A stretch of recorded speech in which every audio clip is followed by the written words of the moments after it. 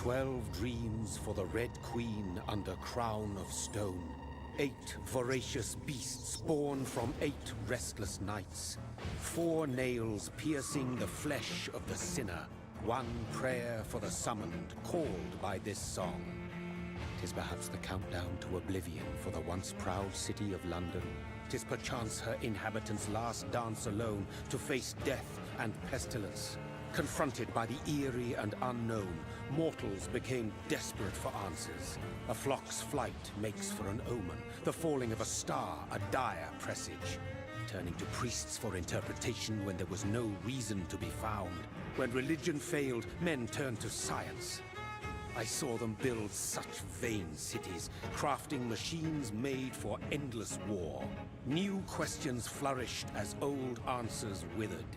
What is darkness but lurking sun? What is wall but enslaved stone? What is glass but tortured sand? What is song but a call to arms? What is hate but jilted love? What is life but death pending?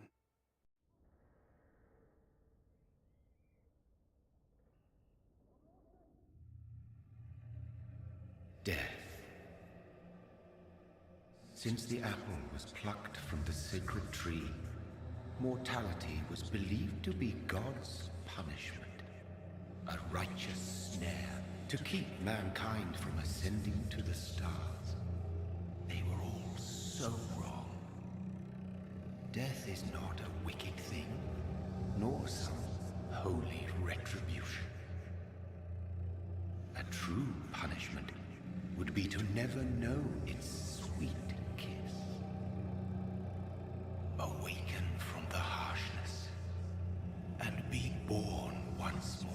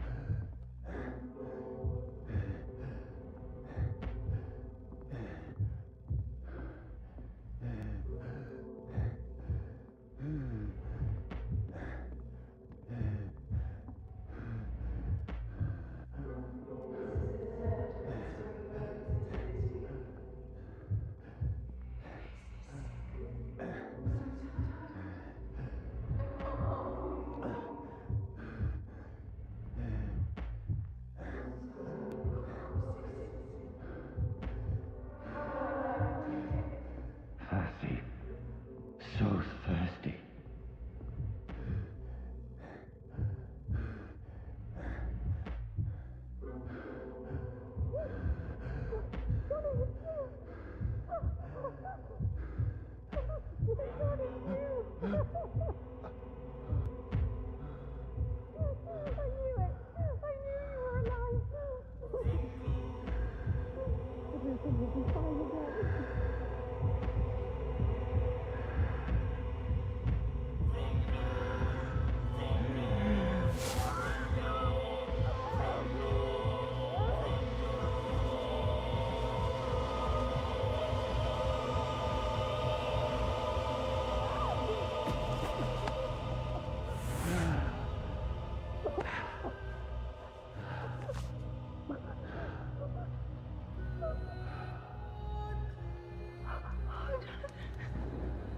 My sweet brother. What have you done? Mary! Oh, no. Mary!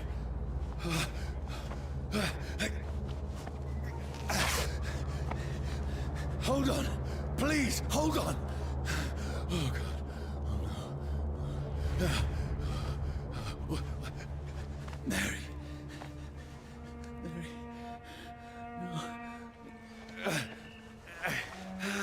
No. No.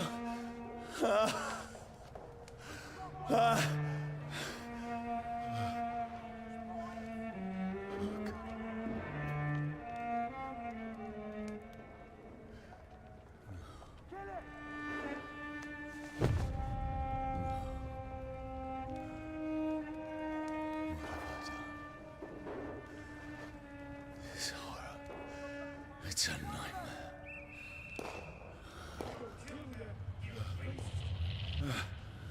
No! Please, a moment, let me explain!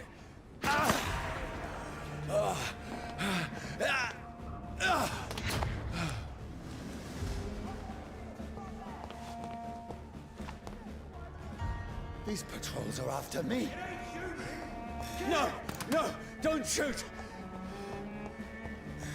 This is a nightmare. I need to get out of here.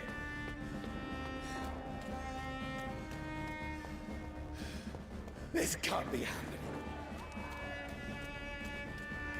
There's one of those vermin. No, please, stop! I mean you no harm.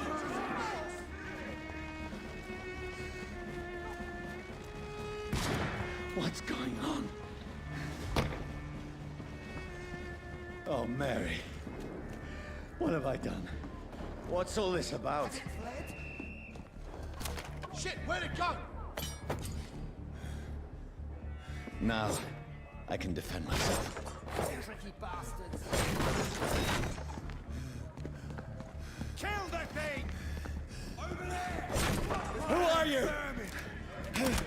Stay back! Sorry, but you left me no choice.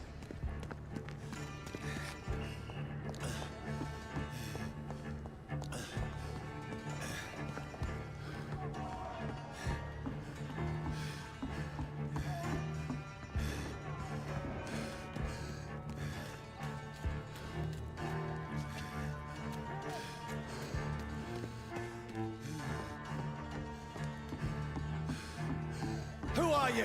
Stupid beast!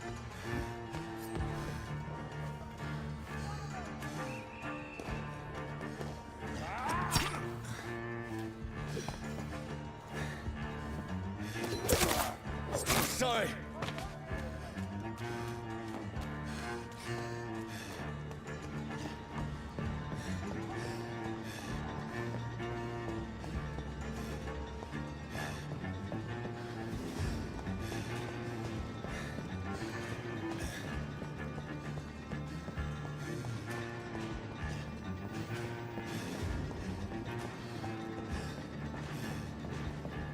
Over there! There's one of No, them vermin! please, stop! Who are you? There's one of them vermin! What do you want? What is wrong with you?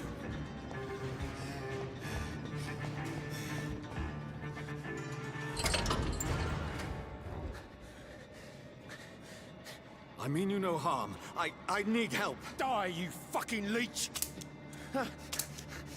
Please, listen to me. I can't make any sense of this. Shut up, beast! Who are you? What is this all about?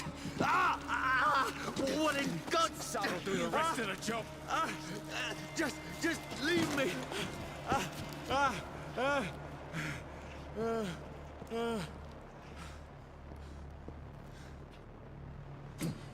The sun. It feels like it's burning me to the bone.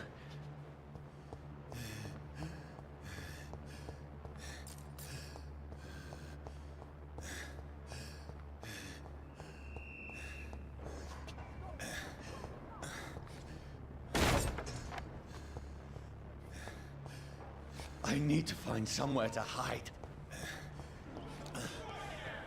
Let me go!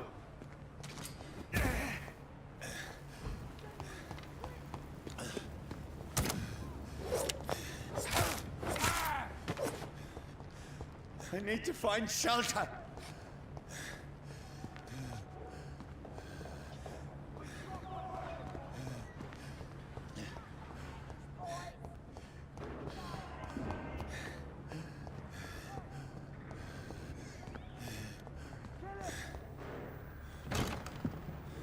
Is anybody there?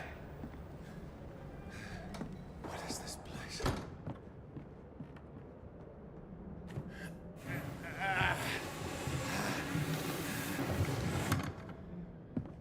The place seems abandoned. I should be safe enough here.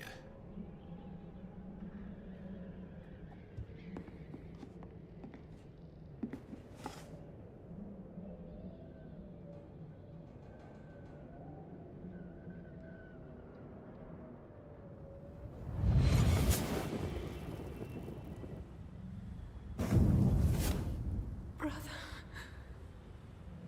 what have you done? Mary!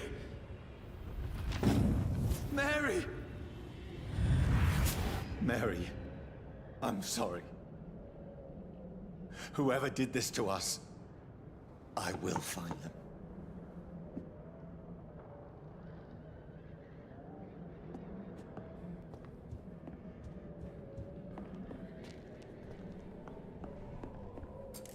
I can almost feel the sun's rays like a physical weight pressing against the wood.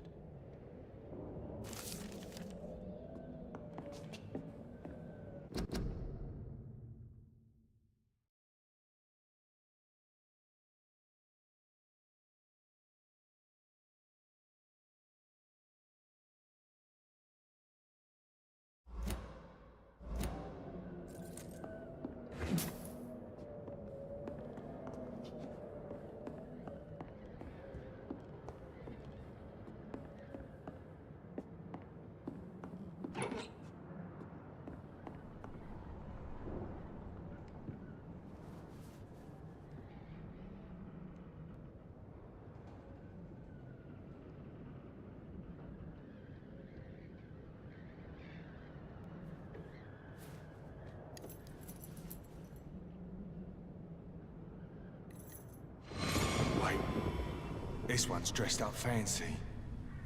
Let's run through his pockets. Picking the dead's pockets? Are you serious? I've still a rent to pay. He's got no more responsibilities. What's this? Gold watch. Beautiful it is. We fancy it and share the takings. I suppose we are undertakers. Now, give him an Eve.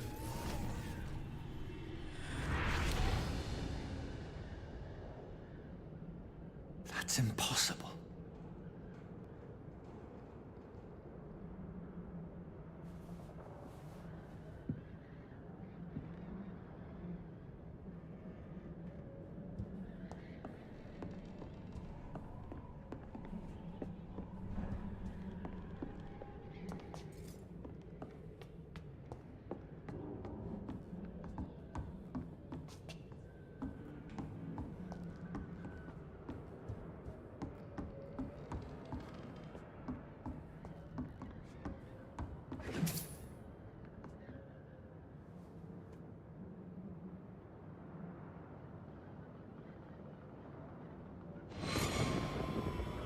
Dreams for the Red Queen that sleeps under crown of stone, that she might linger longer, her eyes as white as milk. Who goes there? A prayer summoned by warrior song. A child born from darkness must take scent of his Who's there? Are you referring to me?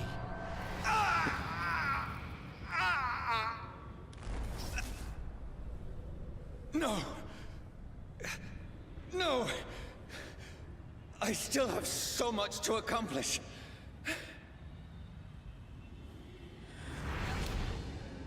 I still have so much left that needs doing.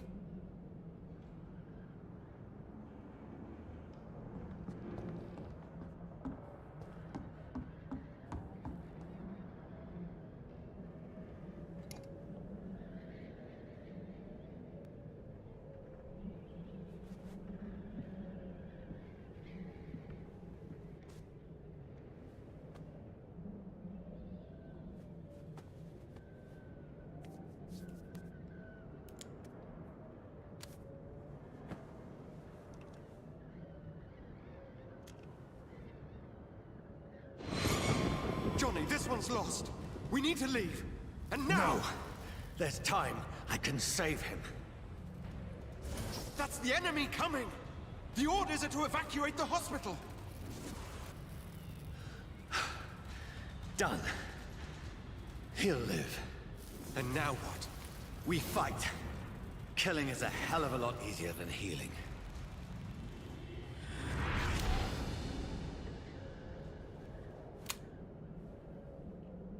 No, it never got easy.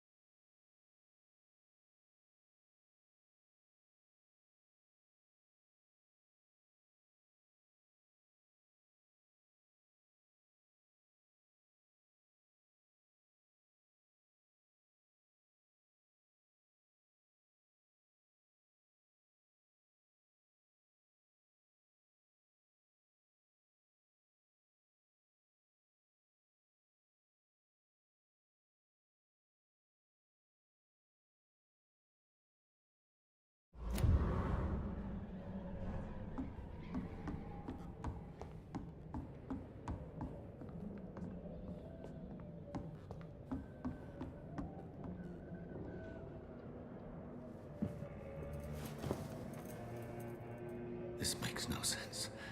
None of it. No sense at all.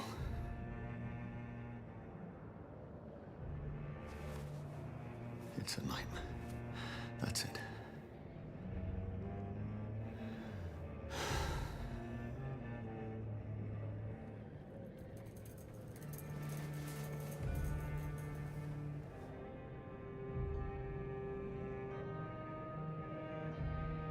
So be it.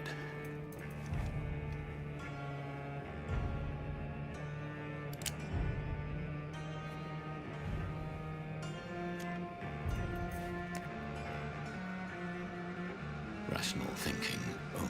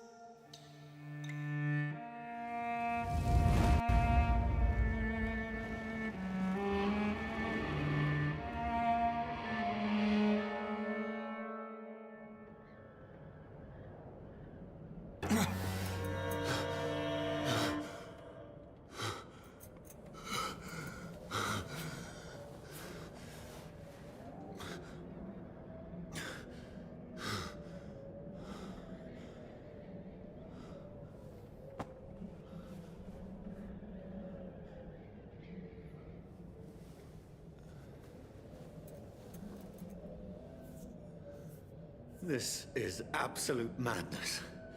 I've lost touch with the real. Madness it is, as mad as the moon, who changes blinding sunlight into a glowing reflection.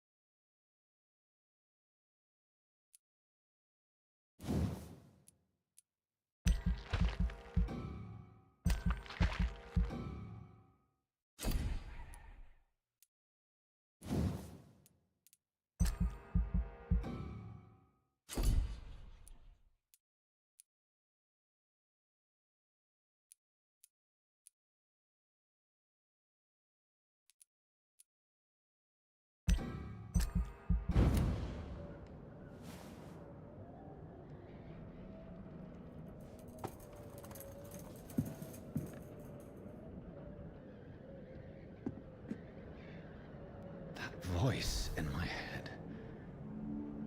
If I'm not mad, then it must belong to the one who made me what I am.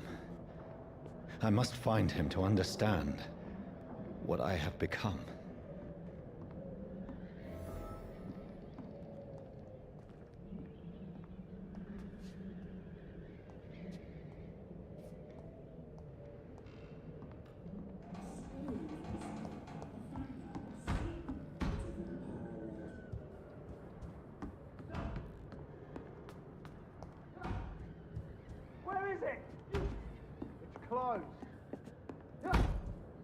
These people want me dead. I need to leave now.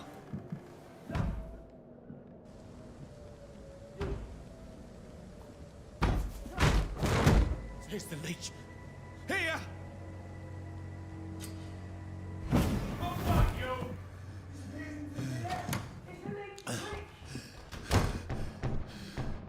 My head's spinning. Oi! Come out, you coward! Clever fucking beasts!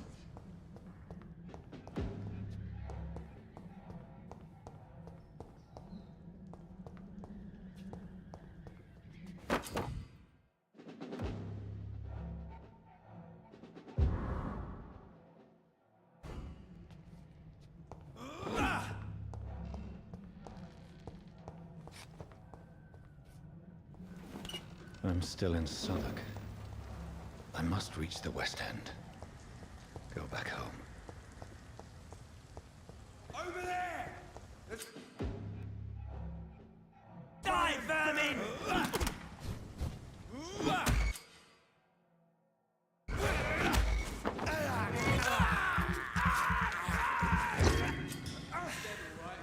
Strength. Strength I never knew I had.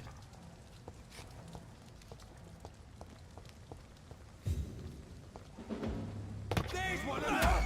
Watch yourself! This shouldn't be possible. He's dead!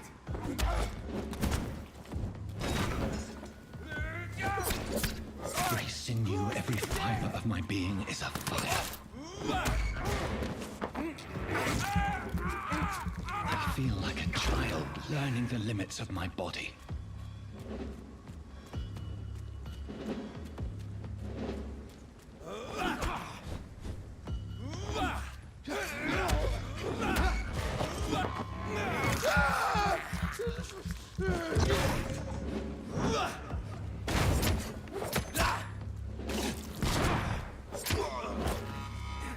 My strength, my reflexes. I'm not human anymore.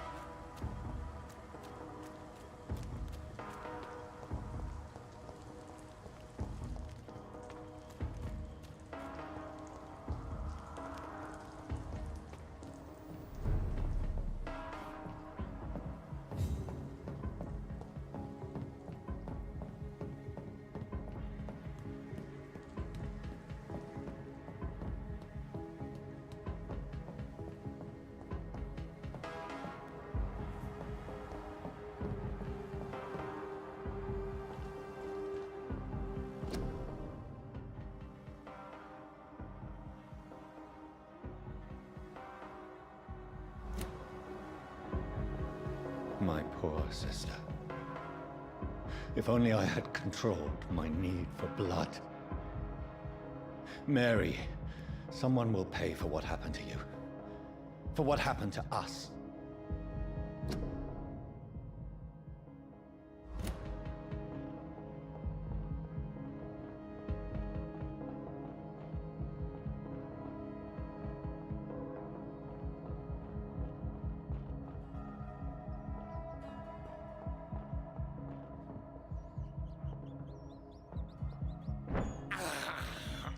This is despicable.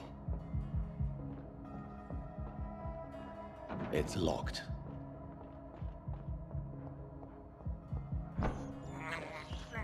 I can't believe I'm doing this. I cannot enter.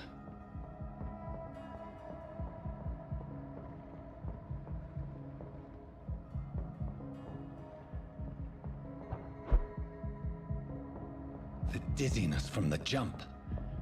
I can now control it.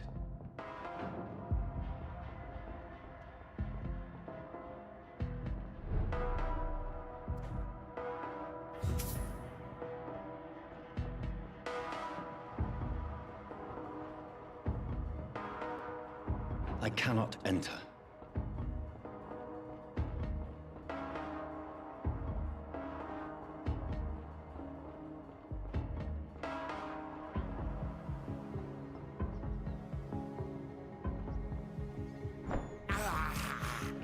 This is despicable. What will London have to say to me?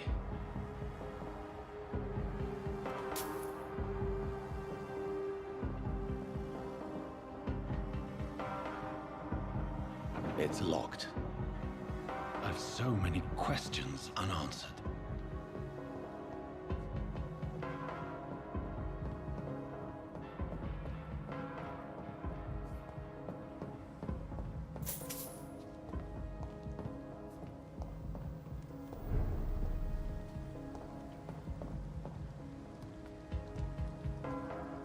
Another corpse.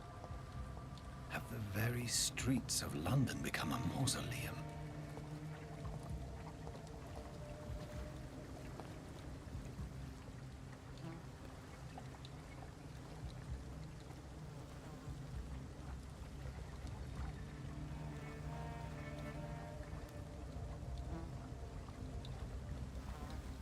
The man has been drained of all blood, but I can still smell the scent of it. I follow the scent's trail. Perhaps it will lead me to my assailant.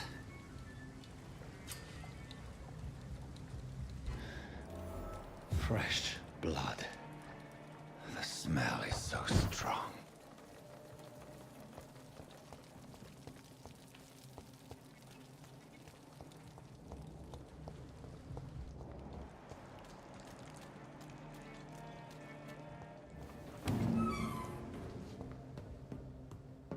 It's locked, all right.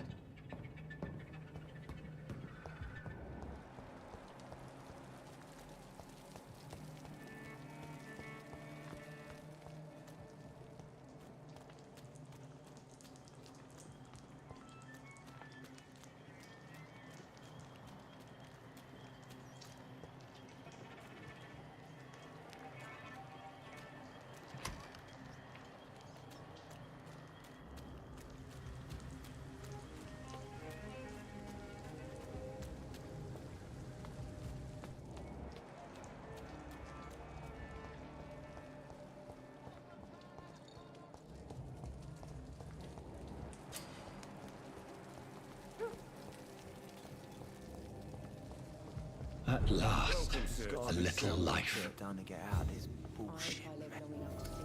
Good evening, sir. I wondered if I could ask for your help. Wow, you look like you need a drink. Yes. I apologize for my outfit. It's been a long night. Been there, seen that. Don't worry, things can only get worse.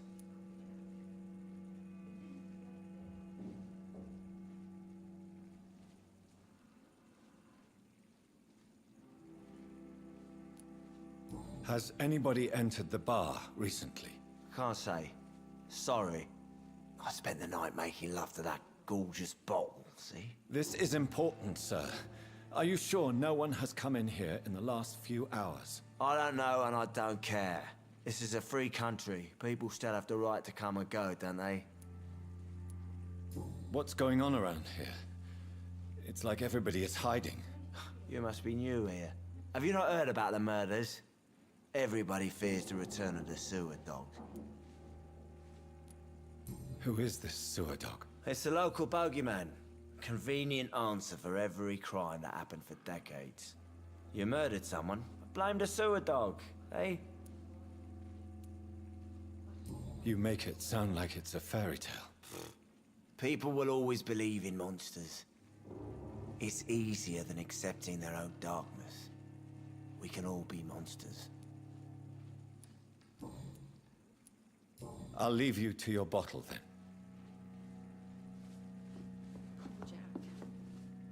Oh, God, sir. You look like Jonah's whale just spat you out of hell. Can I get you a drink? No, thank you. I'm not thirsty. Well, grab a chair and get some rest. This is going to be another long night. Why is it going to be a long night? You must be new around here. Don't you know about the murders? Tell me more about these murders. Every morning for the last few weeks, bodies have been found. And those poor sods didn't die of flu. Do the police have any leads on a suspect? Even before the outbreak, coppers never came round here. We're on our own. People die in these parts all the time, and no one cares. Where am I?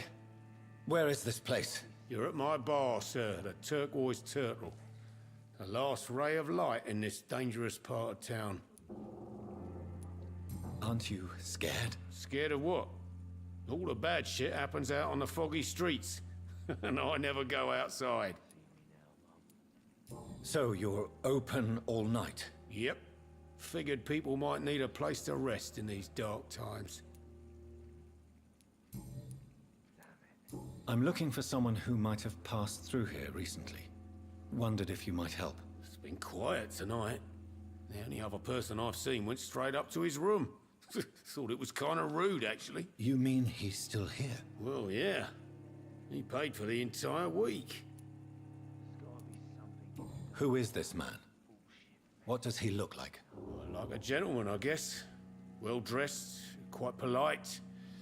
A professor or something fancy like that. Always writing, reading notes.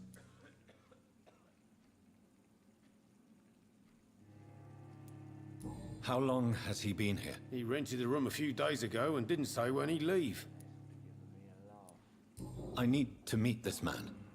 I have questions. Just climb the stairs and knock on the first door. I heard him open his window, so I guess he's still awake. And, Yes? no funny business, you hear me? This is a respectable establishment.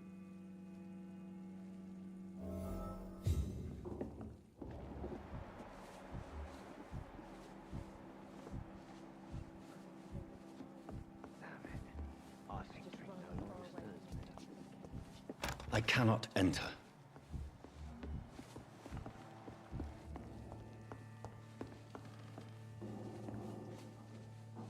Hello, sir. Are you all right? Is there any way I can help you? I don't know.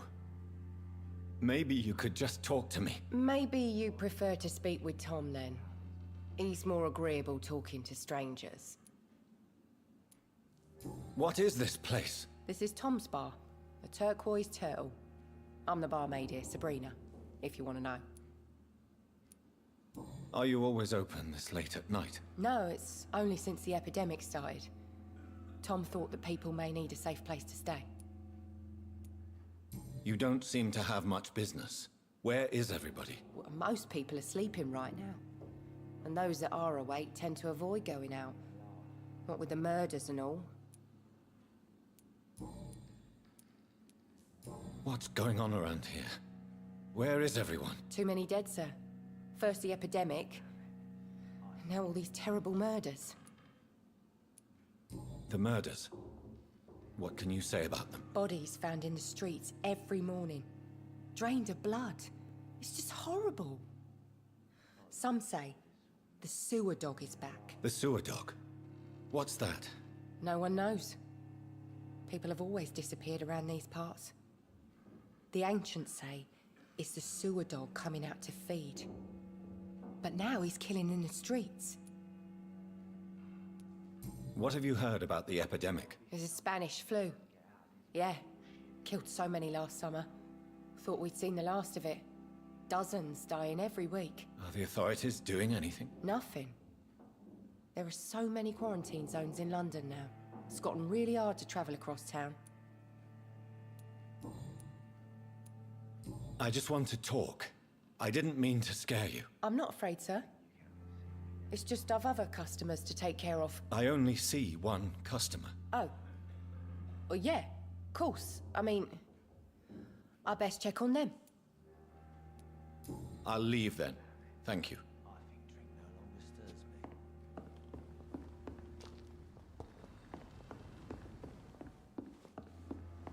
Poor Jack. He didn't deserve this.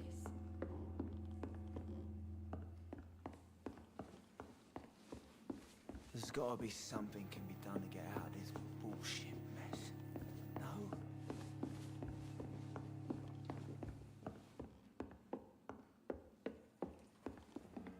This is no place for you.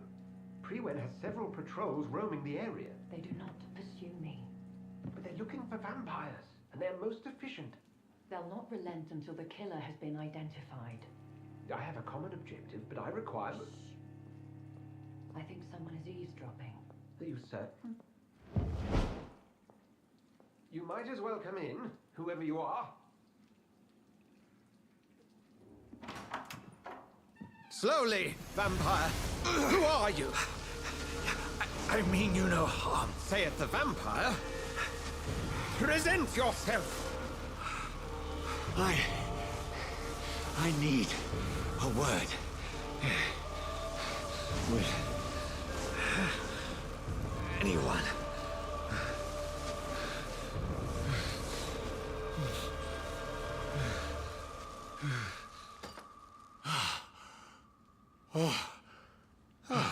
Well, that's something I can do for you.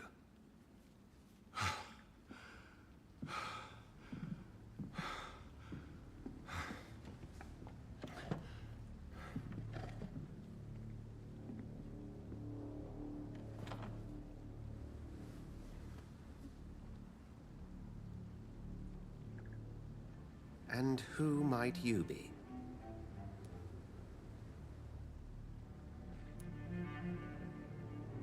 Tell me, who are you? First, tell me what you want. Then I may tell you. That's none of your concern. Sir, you have entered my room in the middle of the night, pale as a corpse and shaking like a tree. So please, indulge me. Someone is molesting people. In fact, killing them. Biting them. The calling card of a vampire. Like you.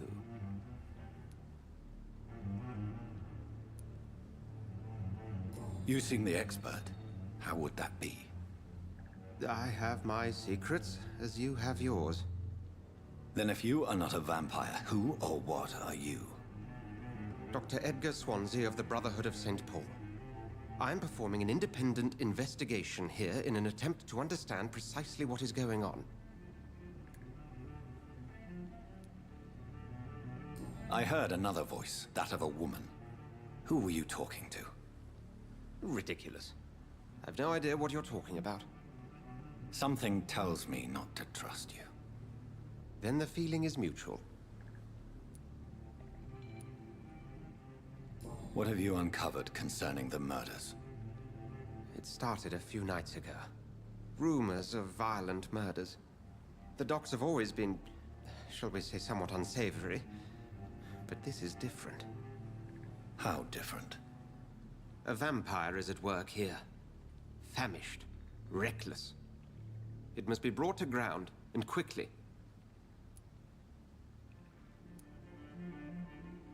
And what exactly is this Brotherhood? Sir, if the name is not familiar to you, then we shall discuss it another time. Then help me find the culprit. I may. If you'll first tell me why you opened this door. I followed a trail. The scent of blood from a recent victim. It led me here. You thought I was your aggressor. That explains a great deal.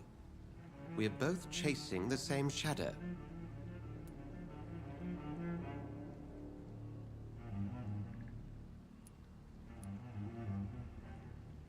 Perhaps. This is all new to me. I'm not even certain what I'm looking for.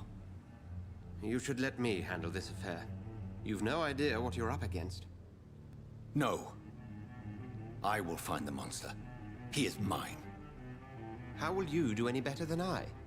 But then let me ask you this. What are your intentions if you find the killer?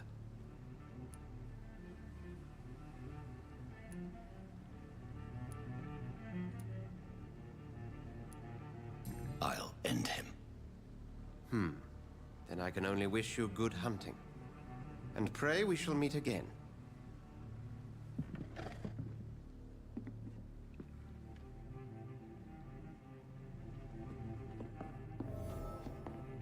Go hunt your shadow. Far away from this place as I can.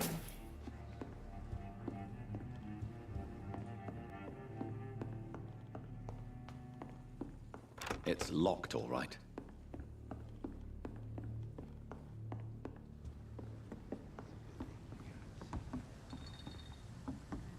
I hope I live long enough to see them wet boot boys get what's coming to them. If Swansea is not my attacker, it means somebody else came here tonight. Someone must know something. Hello, sir. May I disturb you again? And you're still ugly as sin.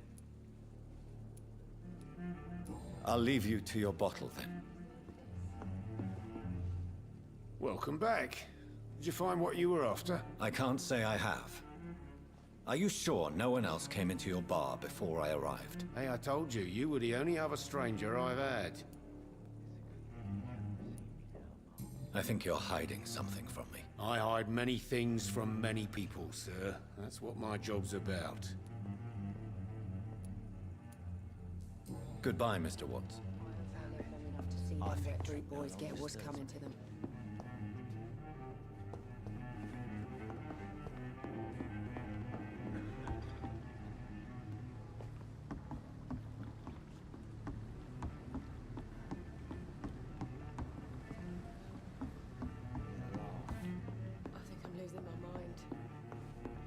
I should just run as far away from this place as I can.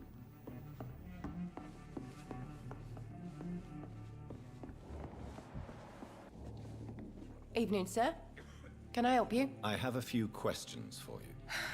Well, if you must. I spoke to Dr. Swansea. He's not the man I'm looking for. Now, I want the truth. The truth? What do you mean? I suspect that someone else was here tonight. And I don't think Tom wants to tell me about it. I'm just the barmaid here, okay? If Tom says you're the only visitor we had, then you're the only visitor we had. I can feel your fear, madam. Please, tell me what's going on. It's Will.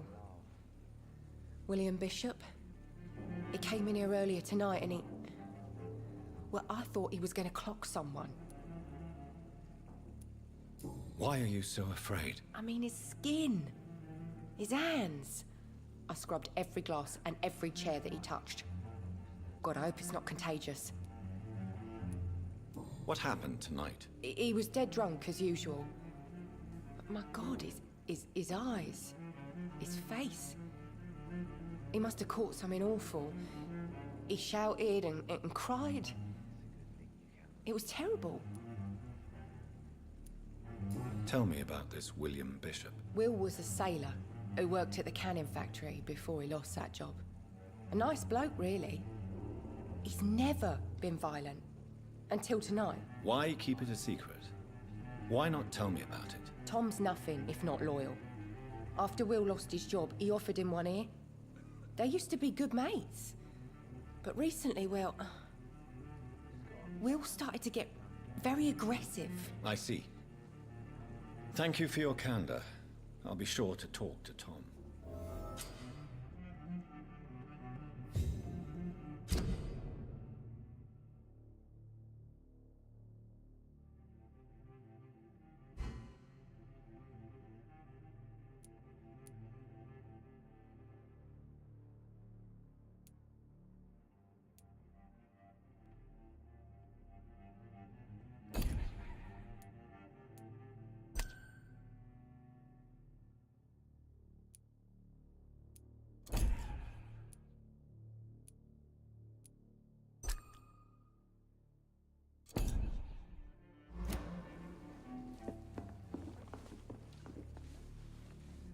You again.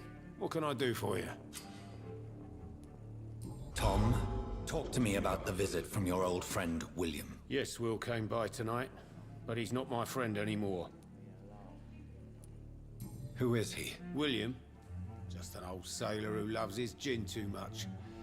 He worked for years at the canning factory before it closed. Is he dangerous? Yeah. Like many drunks, he's all bark and no bite. He can barely stand up most of the time. How was he tonight? Was he different? Sicker than usual, perhaps. He whined and mumbled about how mean people were to him and how he'd like to talk to me outside, and then he left when I refused. Why lie to me if he is not your friend? I didn't lie. I said you were my only unannounced customer, and that's the truth. I need to find him. It's a matter of urgency. Do you know where he is? You could try his boat. It's up by the North Pier. He sleeps there when he's too drunk to get home. Please describe him to me. What do you expect? He's a tall, sick bastard with a bad rash and torn old clothes. William used to be strong. Now he's a mess. Thank you, Tom. If you see him, tell him I don't want him back here unless he cleans up his act, okay? There's gotta be something can be done to get out of this bullshit mess.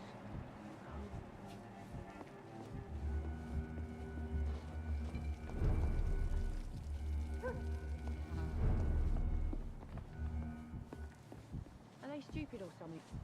I've never even been to India.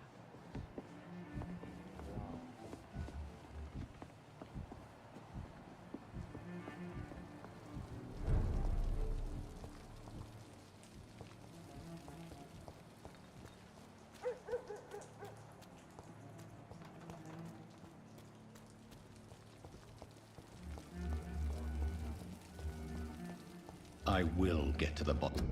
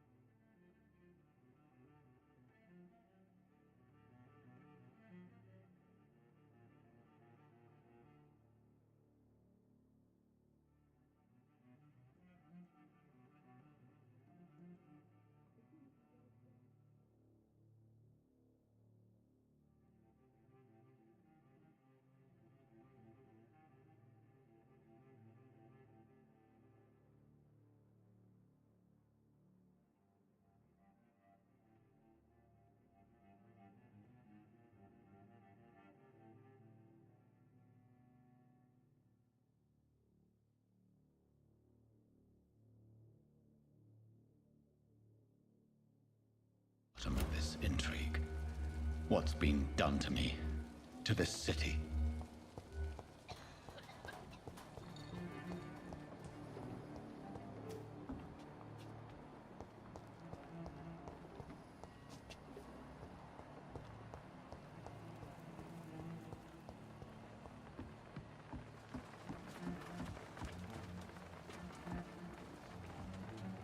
The body is still warm. This man has just been drained of blood. This corpse has been dried of its blood, just like the previous victim. This man was armed. He tried to defend himself. What's this? Some sort of note. Blood and empty gin bottles. This bishop fellow is something of a heavy drinker. There are blood splats on the other side of the canal. I must reach that barge.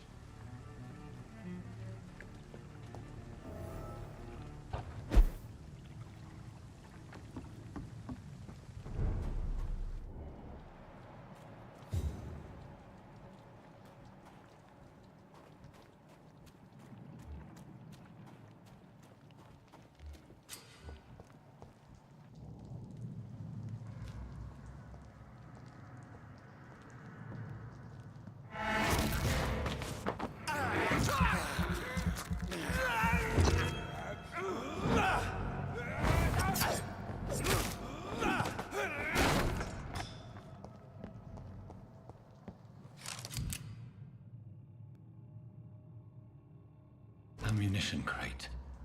Good. I may need a lot of bullets. I feel like I'm back on the front line again.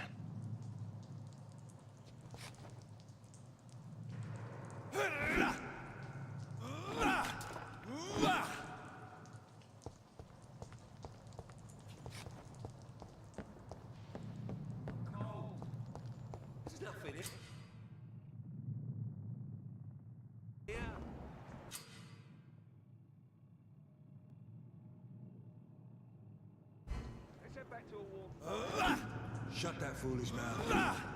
Crush the leech, boys!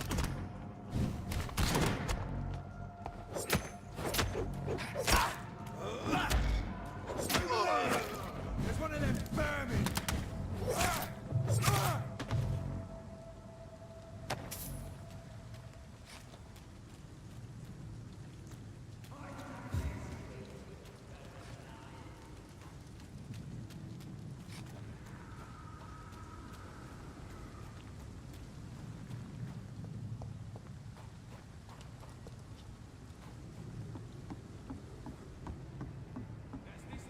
Over there! There's one of them vermin!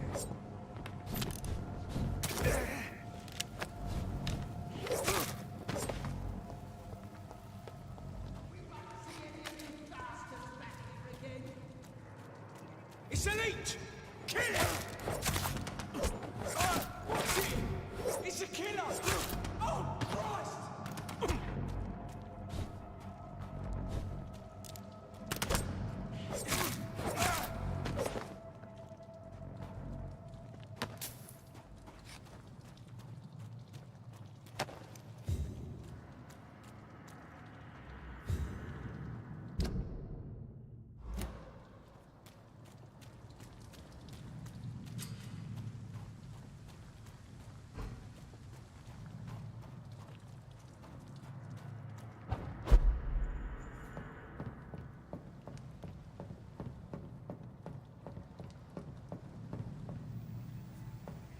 Over there!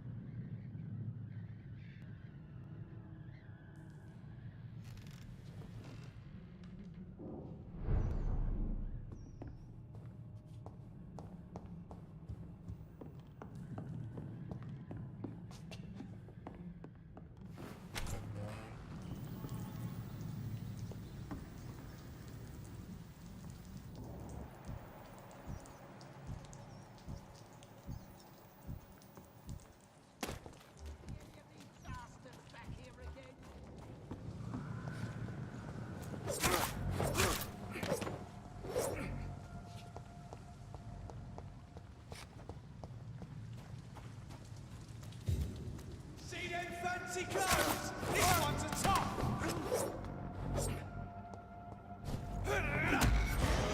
Over there! This one is burning! He's dead!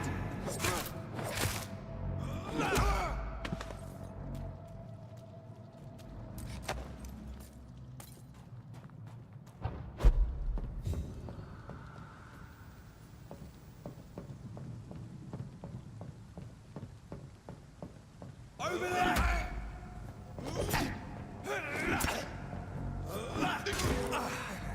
Doesn't like...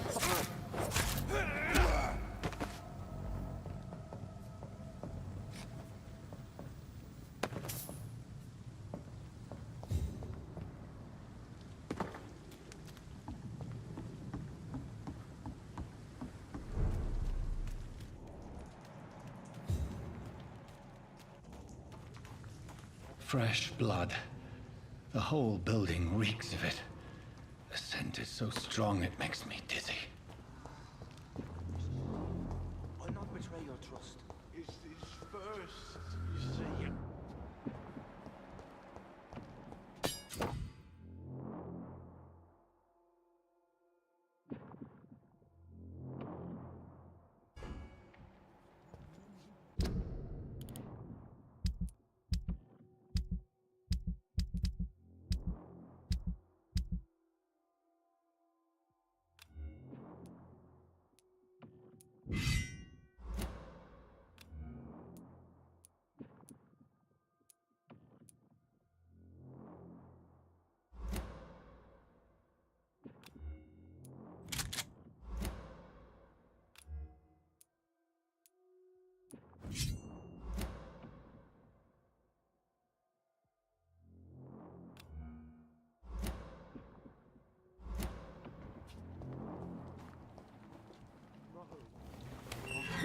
This place reeks of bloodshed. Must have more.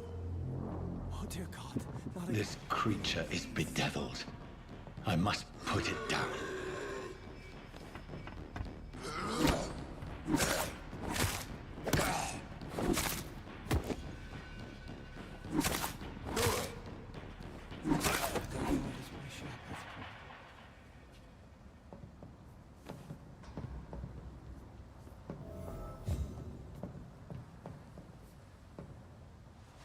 William was an honorable man. I could have saved him. Mr. Hampton, are you in there? I knew him well, another lost soul, a kindred spirit. Sir, listen to the sound of my voice. I'm a doctor. You're suffering from shock. I must return to my flock. They'll stray without me.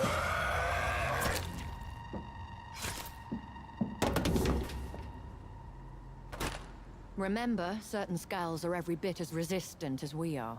Who are you? What do you mean by Skal? You truly are a newborn. I should have realized. Wait. You are the woman from the bar. Are you... like me? Can you help me? I believe, sir, I already have.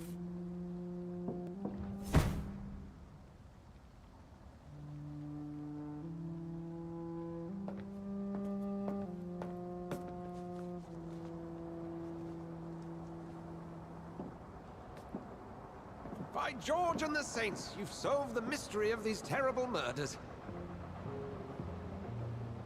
Patience, good fellows, I've come to offer help. Just give me a moment to secure my boat. We can leave this awful place.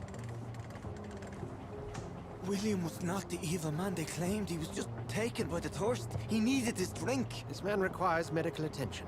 We'll see he gets to the nearest hospital. No, please, I must tend to my fold. My flock needs me. There, sir. Go with the good Dr. Swansea. He's resourceful, and I'm sure he'll take good care of you. You'd best come as well.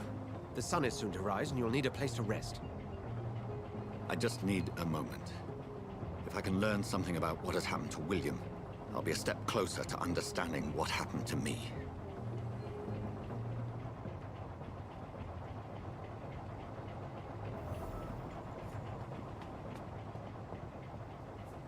This poor creature can't be my maker. Could it be some subspecies of vampire? I must find a place to analyze the blood.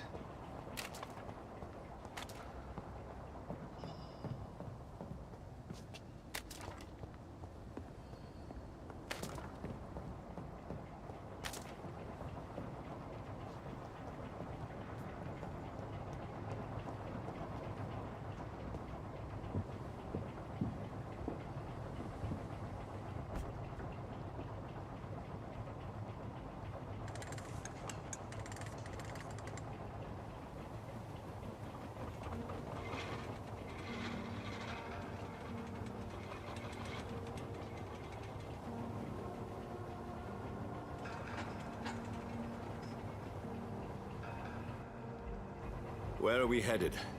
We're on our way to the Pembroke Hospital. It's just across the canal. They'll have a bed for poor Mr. Hampton. William was... What manner of creature was he? Predator, prey, villain, and victim. Who can say? The important thing is that he's been stopped. Duly noted. And the woman? What... who is she? What woman? Oh, don't play me for a fool. You used me to locate that skull. You must know who she is. And I thought you a gentleman. You shouldn't talk about a lady behind her back, but I will tell you she values her privacy. Were London as peaceful as she appears from the middle of the canal? If only that were the reality of the situation. To be honest, I've always tried to avoid this part of town. Pembroke Hospital is the last bastion between the rest of London and the epidemic. The flu has decimated the East End and the war still rages. Welcome to the front lines of a plague. This is where you work, Dr. Swansea? I am the administrator of Pembroke Hospital. I thought you were here in service of your mysterious order, the Brotherhood of... Of St. Paul's Stole, yes. But first and foremost, I'm a man of science. A physician, like yourself, Dr. Reed. How do you know who I am? No need for modesty. You are Dr. Jonathan Reed, a surgeon of some caliber and renown, if I'm not mistaken. You are correct, sir. I knew it. I had my suspicions.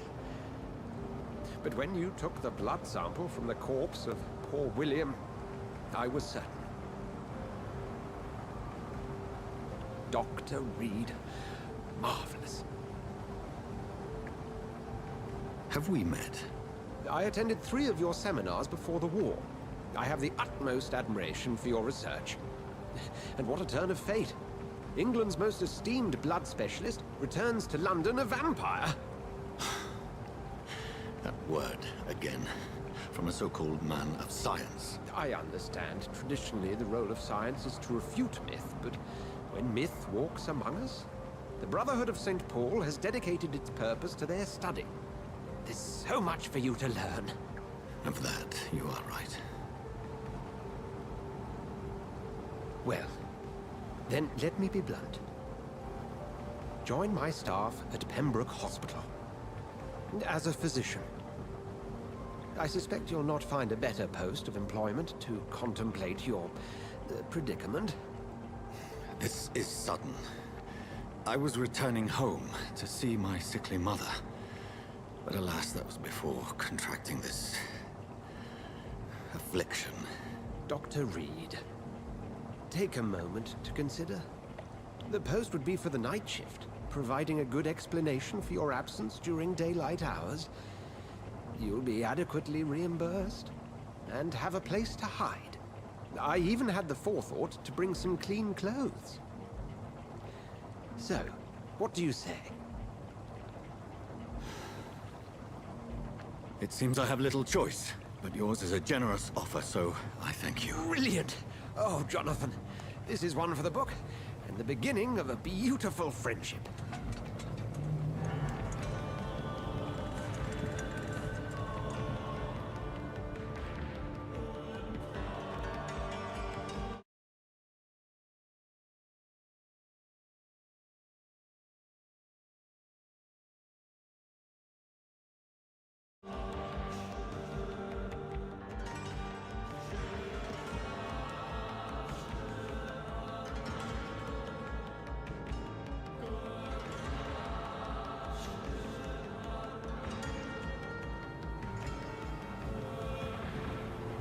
Dr. Swansea, thank goodness. I was beginning to be concerned.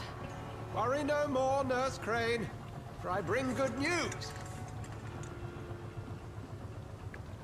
Oh, Doctor, what a night. We lost 2 more patients. Nurse Scow said she couldn't take it anymore and resigned. Yes, well, I'll make a new rota in the morning. In the meantime, find a... good bed for Mr. Hampton. Be sure to pay attention to his needs. Of course, Doctor. Oh, and Dorothy? Yes, Doctor? Dr. Reed here has just returned from the front. He served King and Country and will be joining us here at Pembroke. We're very lucky to have gained a surgeon of his talent, and one so experienced in blood transfusions. That is good news indeed, Doctor. Oh, yes.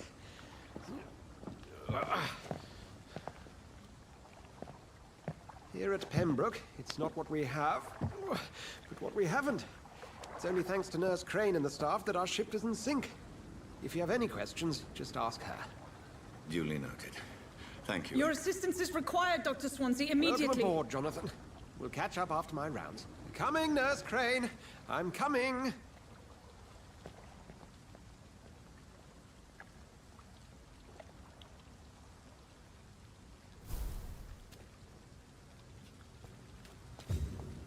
It's locked. Come on, you bastard! You can do better than that! Nah, it's my turn!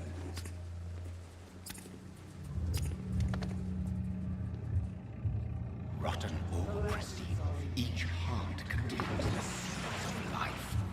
Drink at this river, try it all.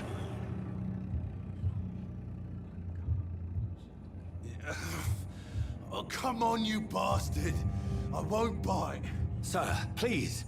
You've lost too much blood. Calm yourself. You think I didn't notice? Stop your staring and get me to an hospital, you arse!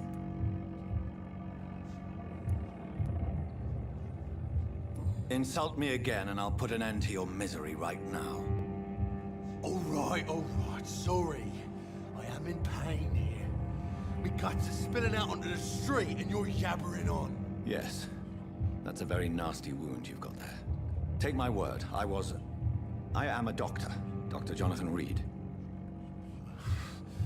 Name's Clay Cox. I'd appreciate you helping me to a better place, Doc. Follow me, Mr. Cox. Let me assist you to that better place.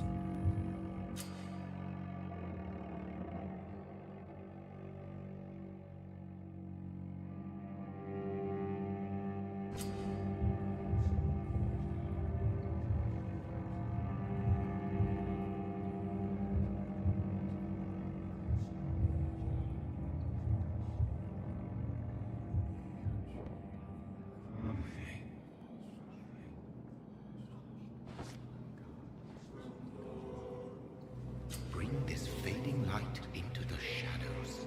Dance with him the dance of life and death.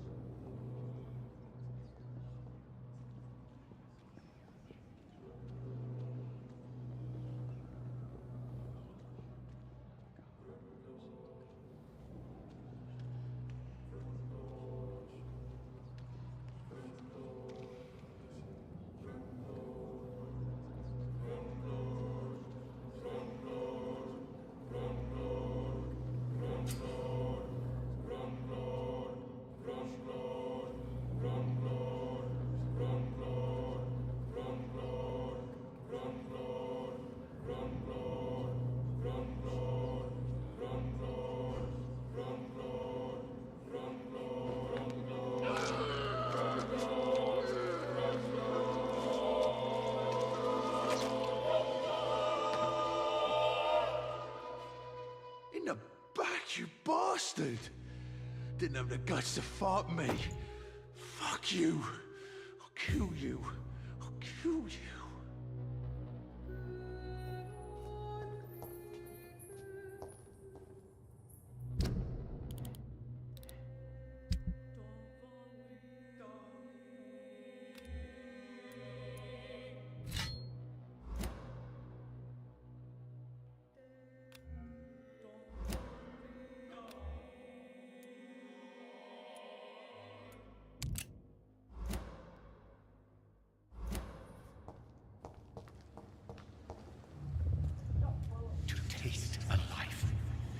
embrace its most intimate secrets. Such a burden, such a divine sin.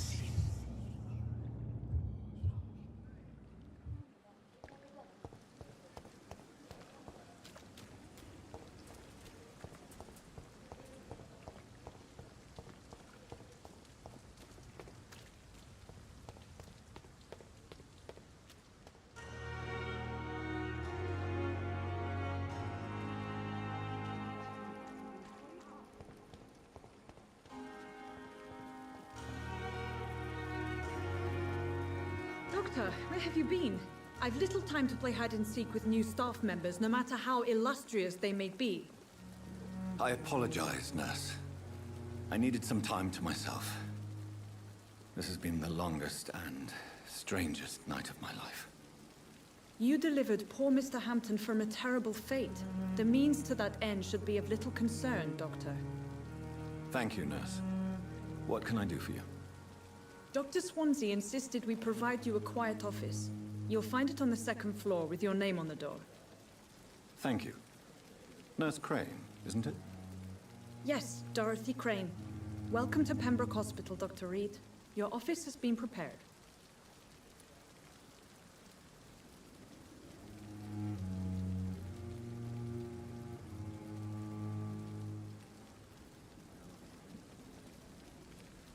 I would like to ask a few questions first.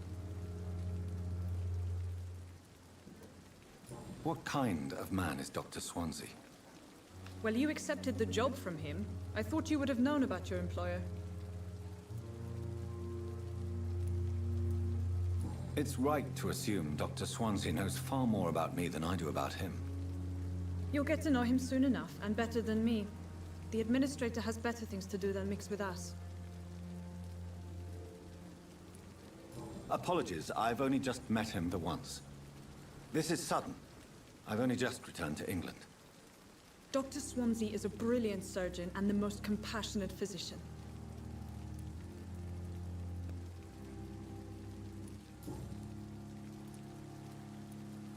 If you could point me in the direction of my room again, nurse. Second floor of the hospital, left after the stairs. It's the last vacant office at the end of the corridor. And Mr. Hampton, the patient we brought in, how does he fare?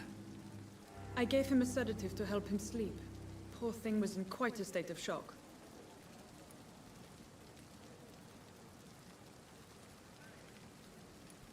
Thank you, Nurse Crane.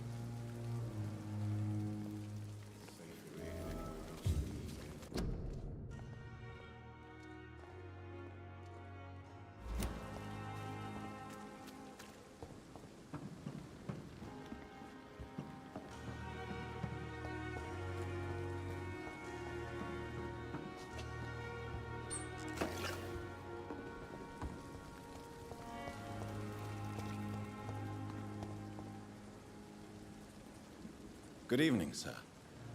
I'm Dr. Jonathan Reed. I'm new here. I've already heard about you, Dr. Reed. I'm Milton Hooks, the ambulance driver for this shithole of a hospital. That's quite a blunt introduction, Mr. Hooks. You can call me Milton. I like to speak my mind, Dr. Reed. Perk of the job. Don't judge me, and I won't judge you. I'm not sure I understand what you're talking about. Well, I'm no doctor, but I'm pretty sure a gun can't be used as a surgical instrument. You have a keen eye. I learned to shoot during the war, and have carried one ever since. Old habits die hard. No need to explain, Dr. Reed. And if you ever need a better gun, remember, I may have something for you.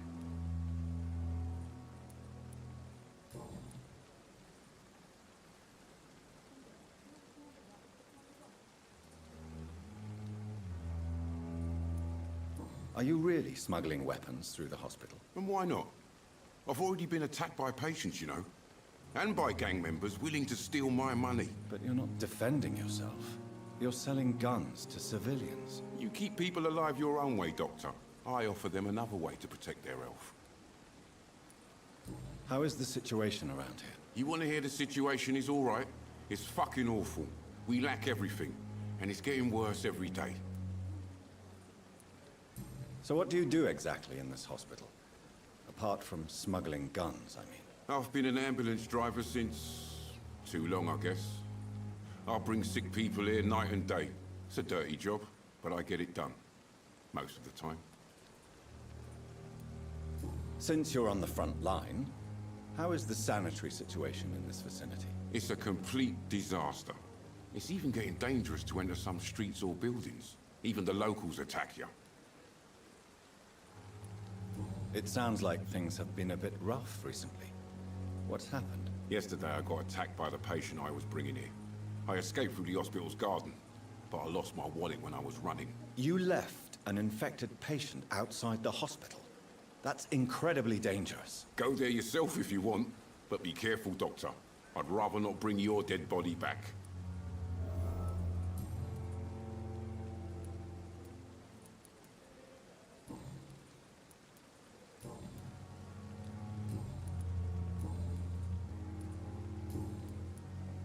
I'd like to see your goods. Wise choice, Dr. Reed. A reliable gun is what everybody needs these days.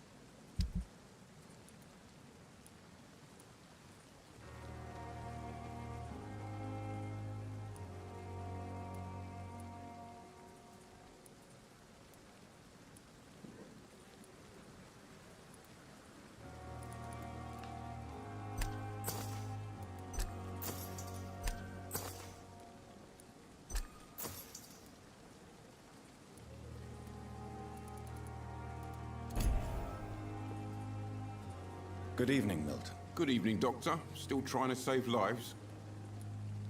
I'd like to see your goods. Wise choice, Dr. Reed. A reliable gun is what everybody needs these days.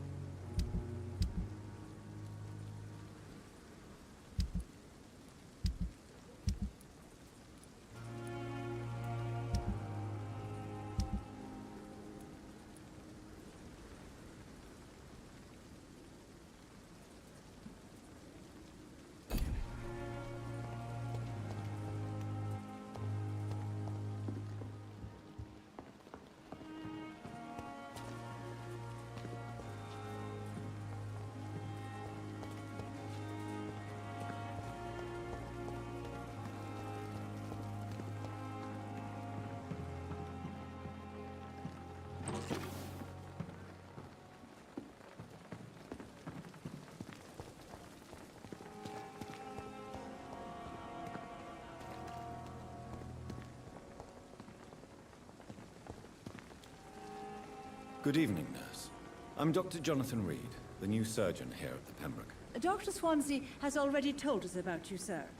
I'm Nurse Gwyneth Brannigan. Welcome to the Pembroke Hospital. Did he really? It's a good thing I wasn't hoping to keep a low profile. All members of staff have already read about your new blood transfusion technique. Dr. Swansea made sure of that. I see. Well, I'm a little surprised, but I suppose I'll just have to deal with this unexpected notoriety. You must know, blood transfusions are Dr. Swansea's primary subject of research. He is convinced it is the future. How are things here? Not good, to say the least. We're struggling against an invisible enemy, more lethal than any bullet from a gun. It's hard, Doctor. An invisible enemy? Quite a poetic term for a disease, especially from a nurse. Sorry, Doctor. These last few weeks have been exhausting. We could all do with a good night's sleep.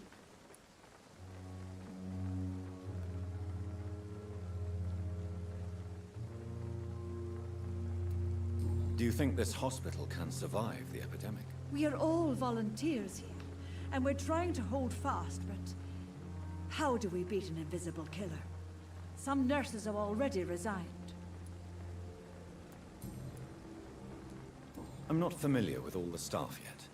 Perhaps you could help me. Brilliant professionals, most of them. Dr. Swansea has a gift for recruiting talent. Most of them? Is there a problem I should know about, nurse? It would be inappropriate for me to speak ill of a colleague. Is there anyone that stands out? Well, I have never met someone as dedicated as Dr. Tippett. He should be a standard for us all here. If only he were younger. Why should his age be a problem? I guess it's fair to say he's always pushing himself to the limits. He just doesn't know when to stop and get some rest. Nurse Brannigan, if you do know something, please tell me. Anything you say will be held in confidence. No. I may disagree with some conduct, but in the end, everybody is doing their best.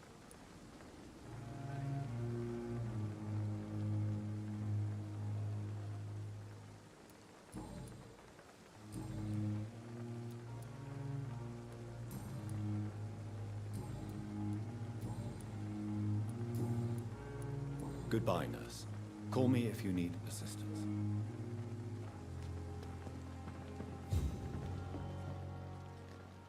Good evening, sir. So it is true. The famous Dr. Reed has joined us. I can't think of any better news during these terrible times. Do we know each other? Actually, yes. We met once before, at the Rockefeller University in New York. Dr. Tippett, yes, I remember. I was assisting Professor Carell in his research about coronary bypasses. He had nothing but praise for you. He was also very confident about your future. And look at you now. Eminent surgeon and blood transfusion specialist.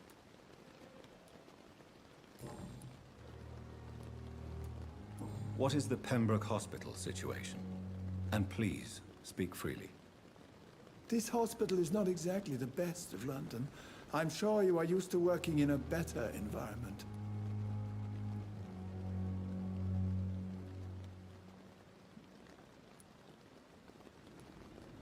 I can't say I'm thrilled to be working here, but to be honest, I didn't have much of a choice. Don't be misled by appearances, Dr. Reed. This hospital does not lack talented people. It just lacks hope.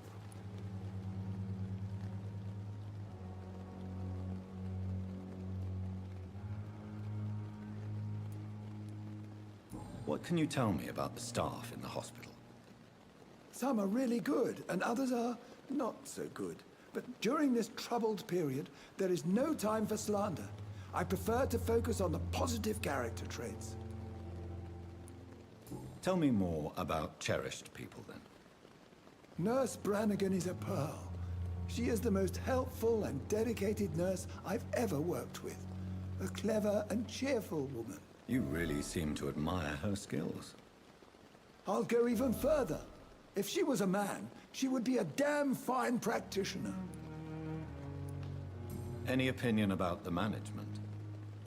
I don't always agree with Dr. Swansea's reserve, but I must admit he does all he can to keep this facility running during this crisis. Ah, yes, the burden of command. I was fed up with this concept while serving as a medical officer. Don't get me wrong. Swansea's a good administrator. I just wish he would get out of his office now and again.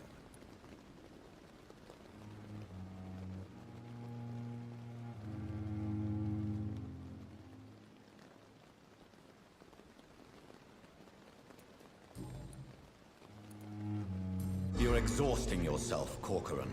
Maybe you should think about preserving your strength. No. We must keep on healing all those poor souls. We are the last rampart before chaos.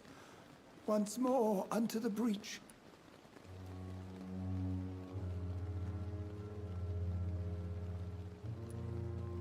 Nurse Brannigan is worried about you, Doctor.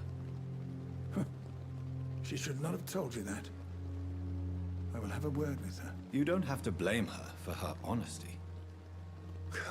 I'm not that kind of man, my dear Jonathan. Actually, Nurse Brannigan's opinion is the only one I may listen to.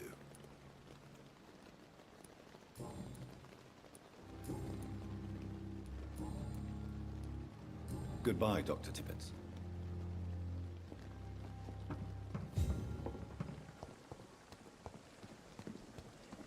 Dr. Swansea is right. This place seems perfect to conduct my research. Blood boil with the fever. Good evening, miss. I'm Dr. Reed, the new surgeon at the Pembroke Hospital. And who are you? Your name has no meaning to me, mortal. You're nothing but dust blown by the winds of eternity. I beg your pardon? What are you begging for, mortal? My clemency? Well, tonight maybe I'm inclined to mercy. You'll never forget the night you met Thelma Howcroft. You keep calling me mortal. Why is that? And if I'm mortal, what are you? Well, Dr. Reed, if you must know, I'm a vampire.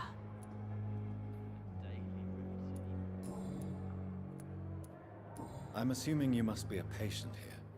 Am I right, Miss Howcroft? It's only a cover. To hide from my enemies. I can leave whenever I want. As a woman, a spirit, fog, or bat. Who are these enemies you mentioned? Can you describe them? I cannot say for sure. But I sense their eyes on me from nearby. I feel them watching me every time I visit the garden near the morgue.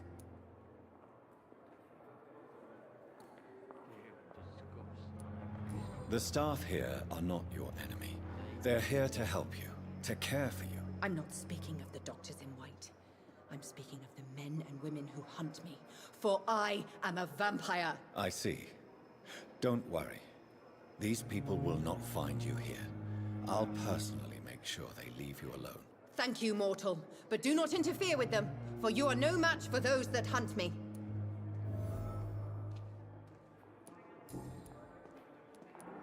And why do you believe you're a vampire? I don't need to believe anything. It is what I am. It is what I feel within this hollow shell of flesh. Please, describe to me how you feel. What is it like to be a vampire? I can hear my body crumble from the inside as my flesh cracks and fades. I sense the last pulse of pustulant blood within my drying veins. I need new blood. I see. Have you ever heard of Cotard syndrome, Miss Howcroft? Never. It's a mental illness discovered by a French neurologist named Jules Cotard. The affected patients are delusional. They believe that they are putrefying, that they are dead, a ghost or a ghoul. Or in your case, a vampire. Delusional, you say? Oh, sad and petty mortal. You can't even begin to understand the concept of immortality. And you think it is I who am delusional.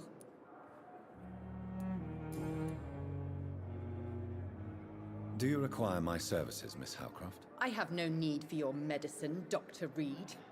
Blood is the only drug I need. Who are you really, Miss Howcroft? I mean, apart from being a vampire. Is that not enough for you, puny mortal? What do you require? Proof of my powers? I'm curious to know who you were before becoming a vampire. It was such a long time ago, I don't remember. Centuries of unholy life can have strange effects on one's minds, you see? I'll leave you, Mistress of the Dark, to your nocturnal activities. Time has lost its effect on me, but the suffering continues. It's here again. Good evening, sir. Can I help you? Unless you're here to fix my face. No. I don't think you can help me. I'm Dr. Reed. I've recently taken the position of head surgeon here. War injuries, am I right? You guessed right, Doctor.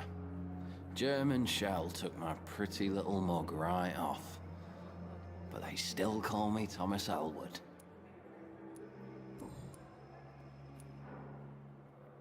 How is your stay with us, Mr. Elwood? Oh, it's bliss. I just escaped death in the trenches to be surrounded again by the moans of the dying. Can I ask you precisely why you're a patient here? It's the pain, sir. The drugs don't work. It just hurts under the scars, if you get my drift. Can I do anything for your pain? Nurses gave me a bunch of pills. No effect. Told you. It's like the flames are under my skin, burning away. Who is treating you? Is someone in particular looking after your case? Nobody since the old and tired doctor spoke to me.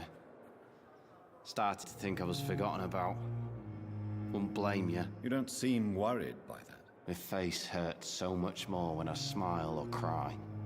I've learned it's easier not to speak. But be assured I'm smiling inside.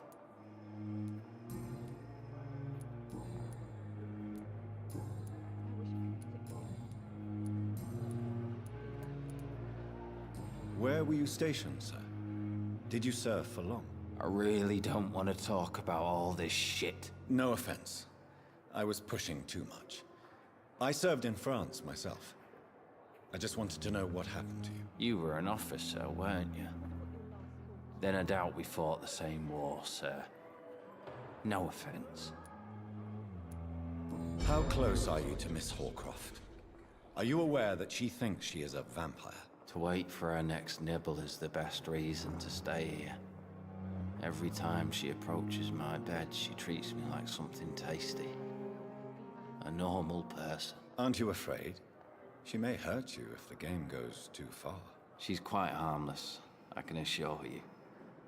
Her head's broken inside is all.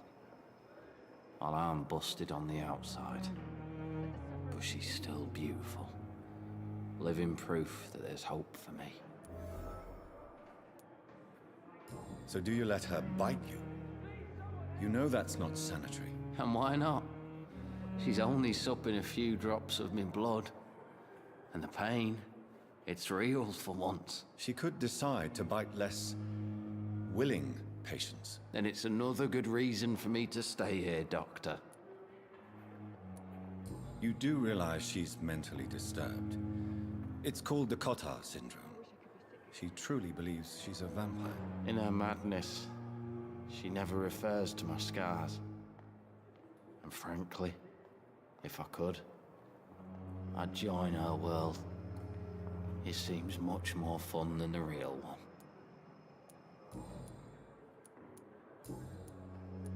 Goodbye for now, Mr. Elwood. Damn. The pain. Good evening, Miss Here Howcroft. again. How are you tonight? I need blood, Doctor. Warm, rich, vibrant blood. Tell me, Thelma, why do you feel so attached to Mr. Elwood? Why him? I'm not sure, Doctor. I think we have a bond of some sort. We've both suffered so much. He's the only mortal I find interesting. Do you plan to make him a vampire too? Of course not. How could I inflict my curse on anybody else? I'm not that cruel, Doctor.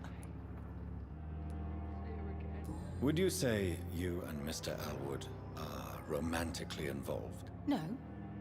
No, Thomas is a delicate soul. Even though he disguises it. But I am not the woman he needs. No, for I am a vampire, Doctor.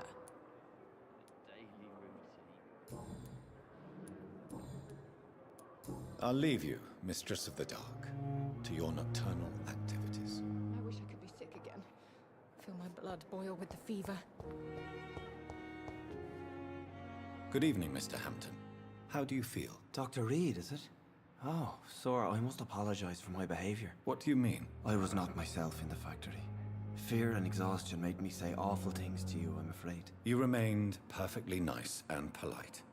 A little delirious, perhaps. But who wouldn't be after enduring an abduction? Thank you, Doctor. That's a relief. Now all I need to do is rest and return to my flock.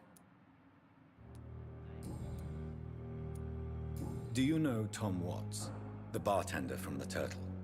I met him before I found you in the canning factory. Tom? Yes, of course. Always the helping hand, good old Tom. Without men like him, corruption and despair would have wiped out the East End long ago. People are still in despair. How could it be otherwise? The authorities have left us all to rot in this contagious nightmare. No drugs, no advice, nothing. It's a damn shame. Who should I avoid in this part of town, then? Any particularly evil figures? Not really. Most men and women are just doing their best. And it's not my habit to speak ill of people I know, Doctor.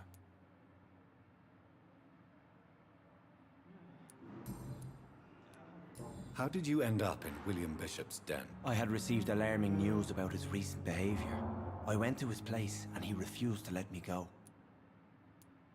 Why did he abduct you? William was an alcoholic. His addiction suddenly changed to blood. I don't know why. Just like a patient I met here. This Miss Hallcroft. You dared to enter this awful place alone. You're a hero, Mr. Hampton. Or a fool. I'm just a man trying to help his friends, Dr. Reed. William Bishop was a conflicted soul, searching for light.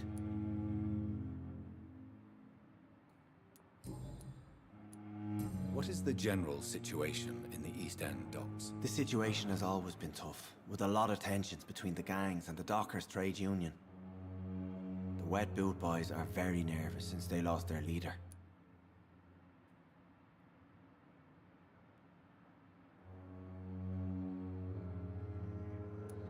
Who leads the gang now? Since Clay Cox went missing, it's his wife Edwina who runs the show, with the assistance of her minion, Booth Digby.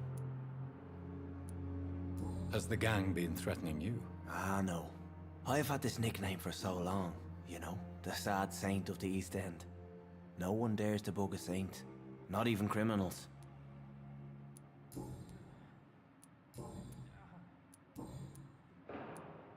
How do you feel, Mr. Hampton? Medically speaking, I mean. I feel exhausted. Beyond exhaustion, actually. William drank so much of my blood in his madness. I feel empty. You're in good hands here.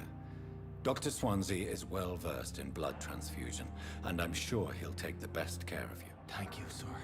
I believe all I need is rest, and then I can go back to the people who need me.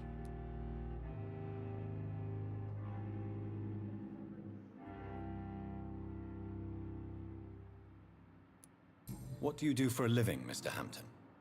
I can't help but notice the cross around your neck. I manage a night asylum for the poor and homeless of the docks, and I try to guide the lost and hesitant on the right path to our Lord. Are you a priest, Mr. Hampton? A deacon, maybe? Not at all, Doctor. I'm just a man of faith willing to preach the good word. Why didn't you use your cross against William Bishop? To repel him somehow? That's a very strange question, Doctor. A cross is no magical token, if that's what you were trying to say. Not mine, anyway. Have you made friends since you arrived? Not really, but I recognize Miss Harriet Jones. I knew her when she lived by the docks. That poor woman had such a miserable life. You never came to see her here at Pembroke? Receiving visits when sick can be an important part of the healing process, you know. We're not just bodies. You're preaching to the converted now, Doctor. To be truly honest, I thought she was dead. She left the docks many months ago.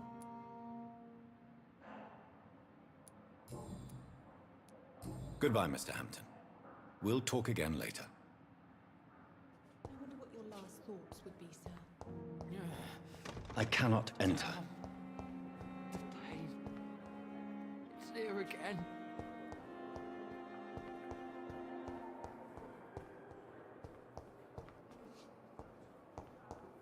Will this shift never end?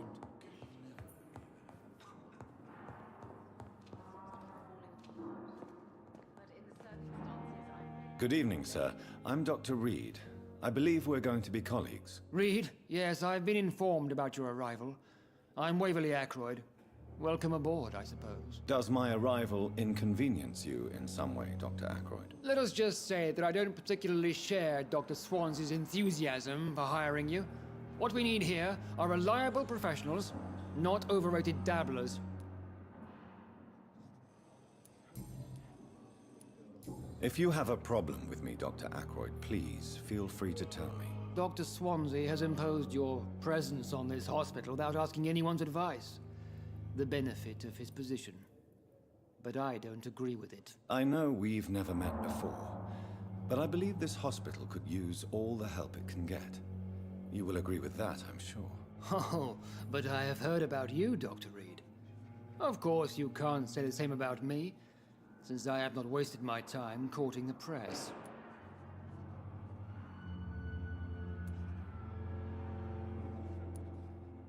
Aren't you too old for such jealousy? It really won't do you any good, you know. Don't be ridiculous, Dr. Reed. A simple glance is enough for me to know you have nothing for me to envy. Since your tenure in this hospital is longer than mine, Perhaps you can tell me more about this place. Let's just say I'm tired of the carelessness around me.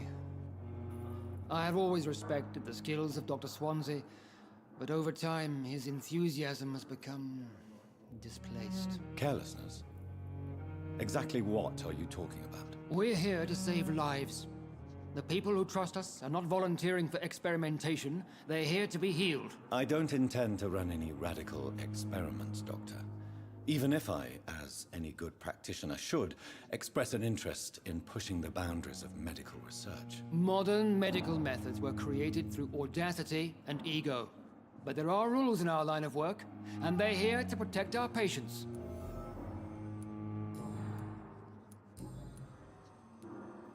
I don't know what you've heard about me, but I have already proved my value as a practitioner. I don't question your skills, Dr. Reed, but your motive.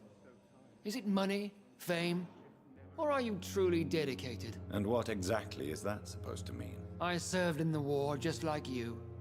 But unlike you, I did not use the wounded to play the modern sorcerer. Be careful what you insinuate, Dr. Ackroyd. I only want you to admit you used those men to improve your theories.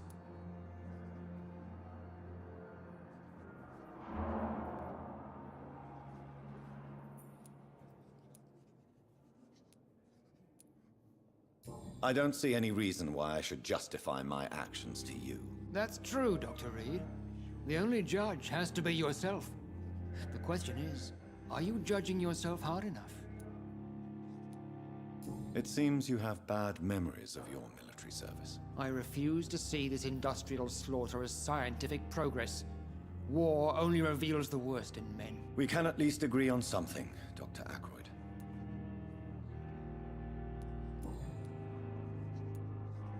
Thank you for your time. We'll talk later.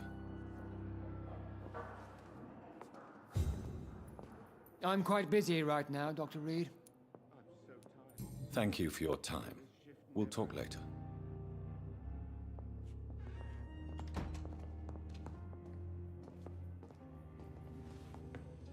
What can I do for you, Doctor? Thank you, Nurse Crane.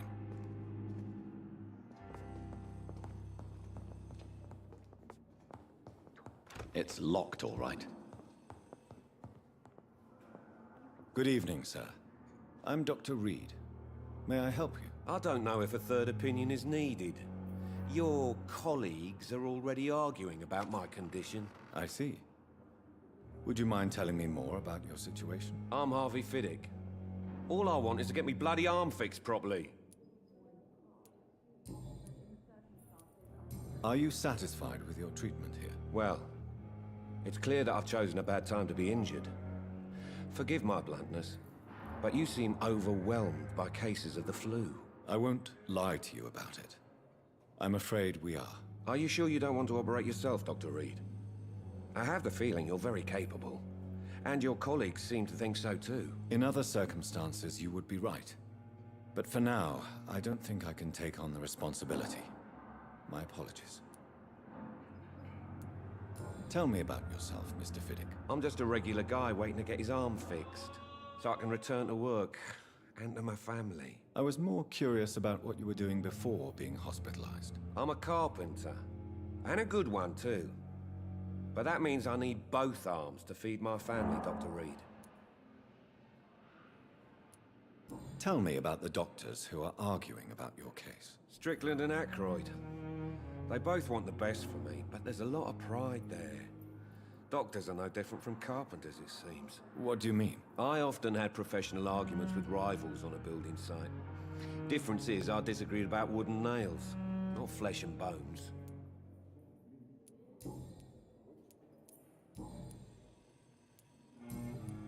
Is there anything else that's bothering you? Can I help in any way? I'm all right. Considering the state of this place, I should consider myself lucky, I guess.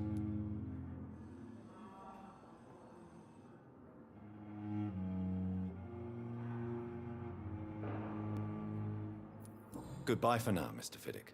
I'll see you later. I will not let you down, my boy.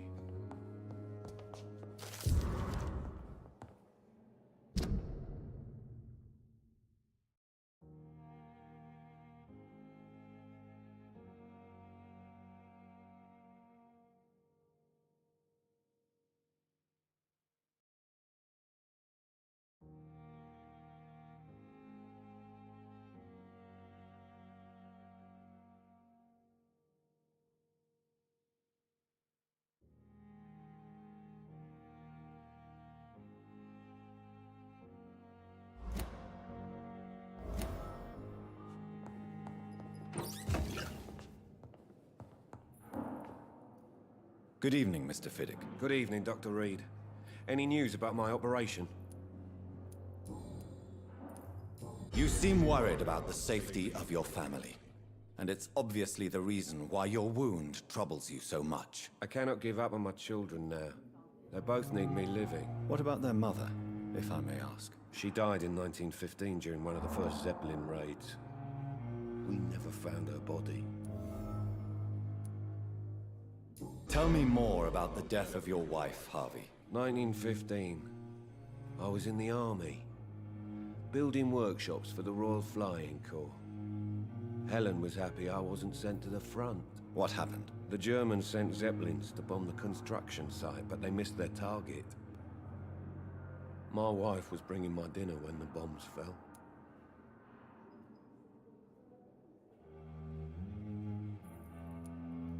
I'm sorry for your loss. So many died during the bombings. I served in France and witnessed the carnage there. I would like to say that she didn't suffer. Truth is, I have no idea. I just know that I'm all that me kids have. Poor little bleeders. How are your children after losing their mother? They were smaller then. The only good thing about this is my Helen didn't bring them with her that night.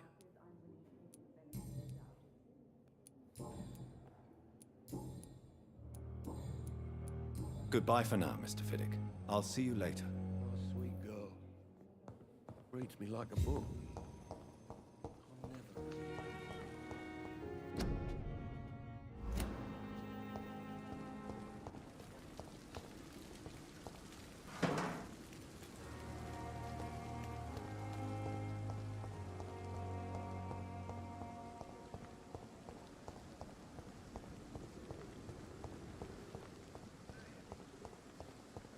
Thelma Howcroft said she was being watched by vampire hunters. Where are they hiding? I should investigate. Good evening. I'm Dr. Reed. Always a pleasure to meet a colleague, sir. Especially when he was supposedly dead. A colleague? Are you a doctor too? Not anymore, sir. I used to be Dr. Rakesh Chadana. Now, I'm just Mr. Chadana.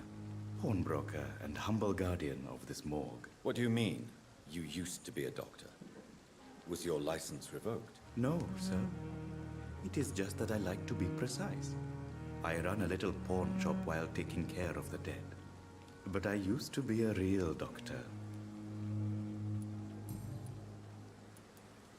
Do you work here alone? Yes, very easy work, sir.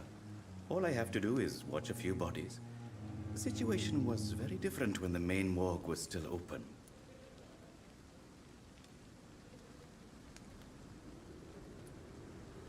Why do you have to watch these bodies? Because these poor fellows have no names. We keep them in case someone comes looking for the missing. Sadly, very rarely happens. Why close the hospital's main morgue? It was for sanitary reasons after the beginning of the epidemic. Cadavers had to be moved to the nearest mass grave. Have we met before? I don't think so, sir. Why? When we first talked, you said you were glad to meet me since I was reported dead. Funny story, sir. Your sister came here a few nights ago. You were missing, and she was looking for your body. She must be very relieved now. Are you afraid or uneasy being surrounded by so many corpses? Why should I? These bodies are empty vessels. Flesh left to decay. Poof. No soul anymore. All gone. An interesting point of view. And quite an exotic one, too. Most people fear, or at least have a respect, for dead flesh. Sir, as a medic during the war, I learned to face my death and the death of others. It's the pain we have to tame, not death itself. How did you get this job? After I left the army, I worked as an undertaker down by the docks. A dangerous place with many an unpleasant business there. Milton Hooks helped me get a job here.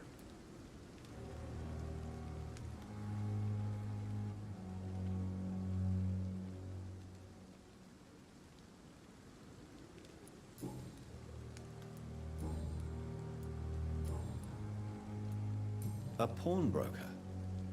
I expect you get all types of people here. Yes, sir. All kind of people. For I sell all kind of goods. Who comes here to trade with you? It's very unhygienic, even unsafe. Diseases can spread. For the customers, for the hospital. I'm very cautious, sir. I've been a doctor, remember? And all my clients are good people. In fact, I think I only know good people. What kind of goods? With the quarantine, it's not always easy to buy things. So I trade, I exchange. Some people sell, some others buy. I like to help. Since you're not afraid of dying, do you believe in life after death, Rakesh? No. I believe we must do all the good we can while alive. For our time is short, and the obstacles are endless. Do you think you would enjoy immortality as a concept? I don't think so. Don't mistake me. I love life, and I'd like to live a long life. But everything has to decay, sir. Even goodwill. Do you really believe goodwill cannot last? As I said, sir, everything decays. If I was to never die, goodness, I would be bored or worse. And I like to be helpful, sir. Quite depressing, wouldn't you say? Yes, but the good news is we'll all die before losing our humanity, sir. So you're ready to die? No, I am not. I don't fear death, for I won't see it. What troubles me is the pain my death will inflict to those I know. You're a wise man, Mr. Chidama. No, Dr. Reed. I am a foolish man. But I like to think otherwise.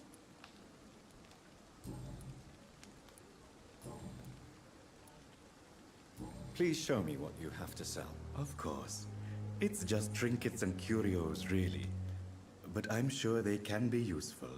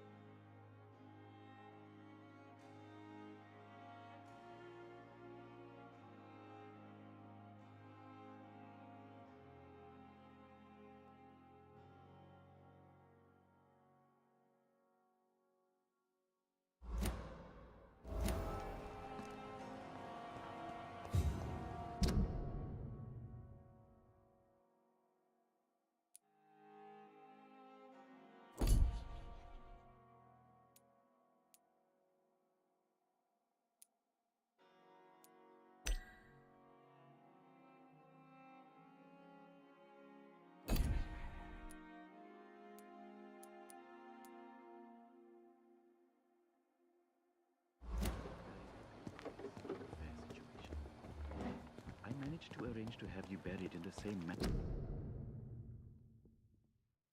As brave as your wife. I hope that might help. It's locked.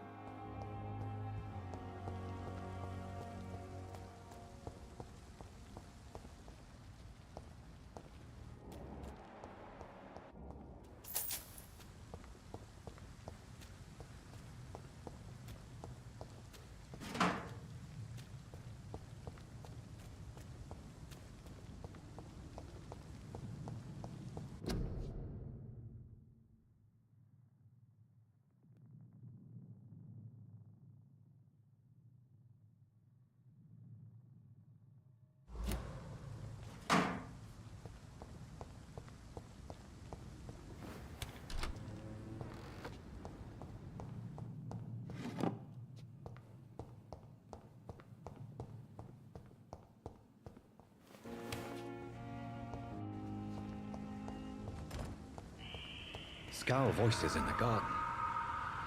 I should investigate. If they were to find somebody.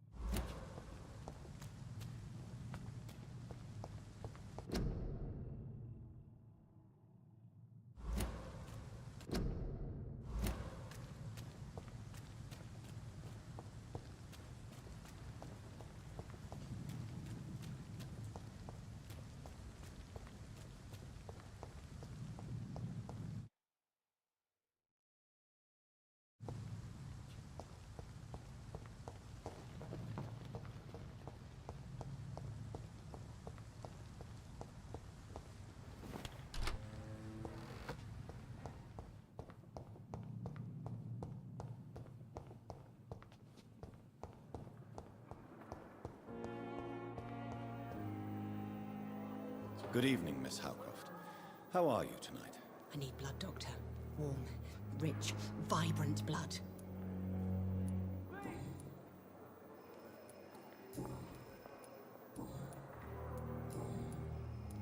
I'll leave you, Mistress of the Dark, to your nocturnal activities.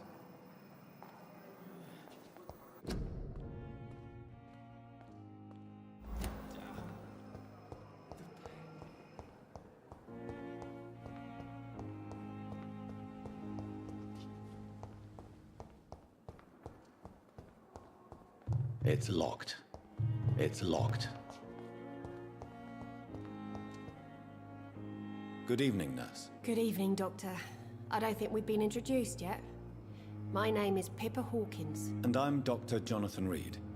Dr. Swansea has recently offered me a position in this hospital. Well, it's a euphemism that your help will be appreciated, Doctor. How would you describe the situation at the Pembroke Hospital? It's serious. The flu is wreaking havoc amongst the staff and patients. We are running out of everything. You must get a hold of yourself, nurse. Sorry, I'm exhausted. No one has any idea when this epidemic will be over.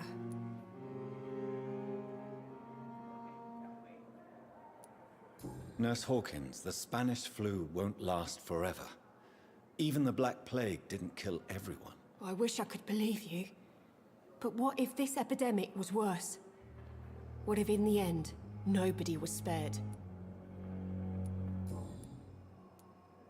How long have you been a nurse? Well, long enough to see that the epidemic is winning. And no matter how qualified you are, don't tell me you'll change that.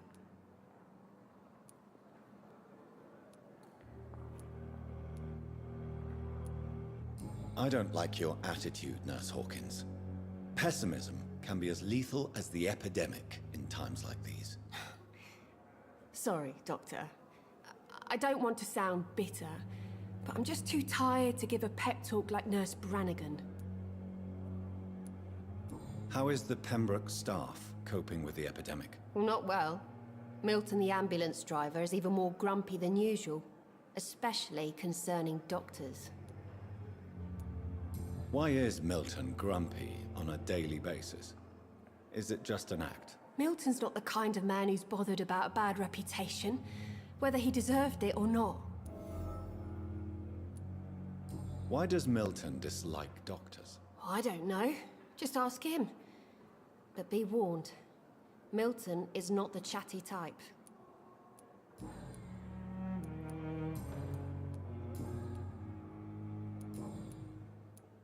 Goodbye, Nurse Hawkins.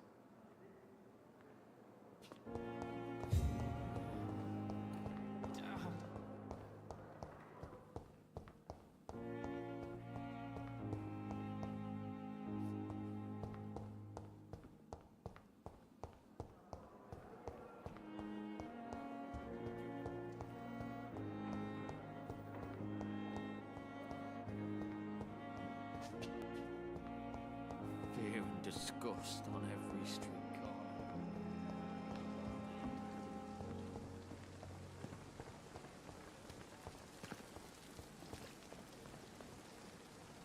Good evening, Milton. Good evening, Doctor. Still trying to save lives? I have some good news, Milton. What? The epidemic's over? I retrieved your wallet, with all the money and a certain picture. Well, yeah, Pippa Hawkins is my girl.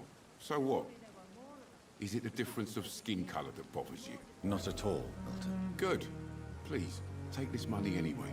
To remind you to keep your mouth shut. Not everybody is as broad-minded as you, Dr. Reed. Tell me why you're extorting money from some of the patients here. If a patient wants a bed, he'll have to pay me a little fee. That's all. Where did you get the idea for such an immoral scam? Funny you should ask. The first time it was from a patient who bribed me to get a bed.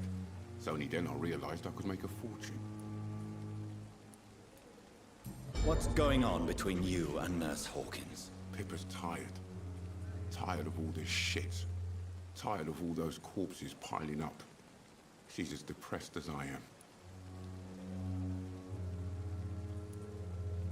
During the war, I witnessed a few couples just like you come together in difficult circumstances. It can be very damaging. Maybe you're right. But we support each other. And that's all that matters.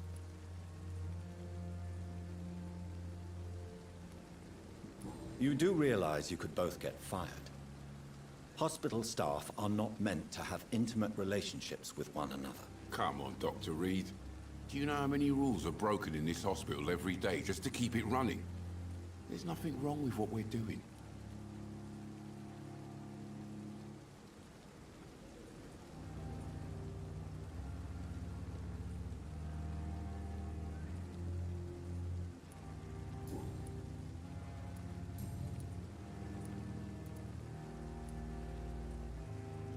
I'd like to see your goods. Wise choice, Dr. Reed. A reliable gun is what everybody needs these days.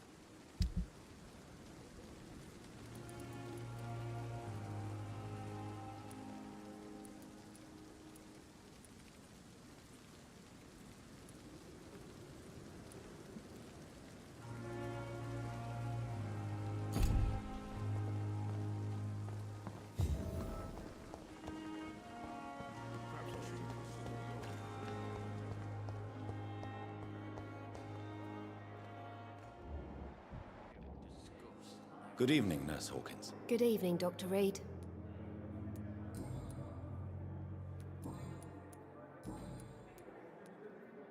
Pippa, I know you're very close to Milton Hooks. Yes? Milton Hooks is my man. If you want to report me for that, just feel free, Doctor. I have no intention of reporting you, Nurse Hawkins. But are you aware of the risks? The rules say I won't be allowed to work as a nurse anymore.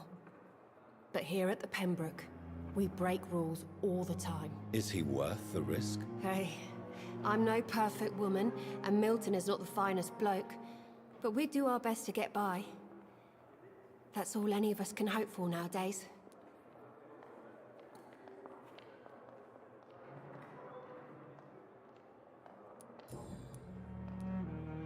Goodbye, Nurse Hawkins.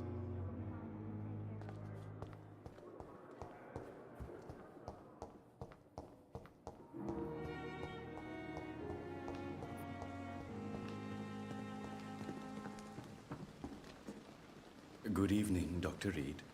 Such a pleasure to see you again. Please show me what you have to sell. Of course. It's just trinkets and curios, really. But I'm sure they can be useful.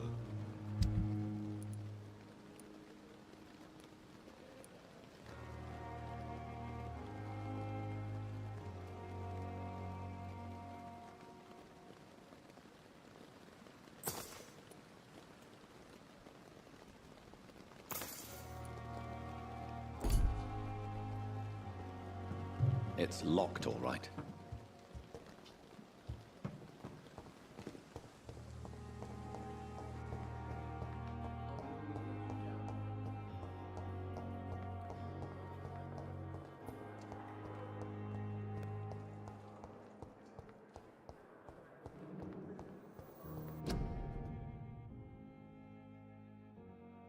You are going to reveal all your secrets to me.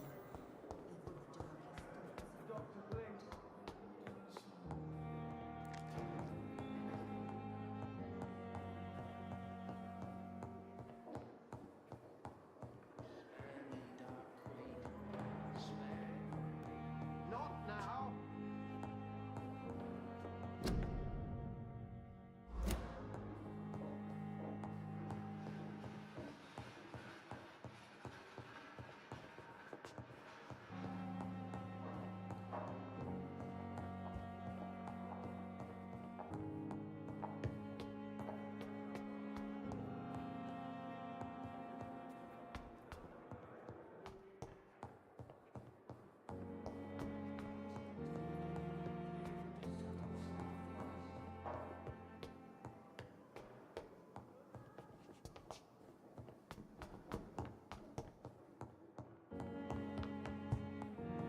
It's locked, all right.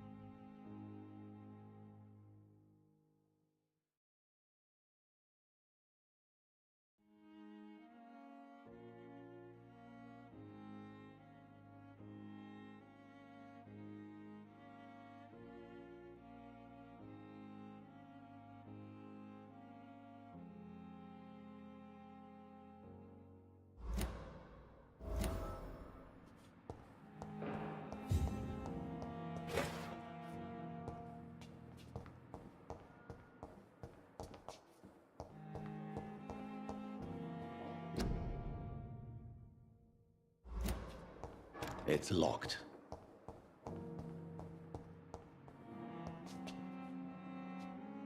It's locked.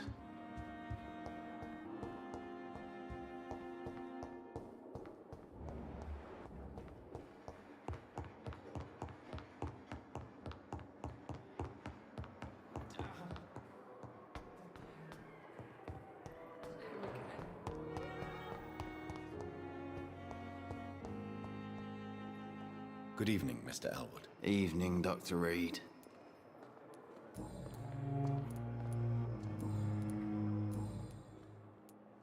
Why do you feel responsible for the injury, Thomas? What really happened? I wasn't disfigured by any German shells. It happened during my leave. It was an accident.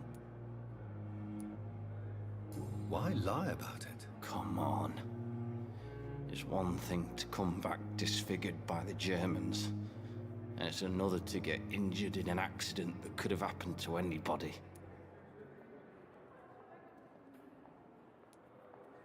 Reconstructive surgery has been very successful for some soldiers. I don't want to wear a bloody mask for the rest of my life. I'd rather stay here and just be forgotten. Tell me what really happened then. I went with a whore in Rouen. Dead drunk I was. The hotel was a shithole. There was a fire that night. Did you start the fire? Were you trying to avoid going back to the front? That's not uncommon, you know. No. It's just that I was asleep when the flames reached the room. The girl was long gone. Bitch never woke me up. Left me to burn.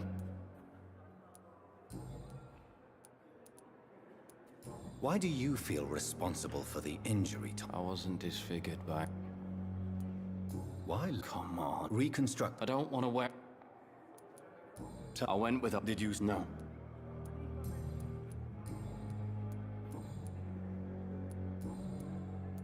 Goodbye for now, Mr. Elwood.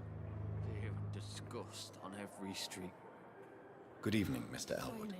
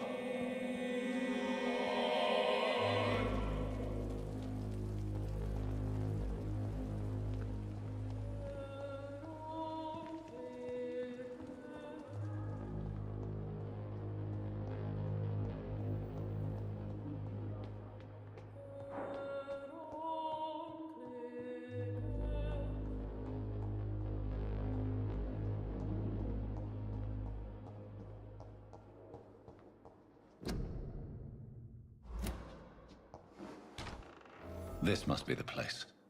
It's definitely away from prying eyes. Relegated to the shadows. A kingdom of my own. At least I won't be sleeping in a coffin.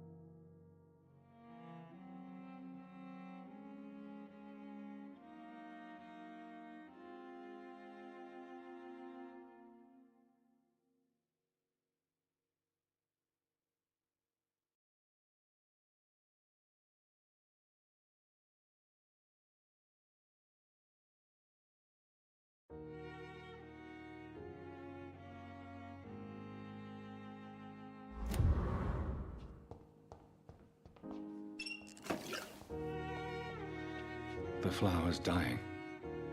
It needs water.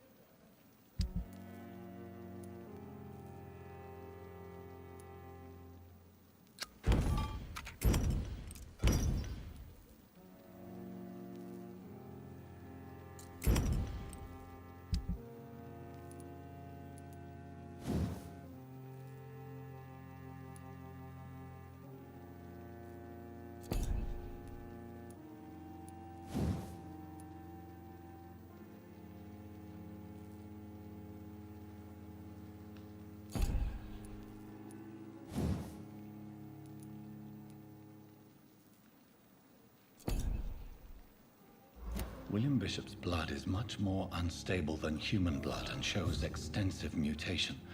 But this is not what happened to me. I must keep on searching. The sun is about to rise.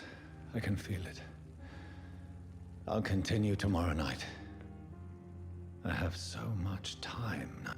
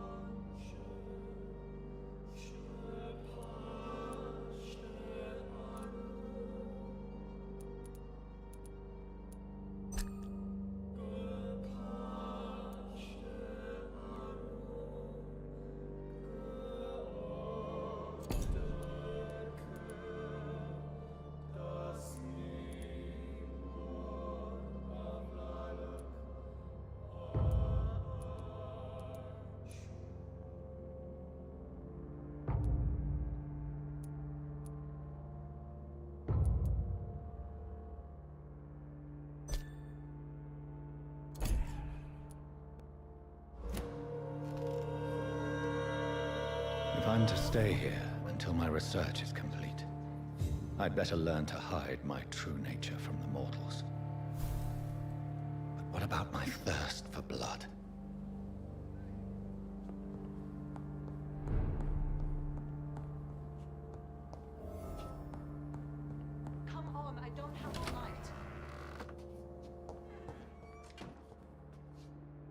Yes, Nurse Crane? How can I help you? I'm so sorry. I know Dr. Swansea wanted you to rest, but we have somewhat of a crisis. A crisis, you say? Our supply of antiseptics is nearly depleted. I was hoping there was another box up here, but...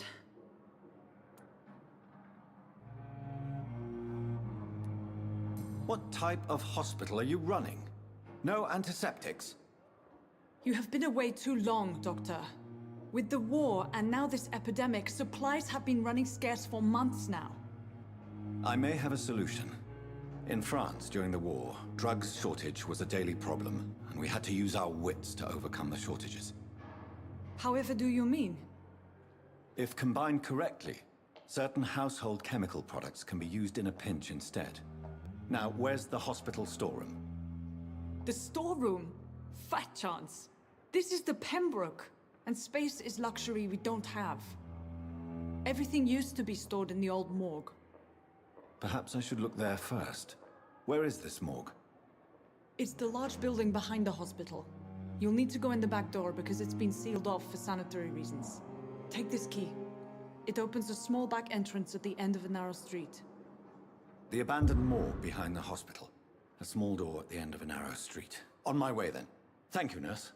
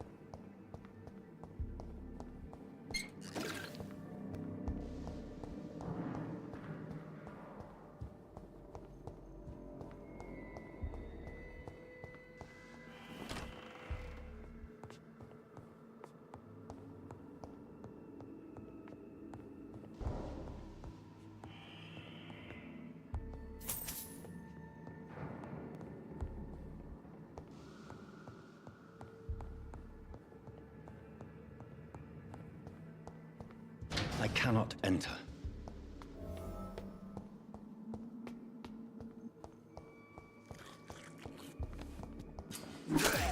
Behavior is similar to the infected William Bishop.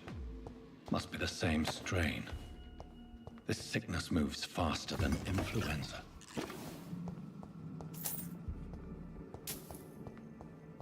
It's locked, all right.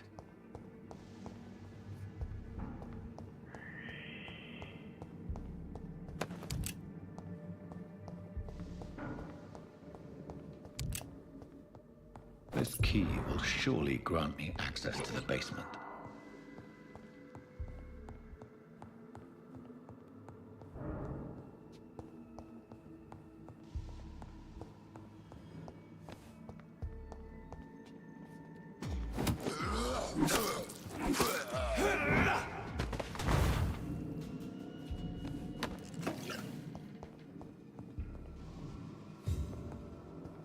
Balls of Mars. Fortifiers. As popular as they are ineffective. But they do contain iron tartrate, and that might prove itself useful.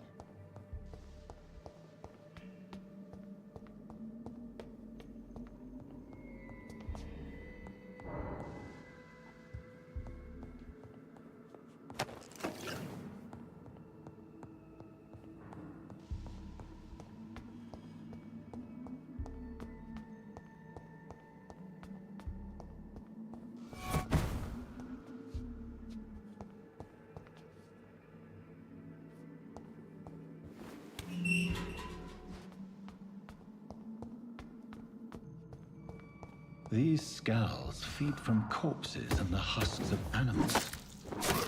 They're not after blood.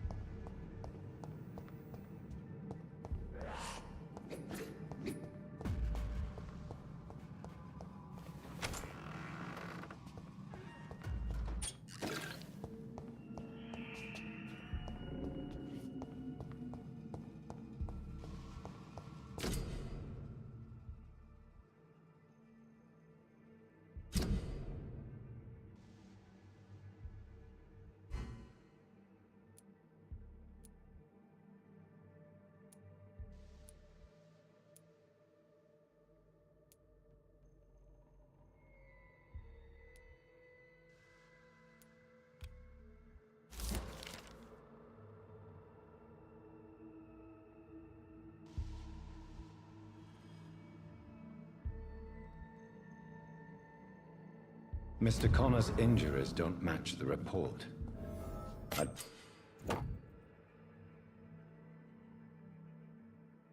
better look into this.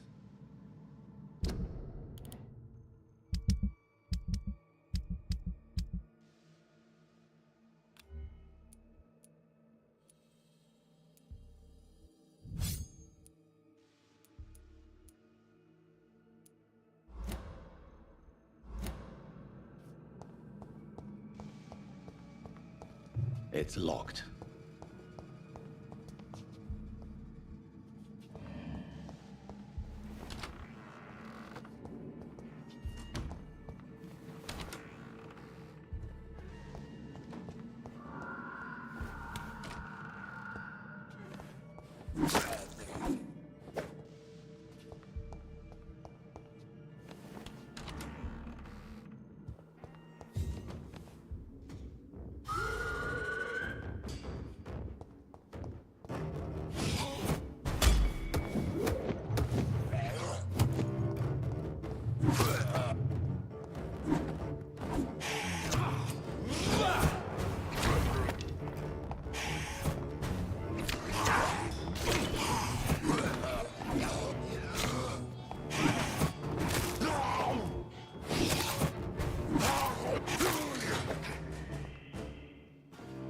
Skulls can be so ferocious. I'm not sure I can defeat them without becoming stronger. To drink blood is so tempting.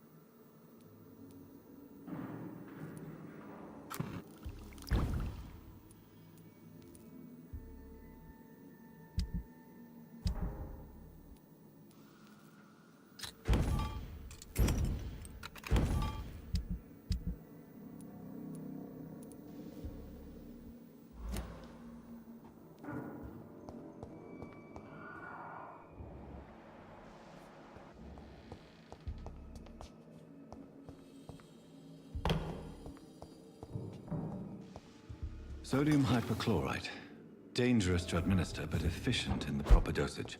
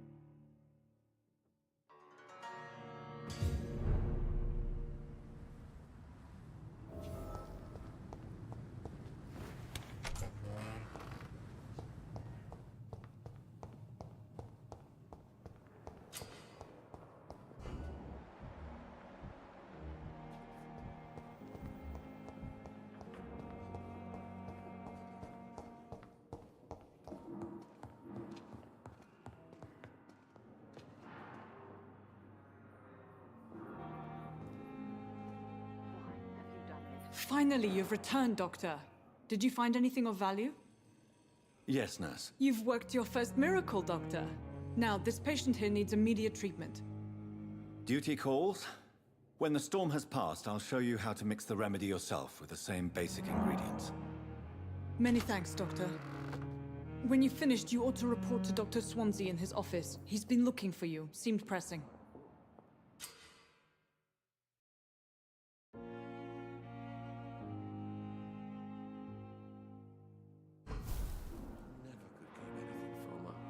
I'm all right. Don't we? Good evening. I'm Dr. Reed. Can I help at all? No. Really? Why are you here, then? I don't want to talk. Throat hurts too much. I suppose that this pain is the reason you're here. Is someone taking care of you? Yes. And no.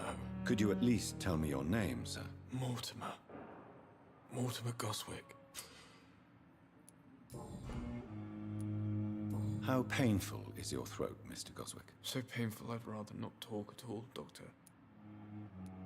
I'm sure you realize a doctor and his patient have to communicate, sir. Would it help if I gave you some paper and a pen? Not really. I see. Then maybe it's not just your throat that hurts, Mr. Goswick. Perhaps your sore throat is just the consequence of something more hurtful. Yes, maybe. But I don't want to talk or even write about it now. How painful is your throat, Mr. Goswick? So painful I'd rather not. I'll let you get some... Good evening, sir. Doctor.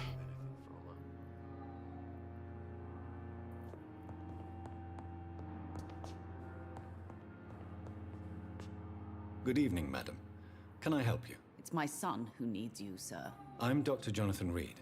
How can I help your son? I'm Beatrice Goswick, mother of Mortimer Goswick. Could you check on him, please, Dr. Reed? I've heard much of your talents as a physician. What can you tell me about yourself, Mrs. Goswick? Not much to say. Just take care of my Mortimer and I'll cover all the expenses. That's all that matters.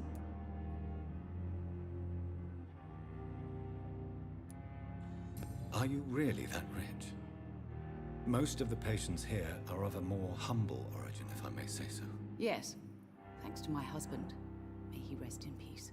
I can cover any needed medical expenses. May I ask if you have an occupation, Mrs. Goswick? I'm a teacher by profession. I teach young women who are more ambitious about their futures than their families.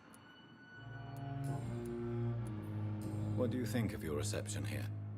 Any complaints? I have had the uttermost reservations about this hospital since we arrived. But we had no other choice, considering the state of emergency. Is there something in particular that's bothering you? Some of the staff were not especially welcoming. I suspect they're not accustomed to dealing with patients of such social standing. Tell me more about your arrival at the Pembroke Hospital. What gave you such a bad first impression? The ambulance driver was quite rude, for a start. And that nurse, Miss Hawkins, seems to have quite a dubious attitude. What do you mean? She managed to secure a bed for my son despite the epidemic. It was a relief, but it wasn't cheap. She charged you for a bed? Yes, and I paid without question, considering the urgency of the situation. I share your concern, Mrs. Goswick. Be sure that I'll talk to the people involved. I don't expect compensation, Dr. Reed. But I'm aware such behavior would not be tolerated in other hospitals.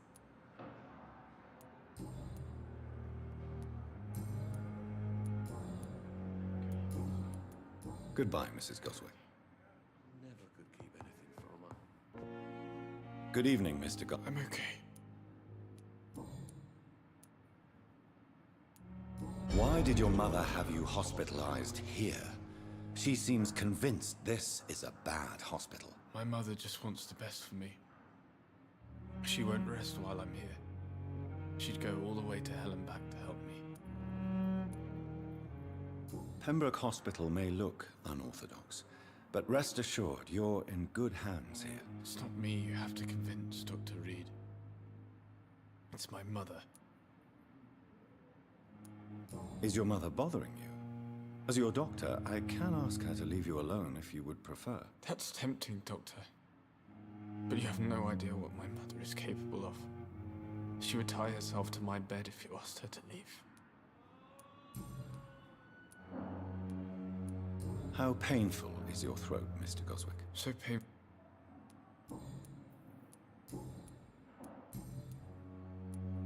Tell me about yourself, Mr. Goswick. I don't want to talk, Doctor. Do you need any help? I'm afraid I may, sir. I don't mean to be a burden.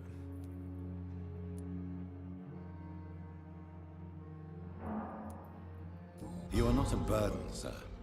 Healing you is my responsibility. And you have my gratitude for that.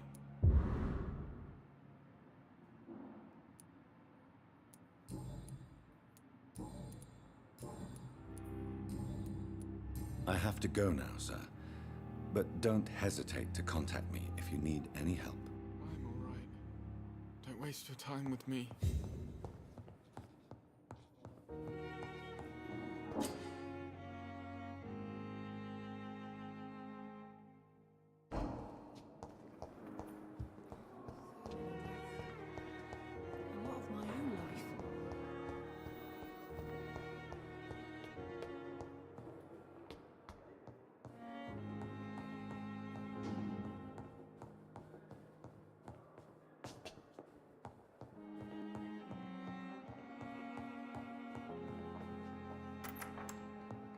Please, Jonathan, come in.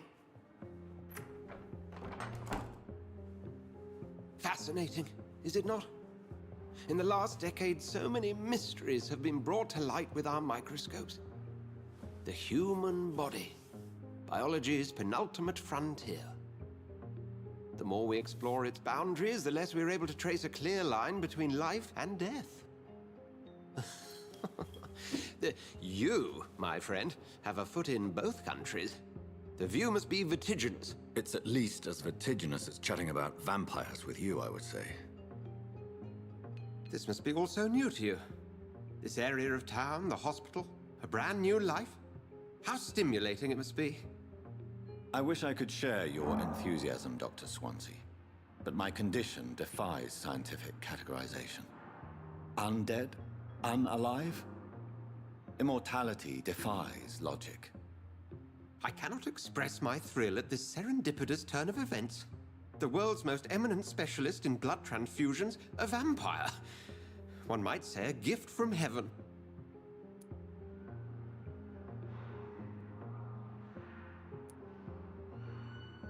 There is an absurd poetry to my situation. Physician, heal thyself. Forgive me. I've been an admirer of your work for a long time, and now you are so much more than a brilliant physician. And please, call me Edgar.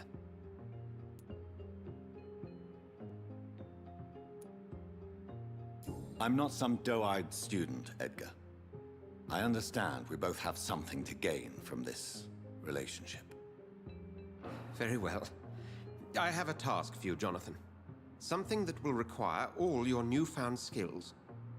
Please, go on.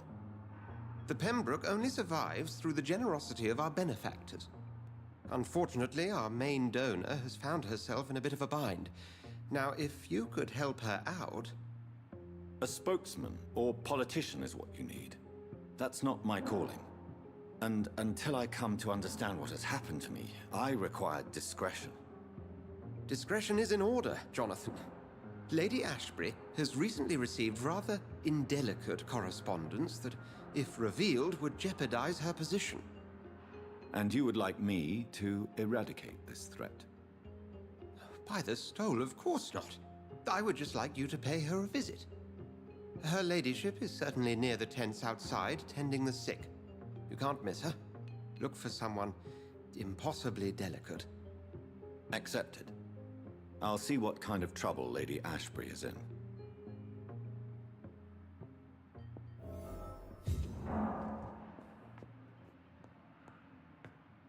Do you need something, Jonathan? I have just a few questions. Then ask away. I'm at your service, Doctor. You mentioned something about a secret society. A brotherhood, if I recall. Could you elaborate?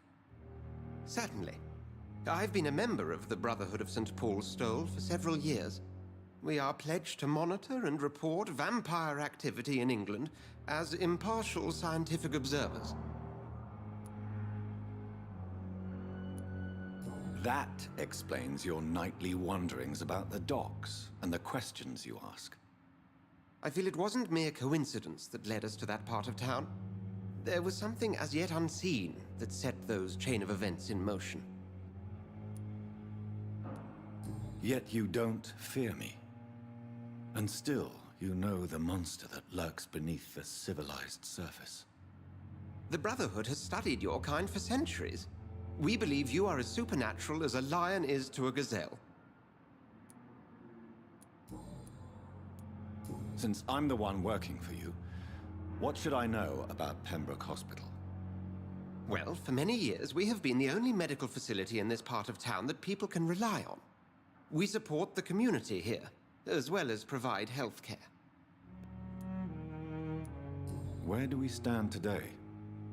Well, to be honest, we cope on a day-to-day basis. The first wave of the Spanish flu last summer took us by surprise. We lack many of the basic necessities needed. What do you expect of me? What we need is hope. You were a soldier. This is a war. This white coat's still a uniform. We fight to help the poor, the sick of the East End, the forgotten.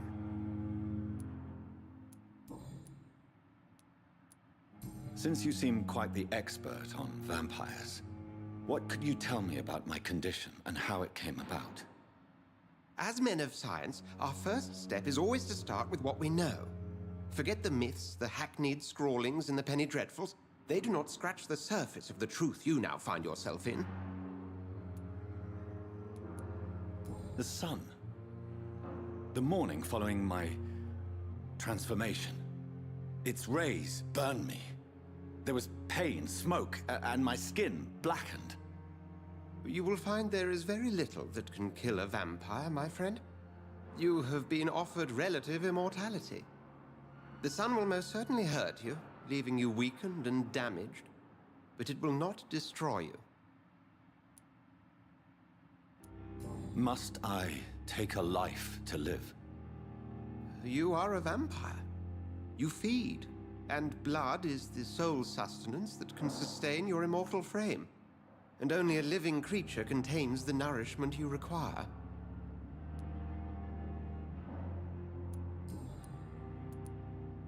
The man we pursued and slew in the canning factory, William Bishop, I believe, was he a vampire? He was a Skald, technically speaking. The debate rages as to their classification. Some think them a subspecies of vampire, others something else. How do Skalds come into existence? The name means slave. The etymology may indicate that they are a lesser species of vampire. From what I know, vampires tend to despise them. Just for clarity, what differences are there between myself and a Skald? A Skald is easier to eliminate, Jonathan, even if they remain formidable foes for the unprepared. Vampires... Now, vampires exist beyond the mortal realm.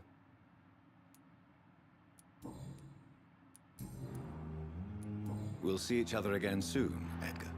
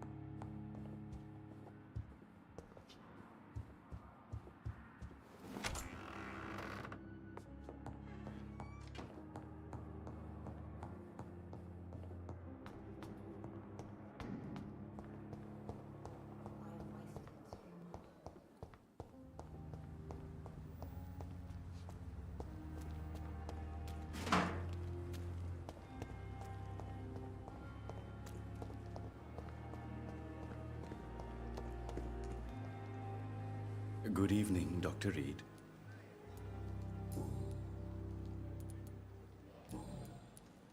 Have you heard of someone blackmailing people in the hospital? Pardon me, sir, but I have no idea what you're talking about.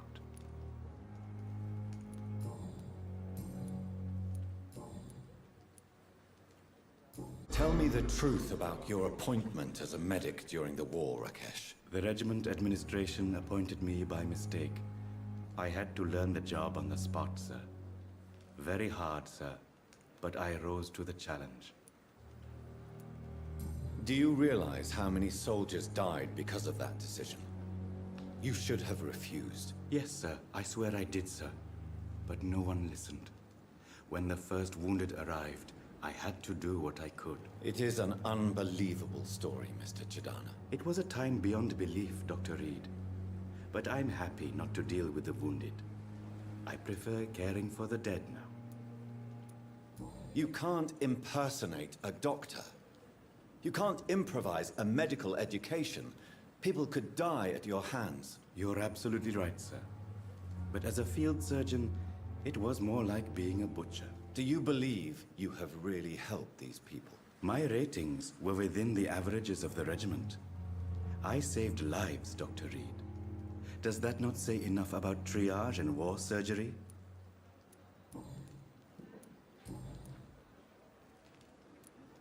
Please show me what you have to sell. Of course. It's just trinkets and curios, really. But I'm sure they can be useful.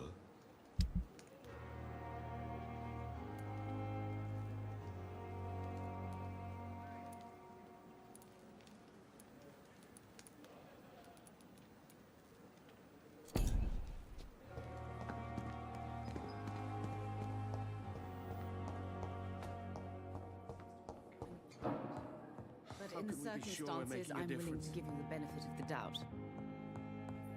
I'm all right. Don't waste your time with me. I will not let you down, my boy.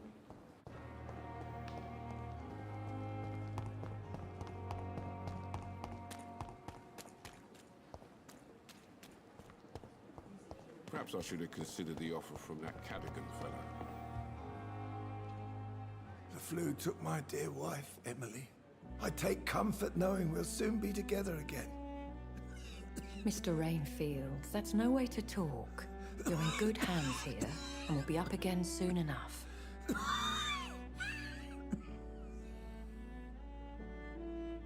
Now do me a kindness and get some sleep. I'll be back round later. Your words are kind, the blessings of an angel. You're the sweet, sweet Lady of Mercy.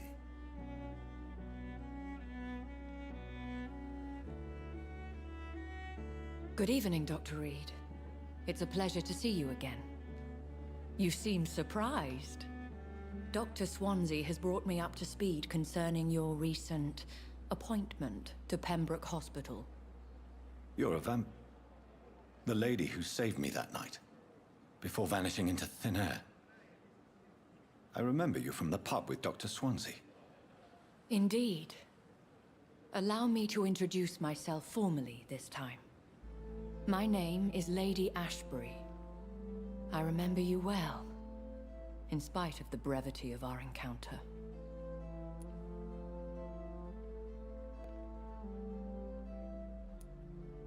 Apologies. You've taken me by surprise. I'm very happy to see you. The pleasure is mine, Doctor. I hope you're more disposed to answer my questions now. You must have countless questions, but our rather urgent matter first. Swansea has explained. My cover, if you prefer, has been compromised. Pardon my boldness, Your Ladyship, but I have questions concerning this condition we share. As a newborn, your hunger for answers is rivaled only by your thirst for blood. But the questions need wait. I'm a scientist. My trade is in the deciphering of mysteries, and I need information to feed my mind. I will gladly answer every question you have, but first, prove yourself capable of resolving my predicament without eating the culprit. Have any of the patients given you trouble? These poor souls have so little left to live for. I do my best to ease their pain. The world would be a better place if it were cared for by women like you. You make me blush. I am simply a necessary evil. Dr. Swansea has commissioned me to be your agent in this matter. You could start by explaining what's amiss. These past insufferable weeks, I've been the victim of extortion. I've made a first payment, but the blackmailer grows greedy. I must refuse his most recent demands. Who would be so foolish as to threaten you? A kindred spirit. Even if it were the case, and I highly doubt it, a vampire would have asked for something more valuable than money. My suspicions lean toward a patient or their family. What are your expectations? Please be precise. As the newly appointed surgeon of this hospital, you are in an excellent position to ask innocent questions and deftly learn the identity of my blackmailer. If we're dealing with an ordinary criminal, surely you've the means to deal with it yourself, if I may. As immortal tradition doth dictate, all fangs and hypnotic eyes ablaze, the blood would run like a river. That's what I hope to avoid. Violence has a tendency to spiral out of control. Please continue. Every detail is essential. I'm your man. My embarrassment in this matter is eclipsed only by my shame at having put the hospital at risk. The threat from our anonymous scoundrel is clear. A list of dates. My visits coinciding with the dates of suspicious patient deaths due to massive blood loss.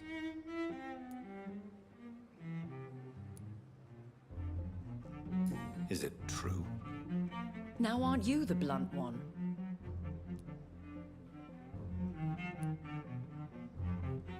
You are aware that I too know the thirst for the Scarlet Nectar. In all honesty, I'm not simply a patron to the hospital. My visits serve a dual purpose. Dr. Swansea has been treating my condition with a revolutionary technique of blood transfusion. It seems you are a specialist in the domain. I'll take care of it. Do you know where I should start? If that was the case, I'd settle the matter myself. You could talk to our local gossip, Harriet Jones. Not a pin drops here without her hearing about it. I'll meet that woman now. My life, as others know, is in your hands, Dr. Reed. I'm sure of your discretion, but I do fear your powers of persuasion will be put to the test. When this is resolved, I'll be your obligé. I'll answer all questions in regards of your condition.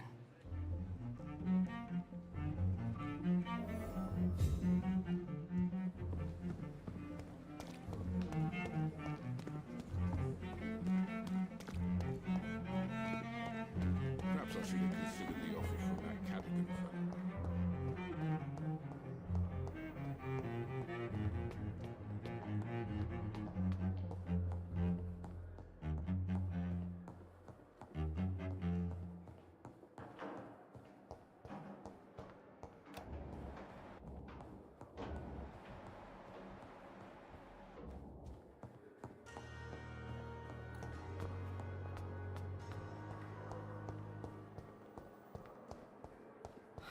So many deaths.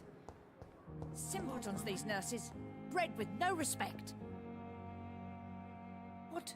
What? What is this? Who are you?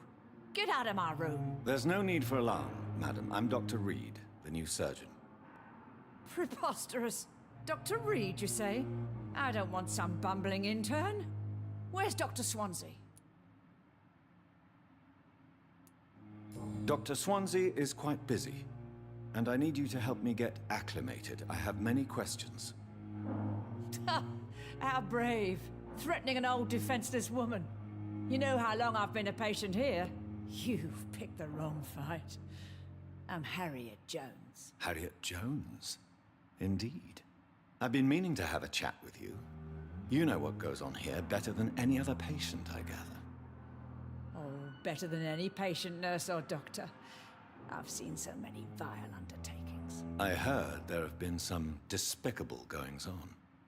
Was there a case of blackmail? Blackmail? Wait. You're investigating something. This isn't a social call. One of those incompetent cunts slit a poor sod's vein.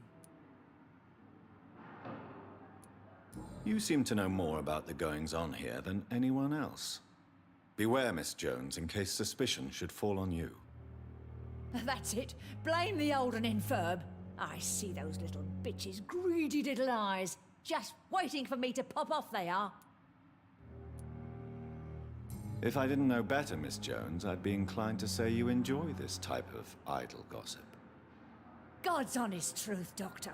It's just the way it is here. Most of these bitches would let you freeze to death before getting you a blanket. I assure you, madam, this is not an investigation into a possible medical error. Debauchery, then? Nurses Crane, Hawkins, Brannigans, whores, all of them. They can't keep their legs shut. I've seen them scratching slutty sores. Really? Well, if you have irrefutable proof, I'll not have the staff behaving in such a manner here. This is your business, Doctor, not mine. But I swear one of the nurses is cavorting with some man on hospital hours. Thank you for your time, Miss Jones. You've given me something to go on. See you on the next round.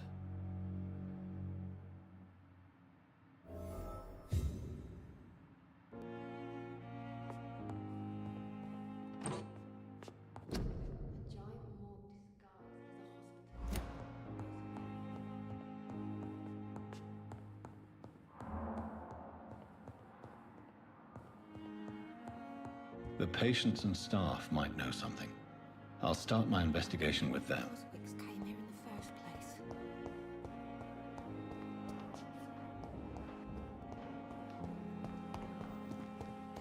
It's safer here than anywhere else in the East End.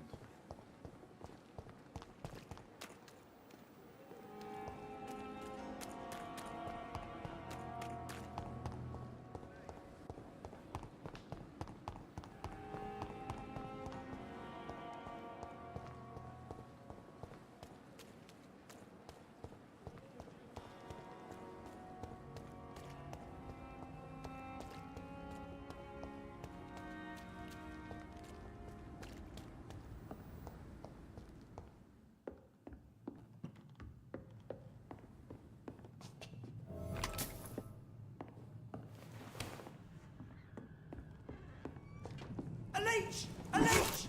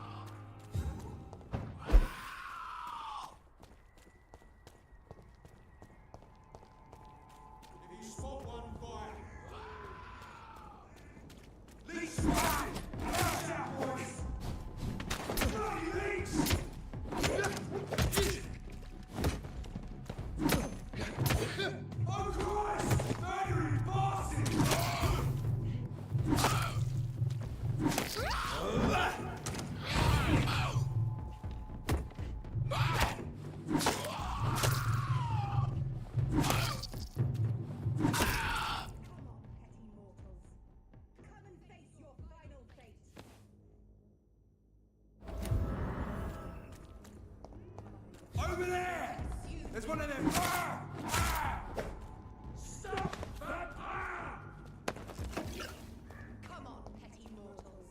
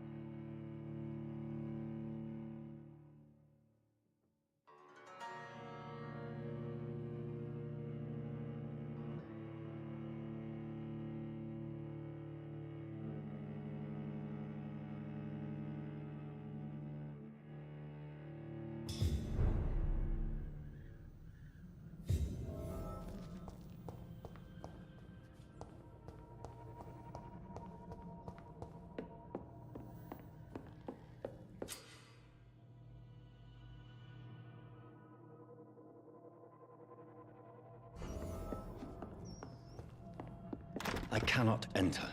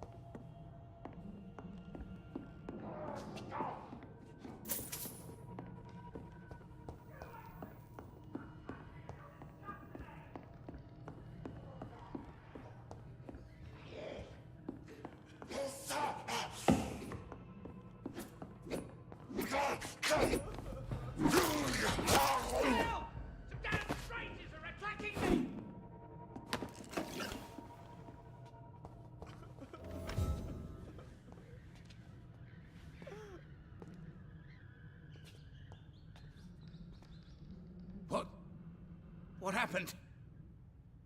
Who are you? It's all right, sir. You're safe now. Oh, a fellow Englishman. Thank you, sir. For a moment, I thought those bloody heathens had killed me. What are you doing here? This place is not safe. Yeah, it's a cesspool, but it's mine. I came to collect some overdue rent, but those who still live here have gone completely bonkers. You're very lucky to be alive. Yeah, filthy immigrants. Fucking savages, every one of them. And now with this bloody fever, they're just animals. You can find safety of sorts in Whitechapel. If you're quick and cautious, you'll be able to avoid the savages.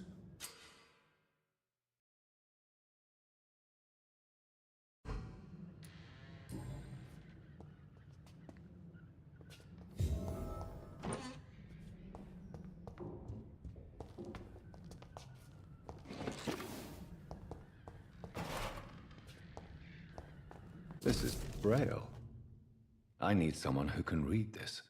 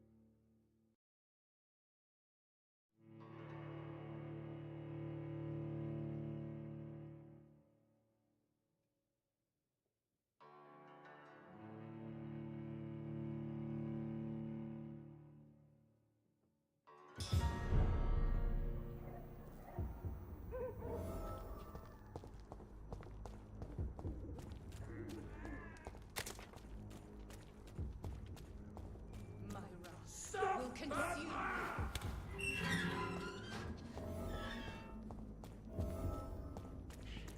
It's not. No rest for the bloody leech! Watch it! It's a...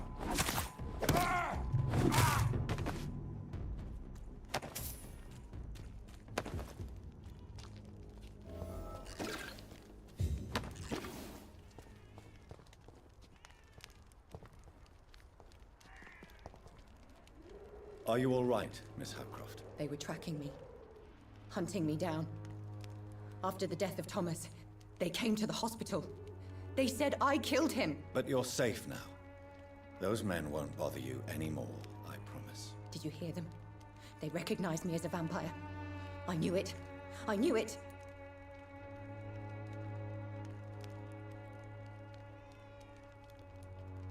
No. Those hunters would have made a huge mistake if they had killed you. I'm not crazy. I knew there was something wrong with me.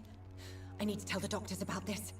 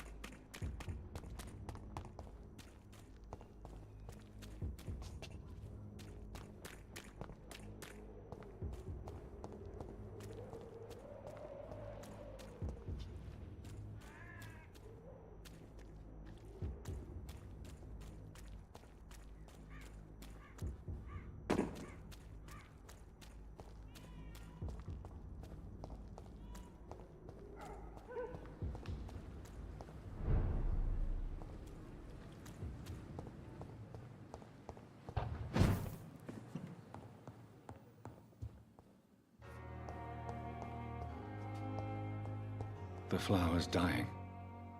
It needs water.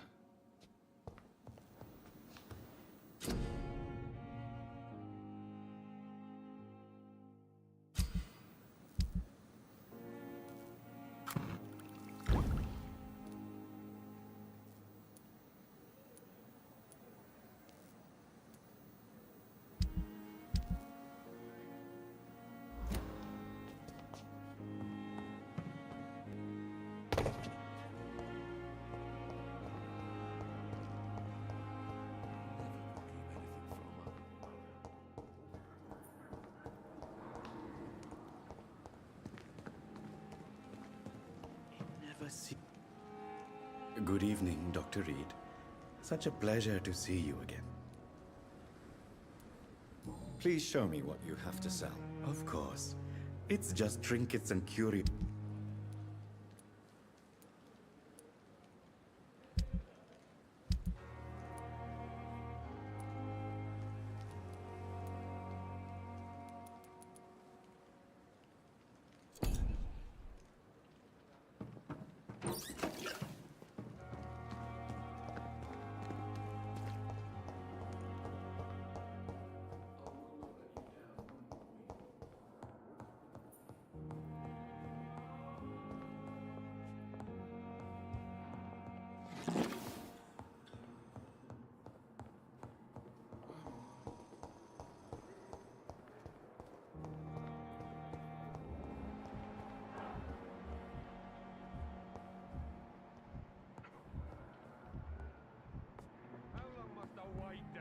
Blaming me will not further your agenda, sir.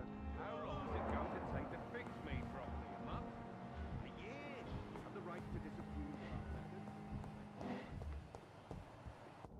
I wish I could be sick again. From that blood oil with fever. Good evening, Nurse Hawkins. Good evening, Dr. Reed.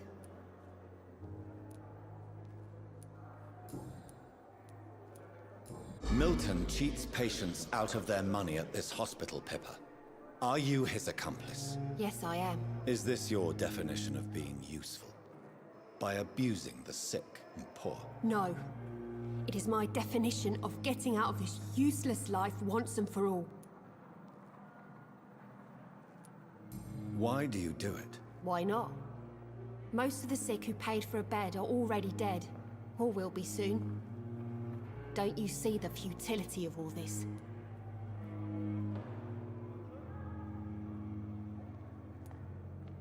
How can you be affected by the misery around you, and be so heartless at the same time?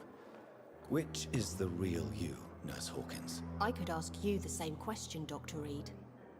Are you more real when you lie to a dying patient, or when you grant him useless medication? Whose idea was it? What difference does it make? We did it together, and I'm guilty as charged. Answer my question. It was my idea first, even though Milton would say it was his, to protect me.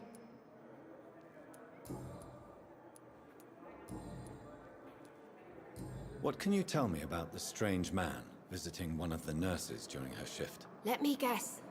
You spoke with that old shrew, Harriet Jones. Do not pay attention to her, Doctor. She's full of fanciful tales. No matter how you feel about her, Miss Jones deserves our help. Who says I don't care for her? Hate is what keeps that old crone alive. She could have been telling the truth about the mysterious man. That old witch will end up in hell soon enough. Who cares if a nurse finds some happiness where she can?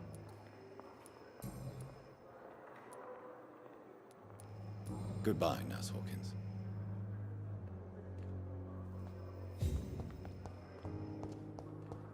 I wish I could be sick again.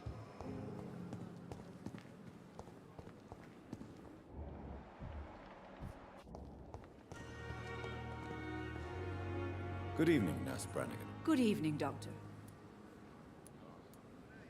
Do you know if any of the hospital staff have criminal backgrounds? The people who work here all come from very different backgrounds, Doctor. Just like the patients.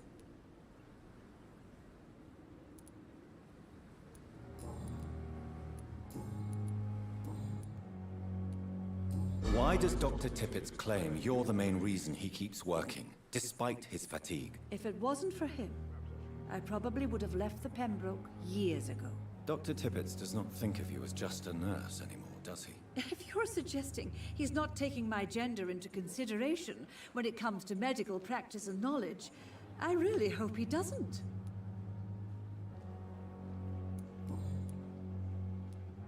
Have you seen a strange man visiting any of the nurses here? I've never heard of such a thing, Doctor. Goodbye, nurse. Call me if you need assistance.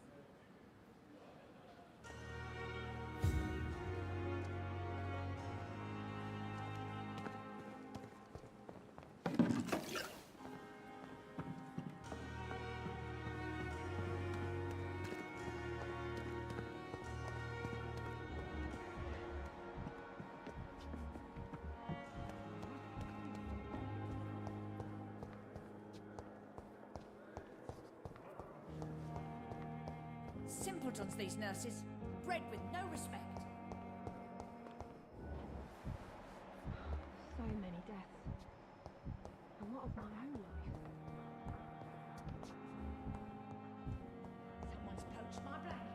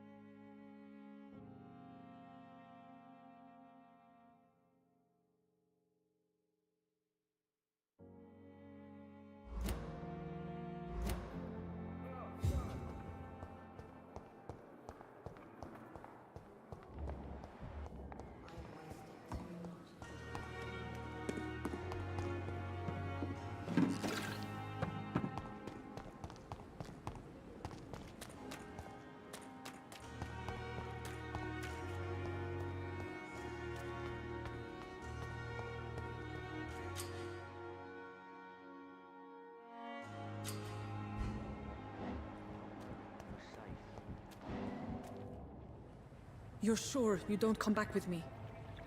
Nah, I have to see someone at the hospital. Be careful. You look so bad they may keep you as a patient. Fuck 'em. I don't like hospitals or doctors. Well then, when you go back to Whitechapel, you may find this useful. What is it?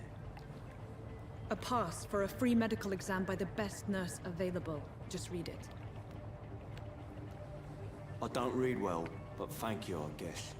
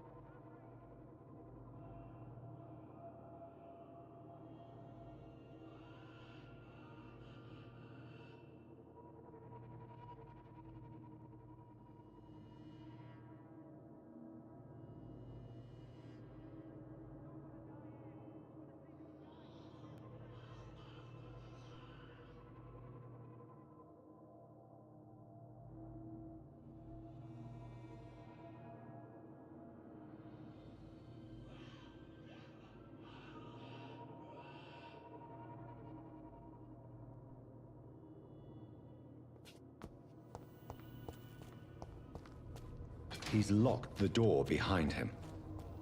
I need to find another way to follow him.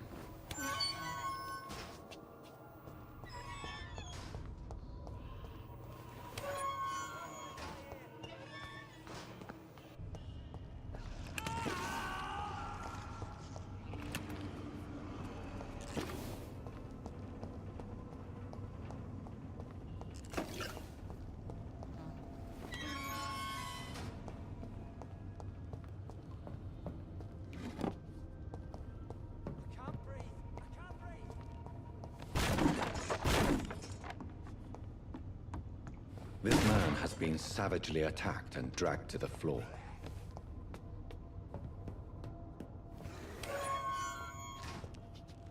I don't want to die here.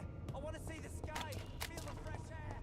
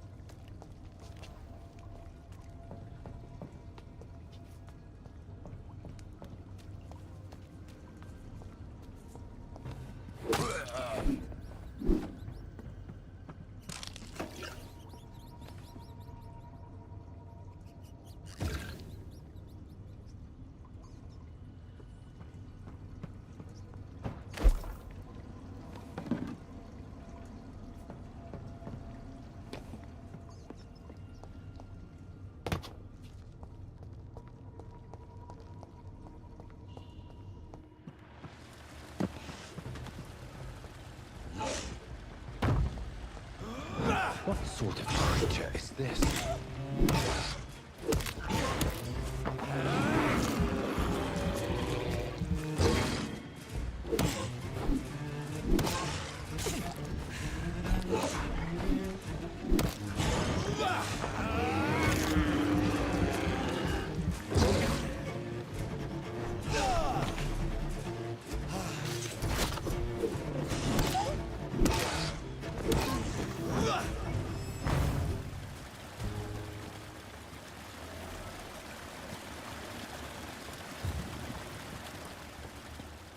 Here's what's left of him. Not a lot to check, but I should anyway.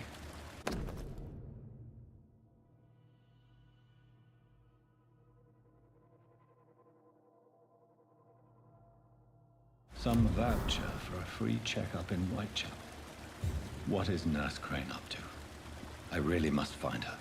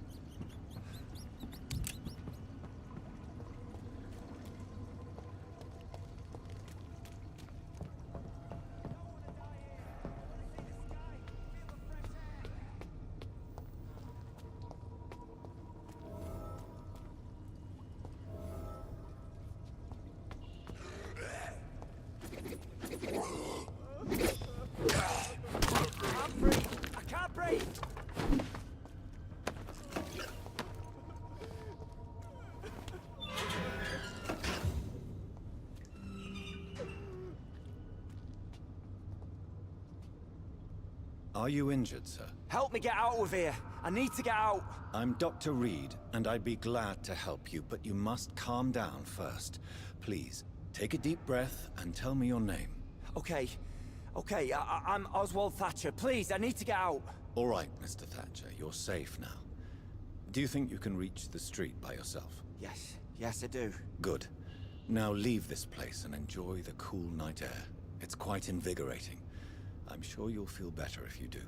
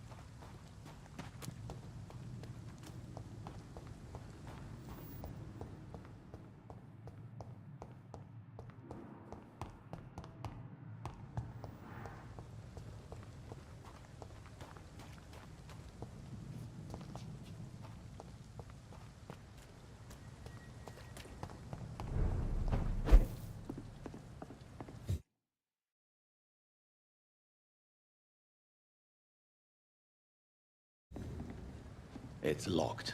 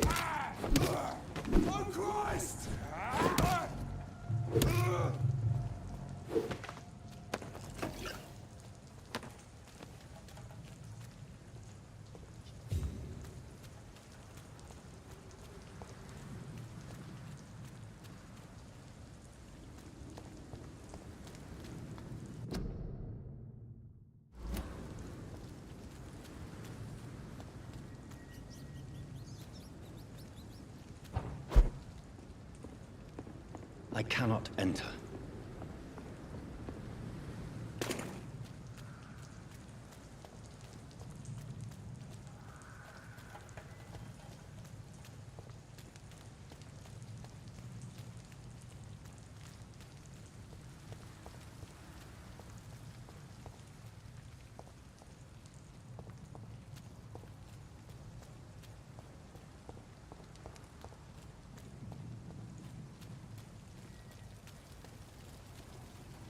Look lively! It's on to us!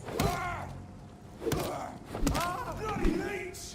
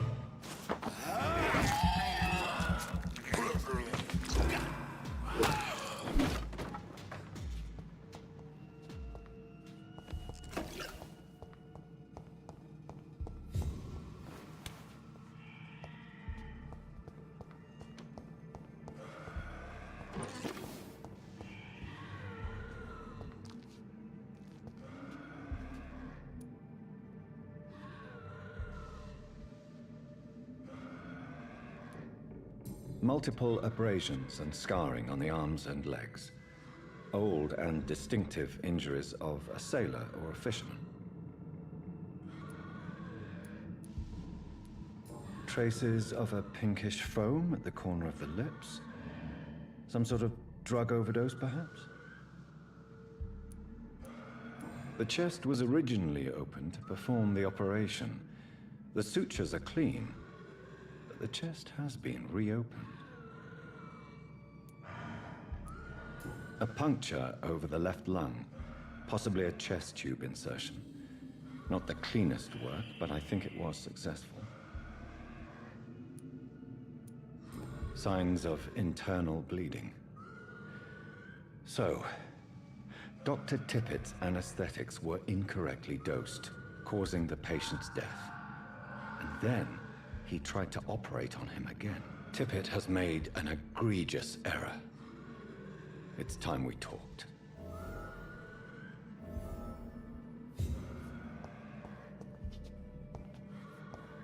It's locked, all right.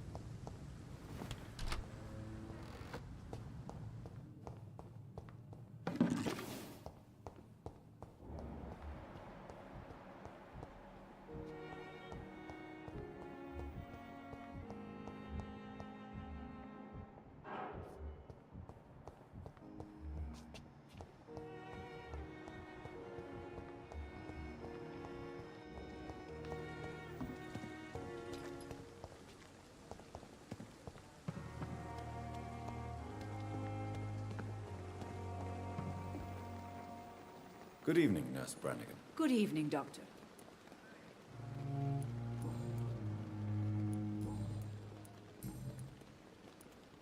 Tell me what Dr. Tippett did.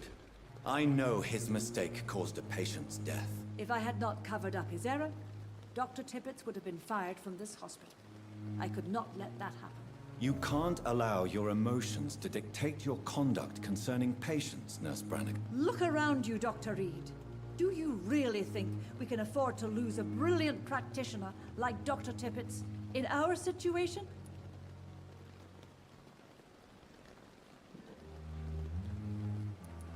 Perhaps you did it with the best intentions, Nurse Brannigan, but you took a great risk. Must I remind you that a man died? You mean you've never made a mistake? Never covered your tracks? Come on, Doctor. I wasn't born yesterday. Goodbye, nurse. Call me if you need assistance.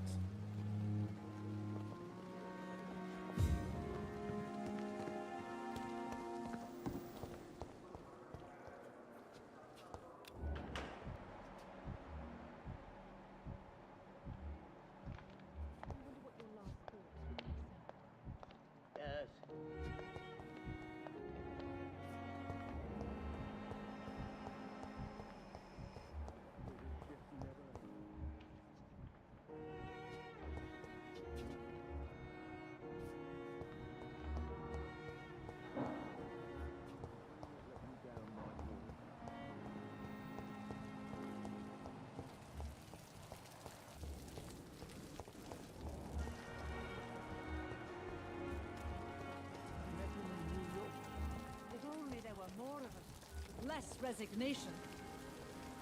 Good evening, Dr. Tippett. Dr. Reed, any good news to share? Corcoran, I want you to tell me about Mr. Connor. How did he die? What happened? He was my patient. He died because of my mistake. That's the blunt truth. Why not stop practicing? Are you mad? I killed that man, I admit it, and it won't happen again. I have saved so many lives since then. What was the nature of the mistake? It was a twofold error. My diagnosis was wrong, and the administered dosage was too strong. Who was this patient? I don't know. Some sick man from the docks, maybe a fisherman. I had no time to talk with him. No one claimed a body.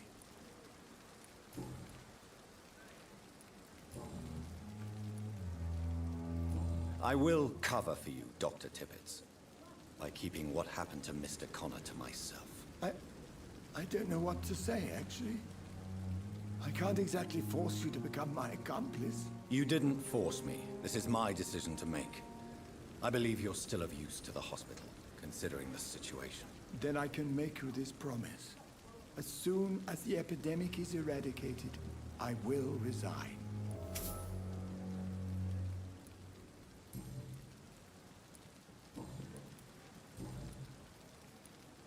What will you do after your resignation? Do you have a plan? I always fancied visiting Cyprus. Such a beautiful island.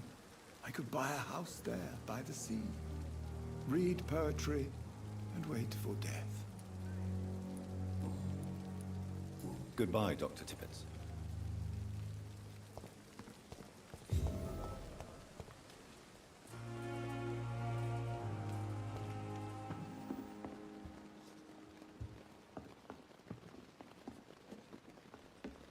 That was fast. I'm afraid the trail of breadcrumbs leads beyond the hospital premises. I must leave for a time. Is that so? Why? Now it's time for you to be patient. It would seem that your blackmailer is part of a more complex machination whose root is in Whitechapel. Machination? Do you suspect another immortal is involved? I hadn't considered that eventuality. Do be careful, my good doctor. When immortals are involved, the stakes tend to escalate quickly. I'll return with case solved or carried on my shield.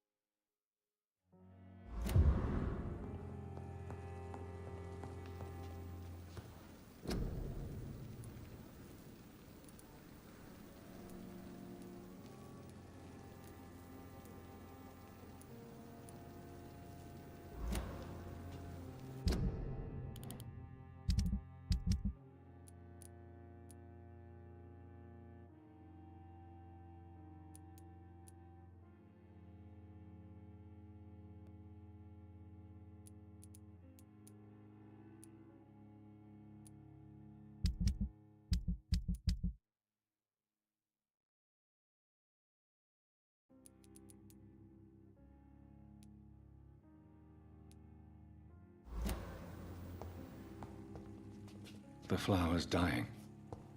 It needs water.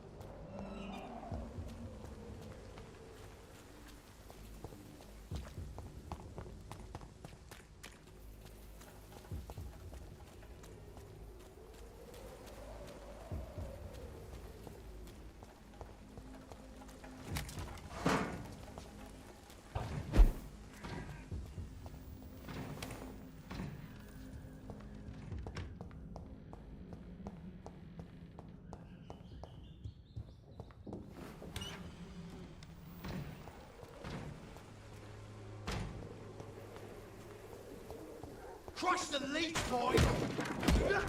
It's a leech!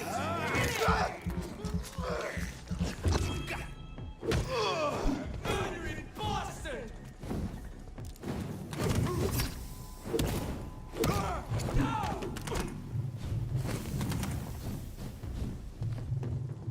Oh, that's good and smart.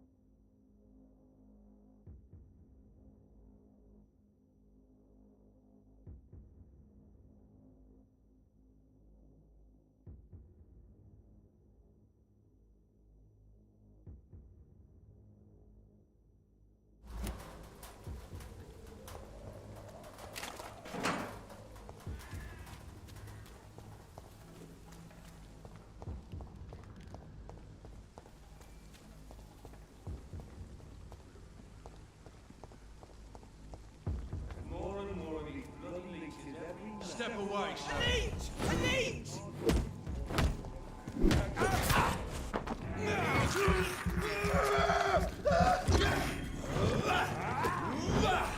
Die, vermin!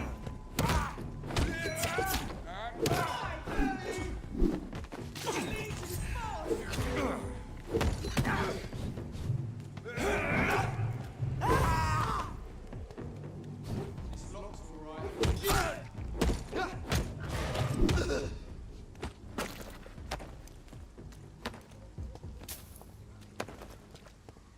all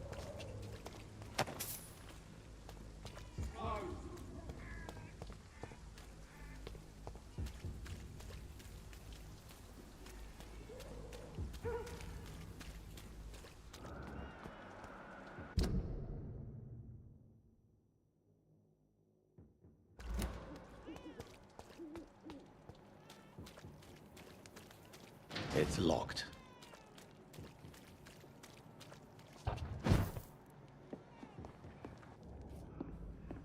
It's locked, all right.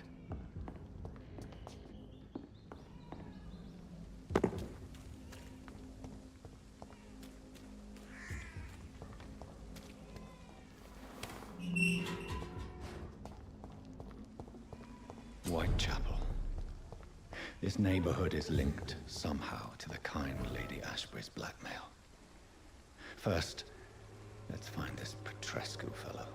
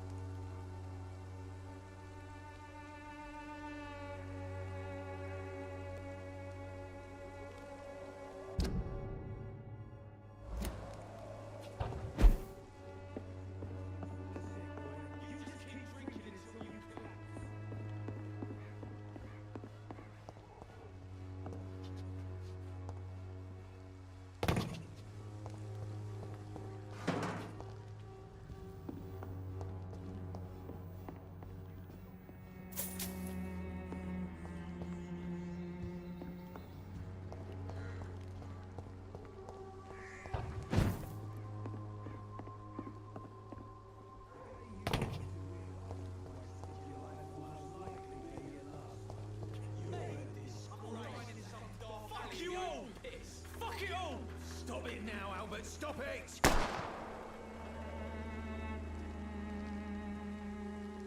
I won't end up another drunk arsehole living in the streets. Not me.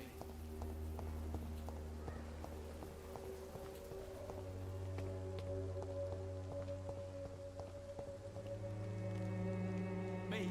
What? Shooting a boy in the middle of the street. Not the best thing to do, wouldn't you say? What? You saw what happened? Who are you? I'm Dr. Reed, and I'd like to ask you a few questions, if you promise me to set your gun aside. No. Look, I'm not a violent man. I'm Benjamin Palmer, doctor. And no one can help me. Not even you.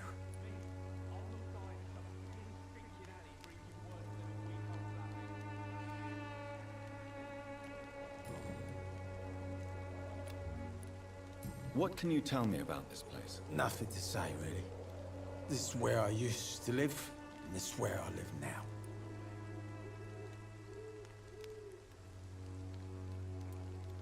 You mean you used to have a better life? Yeah, I had a wife, a home, and a job. I even used to have a name. And now I'm just Ben. Ben the Tramp.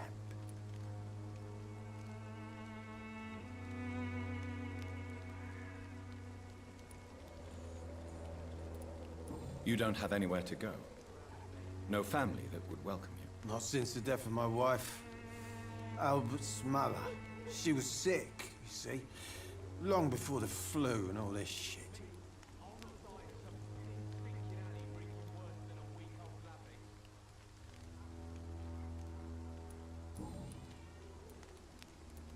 Perhaps you could focus for a moment and tell me your troubles. I'm sick, broke, and my son just stole my pills.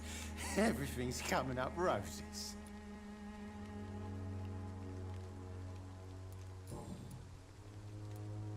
Do you know Nurse Dorothy Crane from the Pembroke Hospital? Have you heard anything? It's funny, I've been searching for her too. I need some pills. But the woman is a phantom, if you ask me. Really?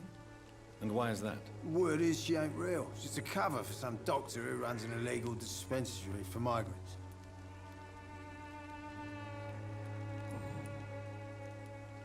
Whatever the boy did, I'm sure he didn't deserve a public execution. I swear I didn't want to hit him. It's just that I'm sick in the head, you see, and the boy just faked me last nerve.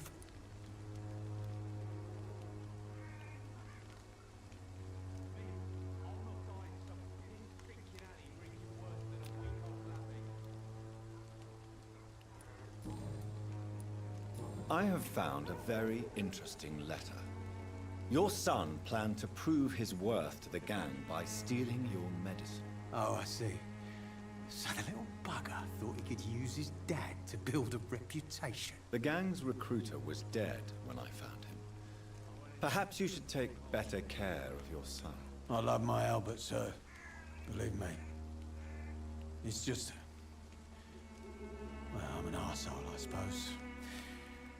Anyway, thanks for the letter. This is for your trouble. A gun, alcohol, and a bad temper make a terrible cocktail, sir. Goodbye for now. The wet boots will be proud of me.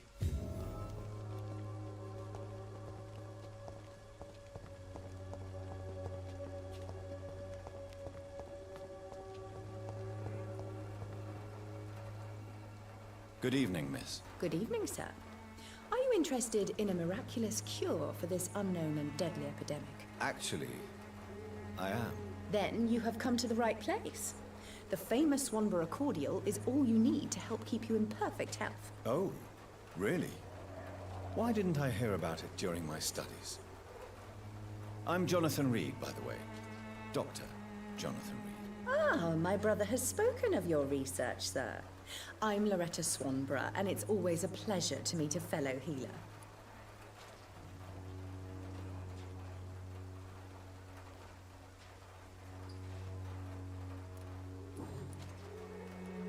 Tell me, who intrigues you most in Whitechapel? The region itself is something to see, but I would say Camellia the mute florist who gives away her flowers.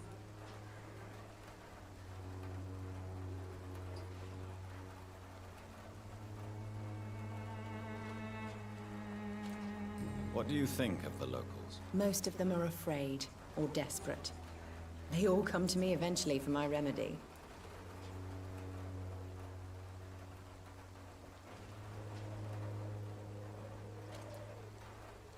Is there anyone I should avoid? Cadogan Bates, without a doubt.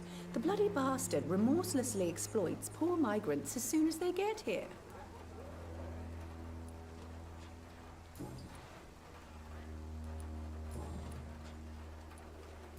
Do you know Nurse Dorothy Crane from the Pembroke Hospital?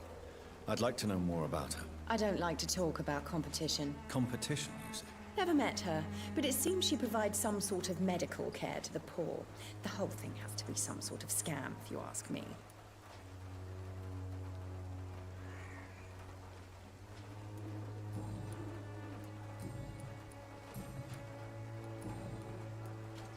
I'd like to see what kind of medicine you're selling.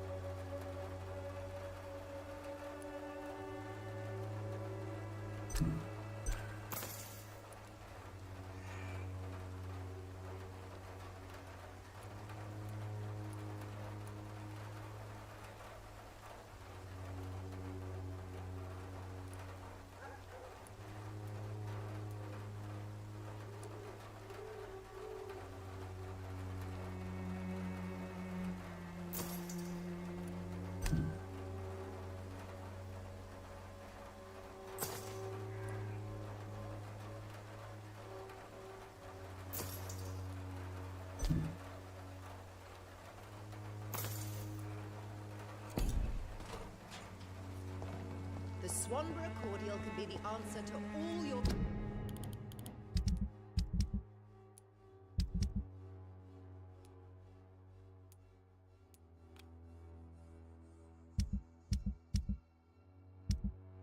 problems. As long as you have the money.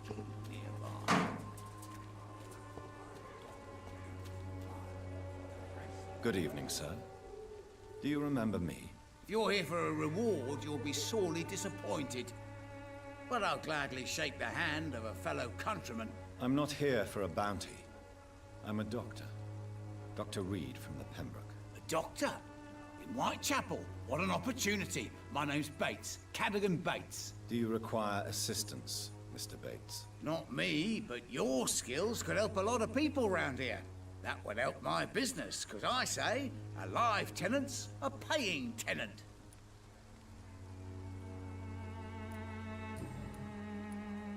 It's unusual to see someone so happy around here, especially considering the current situation. Why should I be sad now? There've always been wars, disease, tragedy. There always will be. That's an unusual way of seeing things in these trying times. I don't see why I should shed a tear for another man's woes. I'm healthy, and I intend to stay so. What help could I possibly be to your business? That's simple. I already get good money from all those fleeing the war. Can you imagine what they'd be willing to pay if I could offer medical assistance too? Mr. Bates, do not make me regret saving your life in this quarantine zone. I understand, Dr. Reed, you're from a good family. Don't want to get your hands dirty. That's fine. I'll be happy to act as your middleman.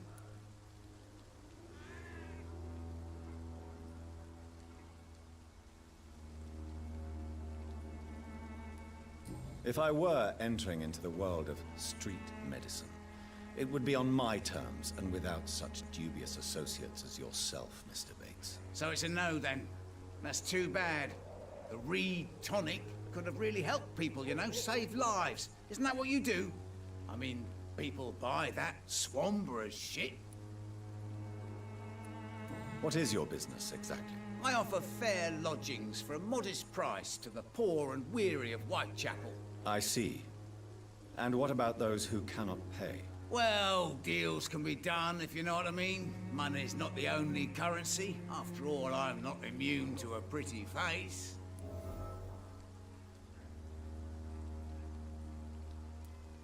I don't approve of your actions, but I know very little about this borough, other than its reputation. There are always necessary evils. A necessary evil. That's one way to think about it. Knew you had more smarts than all these immigrants. Tell me, what's your honest opinion of the increasing violence in London? People are just beginning to discover what we've always known. This city's rotten to the core. They just took their bloody time to wake up and notice it. What do you mean? People are acting like the violence is news. But it's always been savage down here. It just bubbles to the surface every now and again.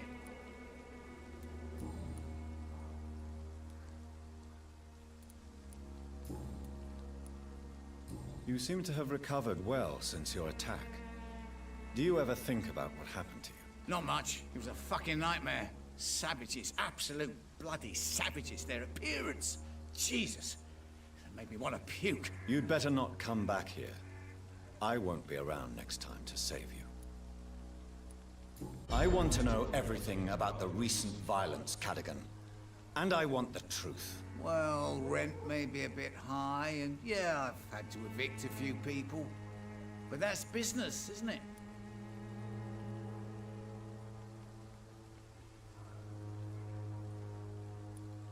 Sir, I wish I had found you a few nights later than I did. Or maybe never at all. Death would have been a well-deserved punishment for your villainy. Yeah, but you saved me, didn't you? And you'd do it again, because you're a decent chap. Just know I'm not. Take this as my final warning. You will not profit from the misery of others. Business is one thing, but what you do is quite another. Really? What you gonna do? You ain't from here. You ain't Whitechapel, Doctor. You wouldn't know the first thing about playing dirty, even if you wanted to. I'm looking for Dorothy Crane. She's a nurse. What can you tell me about her? Dorothy Crane. Bless her soul. I really should thank her someday. Has she treated you? No. When I need a checkup, I'd go to a bloody doctor, not some back alley clinic full of sick foreigners. Tell me truthfully, why are you so thankful? By keeping my tenants alive, she's making me a rich man.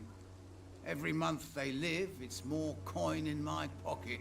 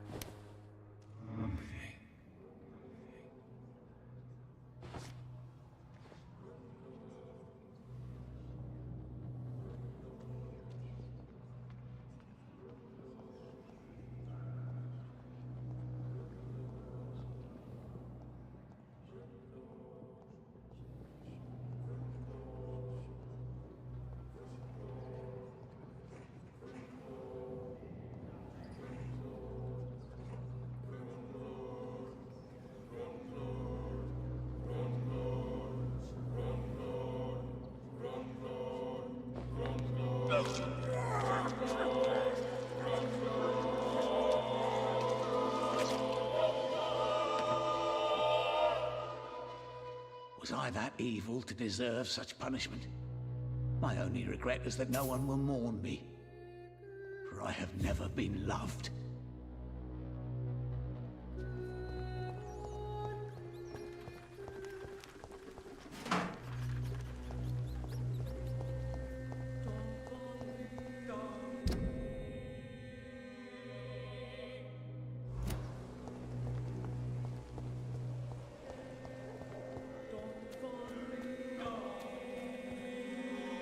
Excuse me, sir.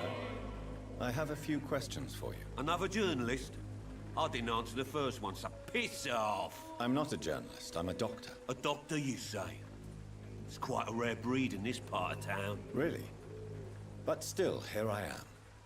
Dr. Jonathan Reed, at your service. I'm Joe Peterson to some, but Colossus Joe to most. And I don't remember asking for your service, sir.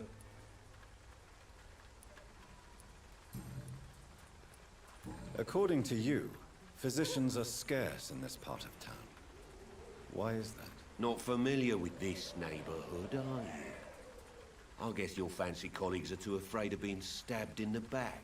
This part of town does have quite a reputation. Would you say it's justified? Totally. Look at me, for instance. I always look my opponent in the eye before knocking him out.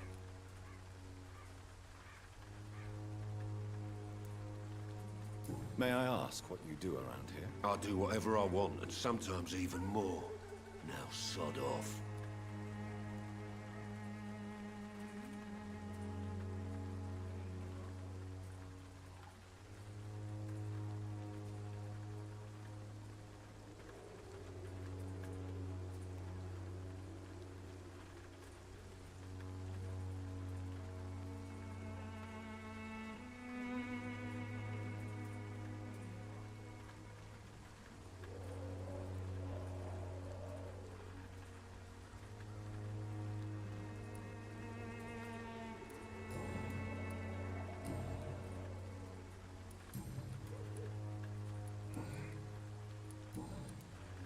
Have you heard of a nurse named Dorothy Crane?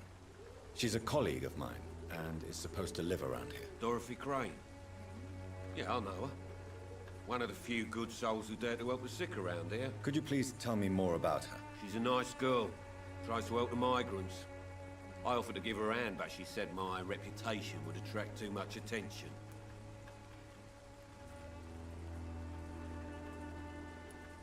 Goodbye, Mr. Peterson.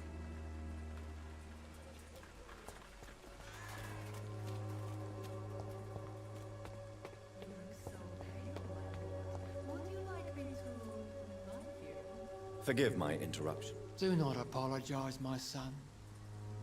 Father Tobias Whitaker is always happy to teach mortals about the incoming Armageddon. I am Dr. Jonathan Reed, and I just have a few questions. A scientist?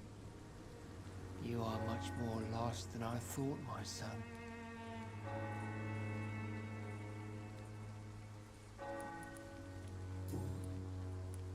What do you mean when you say that I am more lost than you thought? All scientists are entangled in a world of causes and consequences, and most of them can't see the plain truth. Quite a judgmental opinion, if you ask me.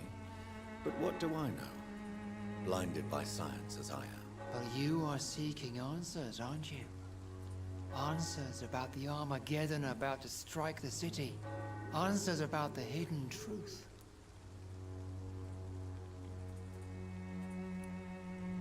I am. But the answers I seek are based on facts, not superstition.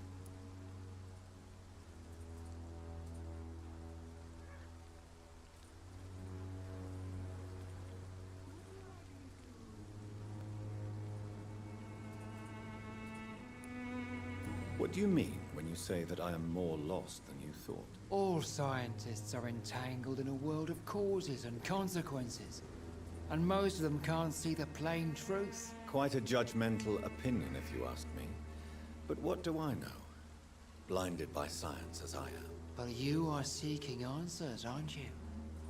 Answers about the Armageddon about to strike the city. Answers about the hidden truth. Well, I suppose I can spare a few minutes listening to your so-called truth. As a doctor, you must be aware of the decimating epidemic. But let me tell you that this so-called Spanish flu is just the beginning of the end. What do you mean? The beast is finally revealing itself, corrupting the flesh and the heart of men. With my own eyes I have seen them, those minions from the abyss. Really? And what would be your answer to this biblical threat? We must fight the disease before this legion outnumbers us. But not with scalpels and microscopes. No. What is left then? Cleansing fire.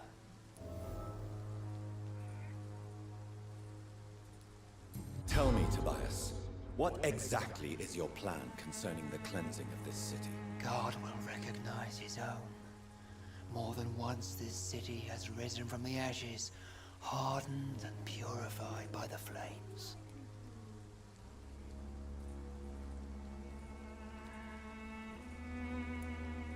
Purification by fire has proved useful, but where do you stop? Burn the clothes? The buildings? The corpses? Worse? Your lack of faith is predictable. But my task is to convince rational minds like yours to see the light. This is God's will. You're mad. And dangerous. You're nothing but a soulless butcher. A small-time Torquemada.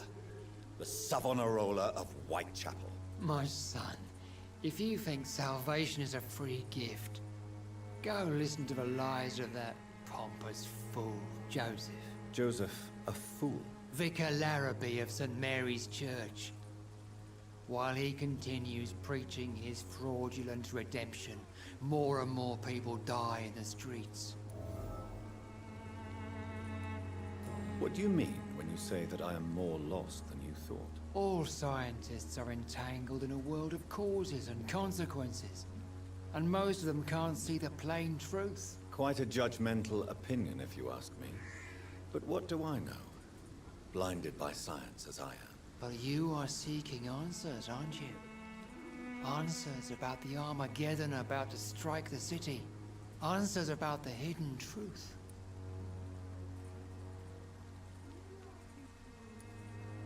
Well, as a doctor, what do you mean? The beast. I have heard enough. Goodbye.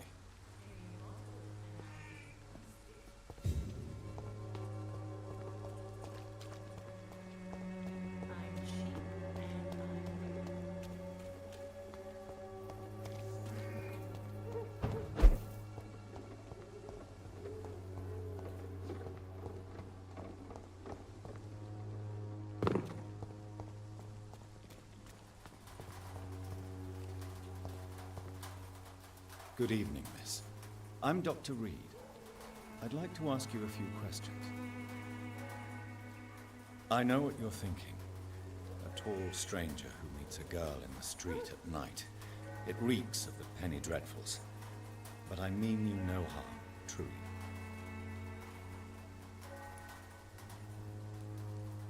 I know you understand what I'm saying. Your silence has nothing to do with you being mute, does it?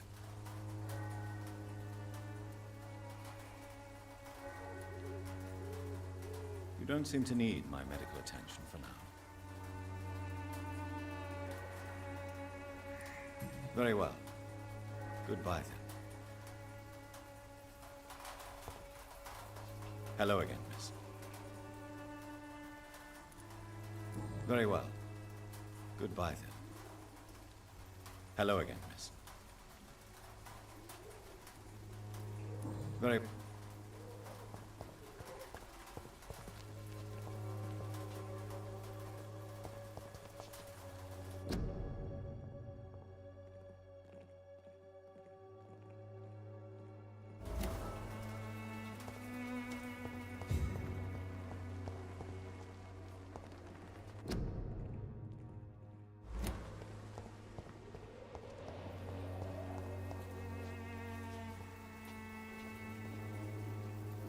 Hello again, miss.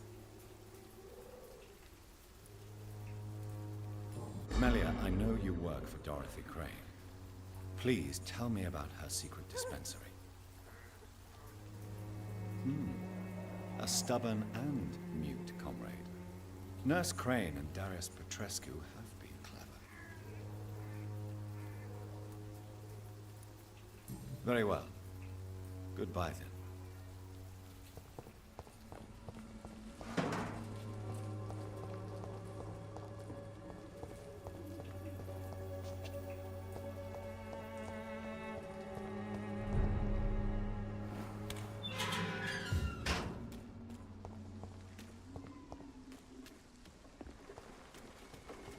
There's safer places to be than here.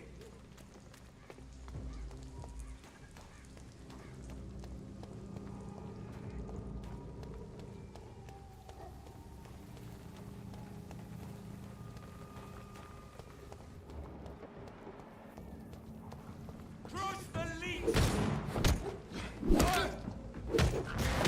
Die, vermin!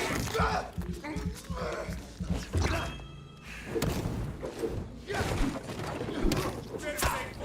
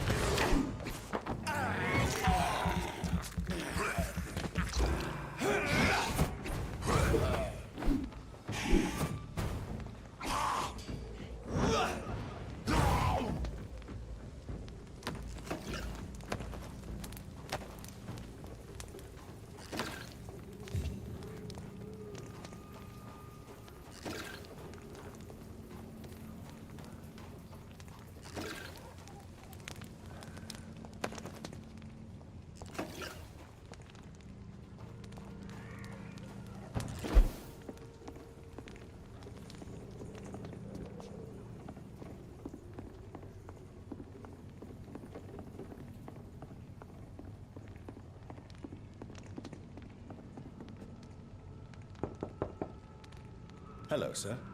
Sorry to disturb you at this hour. I'm a doctor inquiring about the epidemic. May I come in? A doctor, you say? No, thank you. All right. I shan't insist. Goodbye for now, sir.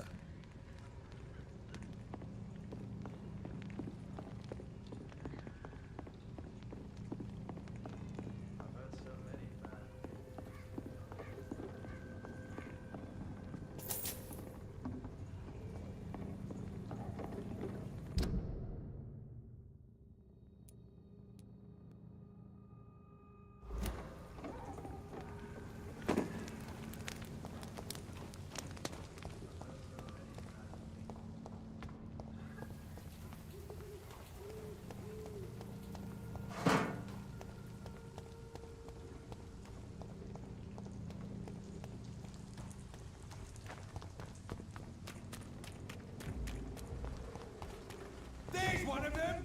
Watch yourselves! Stay back! He's done for!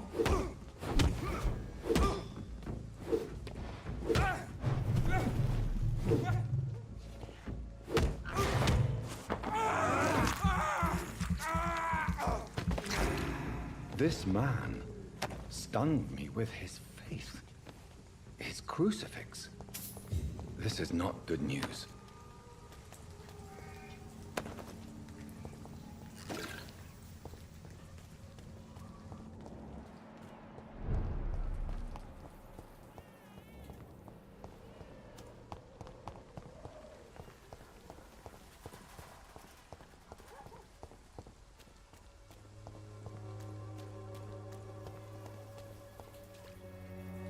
Excuse me, sir. Are you familiar with this part of town? Name's Clayton Darby, reporter. Sorry, I'm new to Whitechapel. But perhaps you could help me since you're a journalist. My name is Jonathan Reed. Dr. Reed, the famous surgeon. I'll gladly help if I'm able, sir. What is a journalist doing in this borough after sunset? He goes where none of his colleagues would dare to go, to inform the country. So you risk your life to reveal the truth. I saw many reporters do the same during the war. Whitechapel is the crucible of so many untold stories and tragedies. I want people to know them.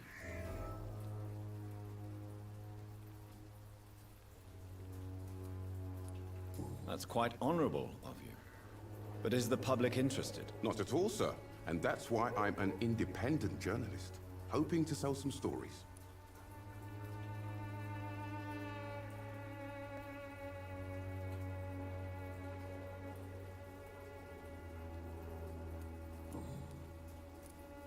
Why are the newspapers keeping silent about the Spanish influenza? It's as though none of you care. There's a war going on. People shouldn't be demoralized by news of deadly diseases.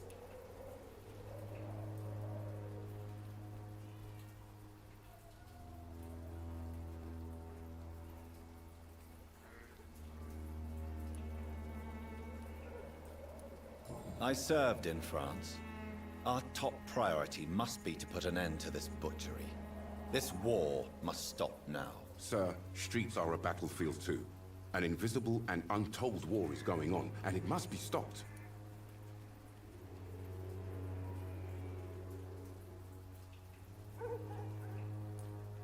What is a journalist doing in this borough after sunset? He goes where none of his colleagues would dare to go, to inform the country.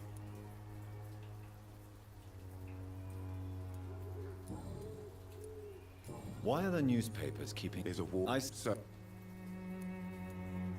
Have you any idea of the danger you face in these streets at night? I've had to run and hide more than once from frenzied mobs incensed by the fever. Do you think the flu is really responsible for this, Doctor?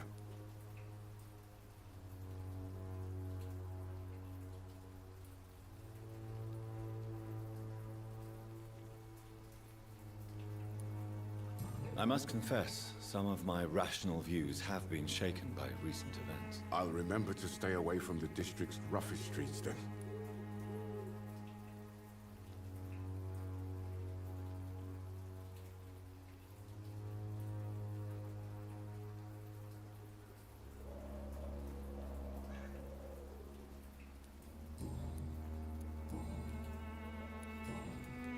Goodbye, Mr. Darby. Farewell.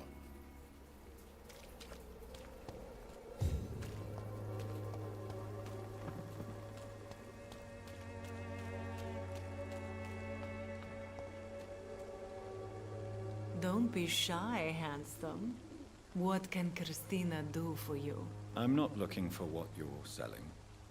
But I'd like to ask you a few questions, if I may. I'm a doctor. Dr. Reed. All right then, but be quick. Though I usually get paid when I open my mouth.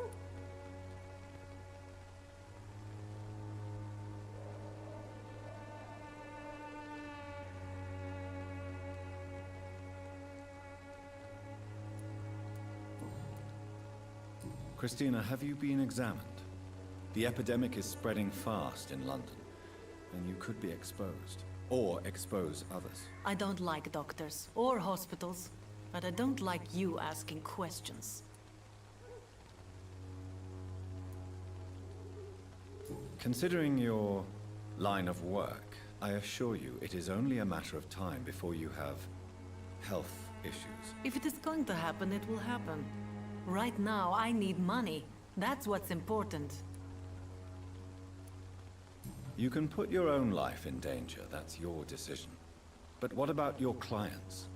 If you're contaminated, you will put them in danger too. And you think that would worry me?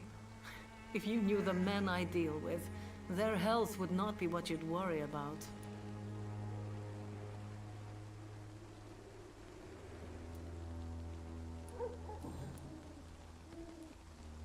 Clayton Darby claims he will expose the crisis in Whitechapel to all of London.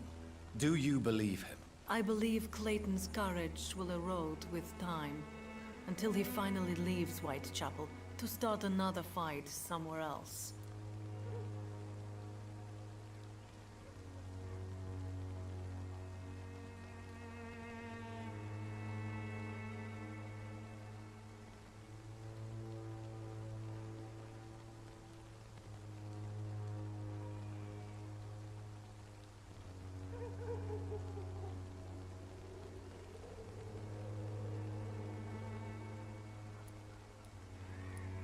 Why this skepticism? How can you speak about starvation if you've never been hungry?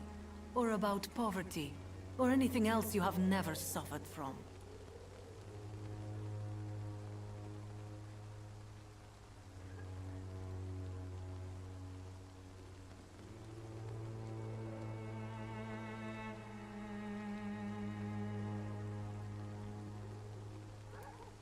Are you talking from experience? I've seen your type come here to get a good fuck in a cheap room or a dark alley before going back to their fancy houses in the West End.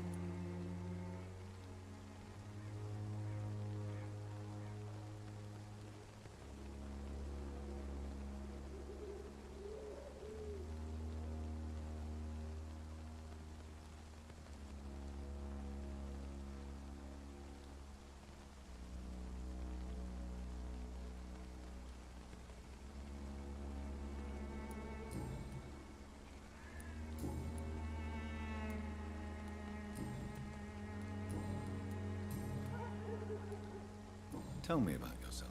Are you joking with me? People don't usually come to see me for conversation. I have no interest in your work. I am, however, curious as to what led you into this career. Short story. The war, exile, and England. This country is not especially welcoming. I've been refused many jobs because of where I am from. I had few options left.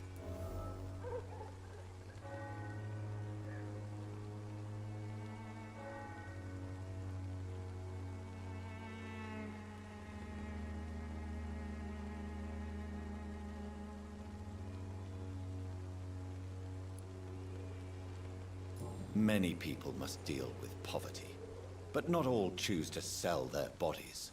That was your decision. And when exactly was the last time you looked for a job? Or worried about the rent, or what or when you were going to eat?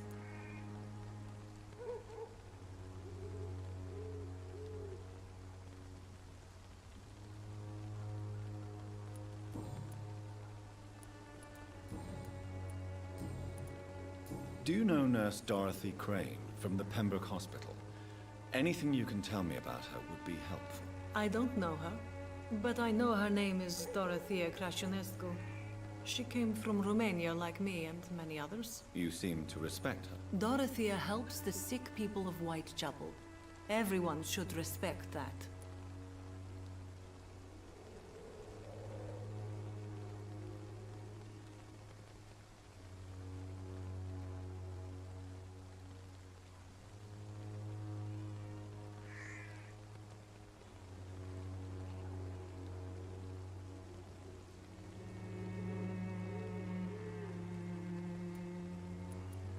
Goodbye, miss. Take care of yourself as best you can.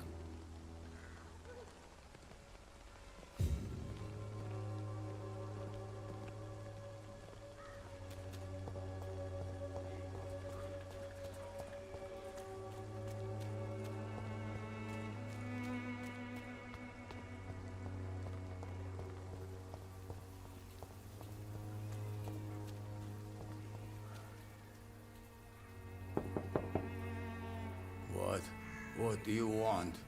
Leave me alone. Good evening, sir. I'm Dr. Reed. I'm looking for Nurse Dorothy Crane.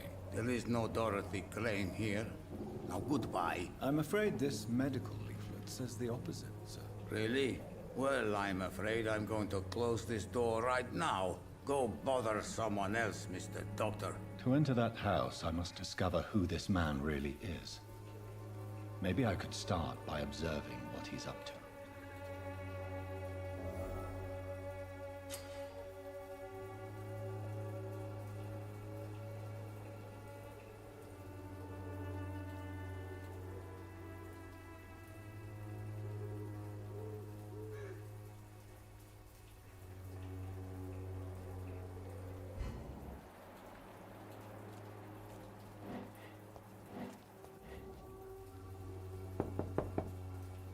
No one's there.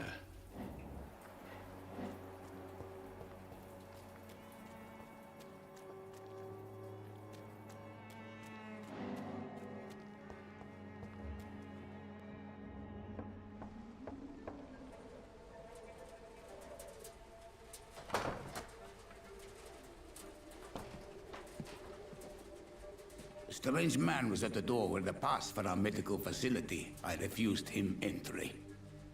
Darius, how could you know he didn't need our help? His clothes were too finely tailored to be from Whitechapel. Perhaps just a friend of that stray poet who is always about. Richard Nithercott? No, not of the same cloth, this man. I suspect some machination from that journalist. Clayton Darby. Is he still asking questions? Yes. I saw him drifting around St. Mary's Church. I swear he is tracking me just downwind.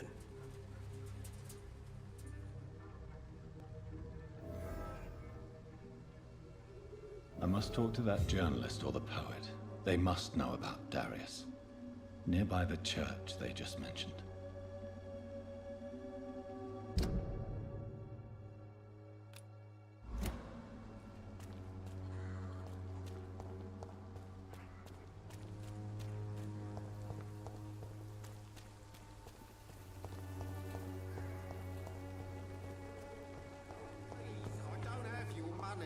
Come on, Barrett, you know the game. You pay for peace of mind. Can't you just look the other way this week, Joe? Come on, we can sort it out, right? It's not my call, Barrett. You paid one way or another. You are blinded by your false faith, imprisoned by your daily routine. Good evening, Doctor. Can I help you?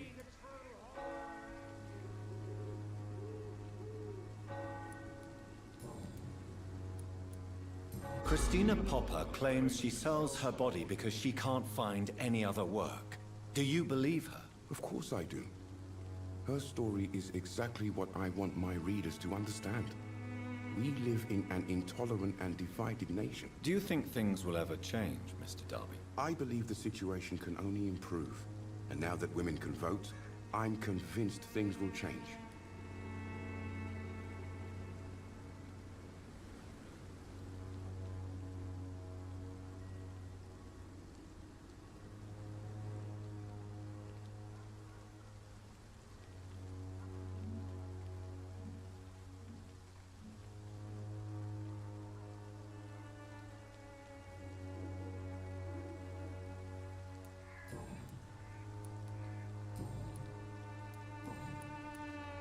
I heard you're investigating an underground medical dispensary in Whitechapel. What do you know about it? Not much, I'm afraid. They are wary of strangers, and I'm not really an acquaintance of theirs. Why do you care?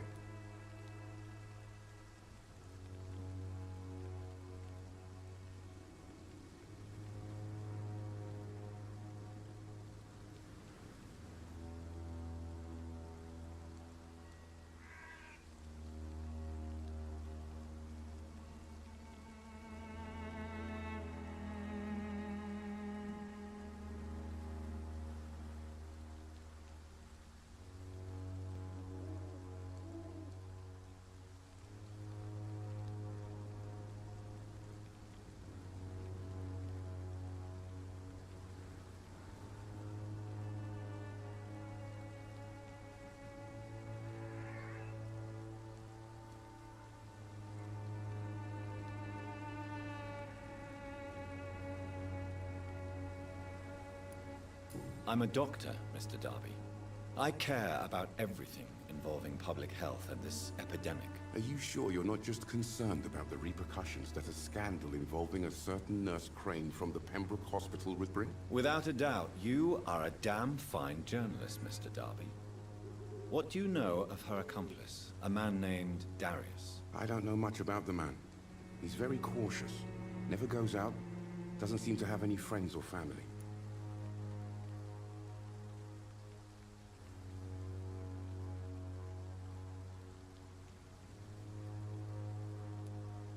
He has no relatives at all? No. Except for that strange man, a poet named Richard Nethercott, who sometimes comes by. Darius would never let him in. Where can I find this Mr. Nethercott? He spends most of his time lurking around Whitechapel, talking to himself or declaring verses. These days, you can usually find him behind the church.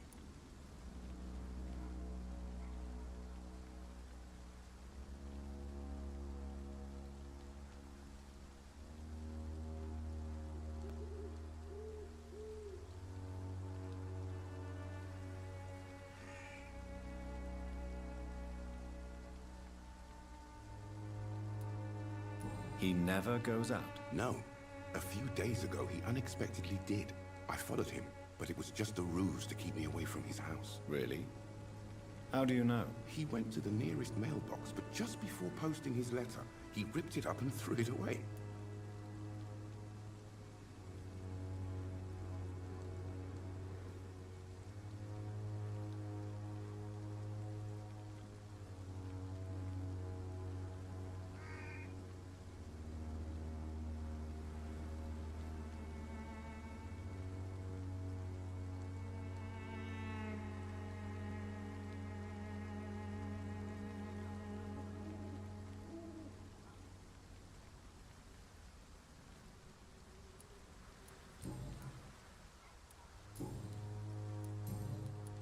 Goodbye, Mr. Darby. Farewell.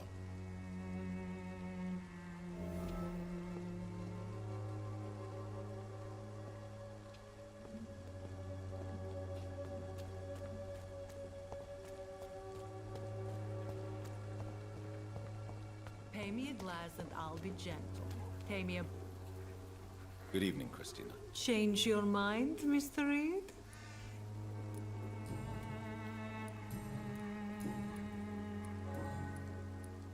Goodbye, miss. Take care of yourself as best you can.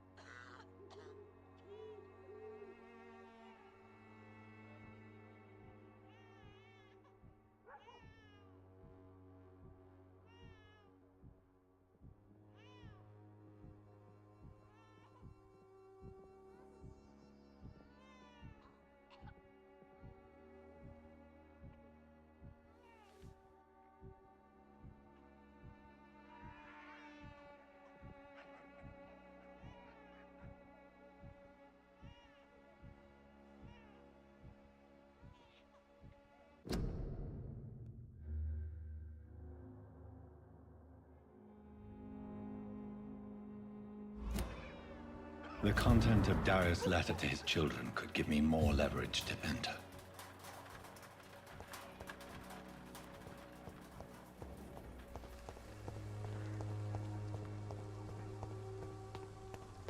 I cannot enter.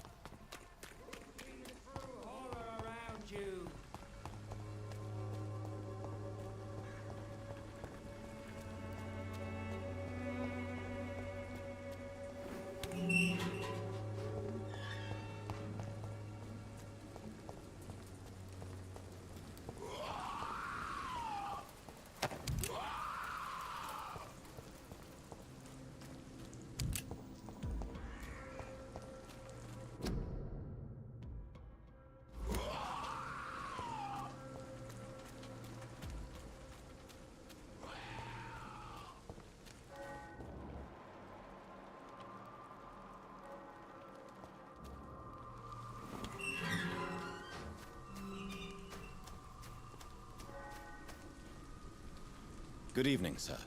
I'm Dr. Reed. I would like to ask you a few questions. Please be my guest. Although I may not be the best informant regarding this part of town, my words speak about that which the eyes cannot see. Really? Are you an artist of some kind? I'm a poet, sir. Richard Nethercott, at your service.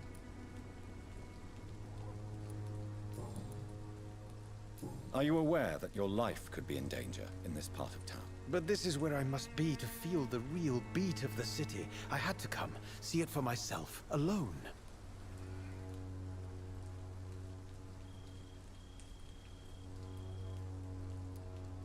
I understand your need for solitude, but it's not safe around here. I don't care.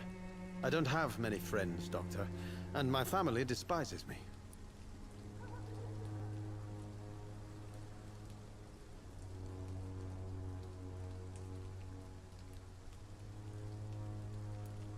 If some misfortune came upon you, who would be here to help you? Well, you, for a start, my dear Doctor. May I ask what you're doing at this hour of night, sir? Do you live here? Not at all. I'm just enjoying the pleasure of a quiet walk. Though night talks are always preferable, if you ask me. Especially with strangers.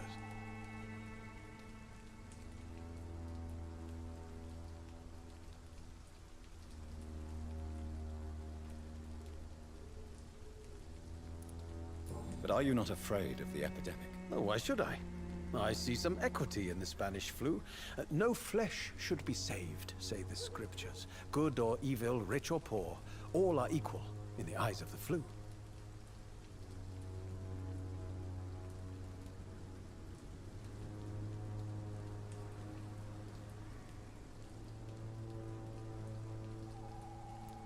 If you say so.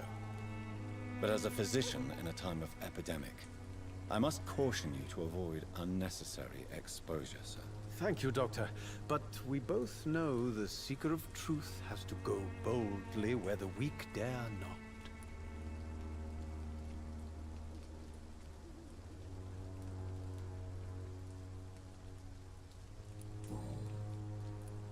What are your thoughts on the terrible situation in this city? Terrible, you say? No. Of course, the death of so many innocents is a tragedy. But the scourge has not been all bad for the city. Oh, no, sir. What are you talking about? Do you remember London before the flu? Noisy, cacophonic, quiet nowhere to be found. And now, listen to this oddly peaceful silence.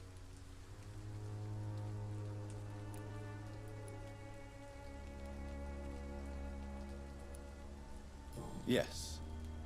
The enjoyable silence of the grave. You have a unique perspective on the situation, I must admit. Most people fail to understand my perspective. I don't blame them. But how could I call myself a poet if I veiled my feelings?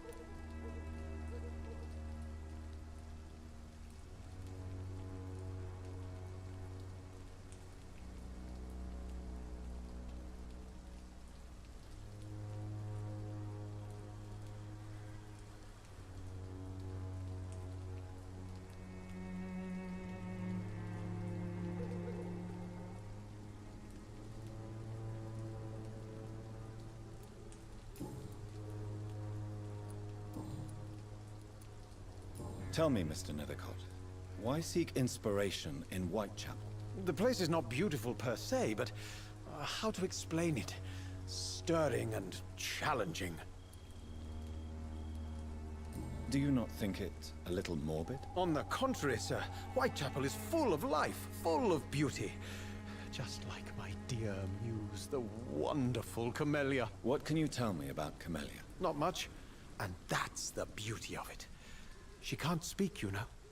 She's a locked mystery who exhales kindness and sweetness. Perhaps you're just afraid to find out the truth about your muse. One day, perhaps, I'll ask her to come with me. But will she still be my wild flower of Whitechapel if she moves uptown? And have you ever tried to learn more about her? Where she lives, how she survives, whom she may know? Maybe I prefer she remains an enigma. Reality can be so dull, don't you think?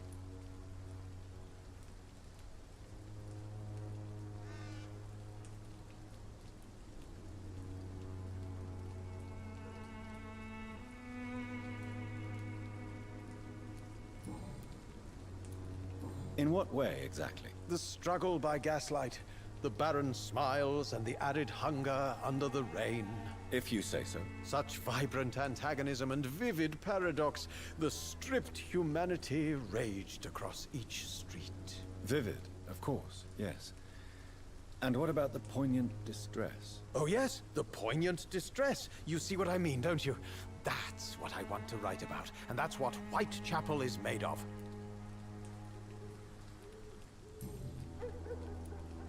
Did you know the Mute Florist is a member of a secret society? No, I didn't. But I thank you for this information, sir. For it only enriches the mystery surrounding the precious Camellia.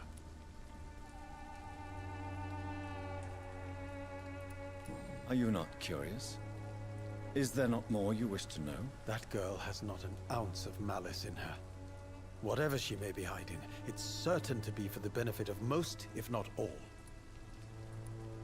I fear you are a hopeless romantic, Mr. Nethercott. Guilty as charged, Dr. Reed.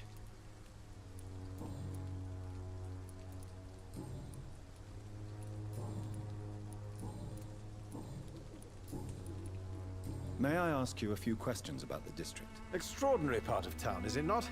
I'll be glad to help you, if I can.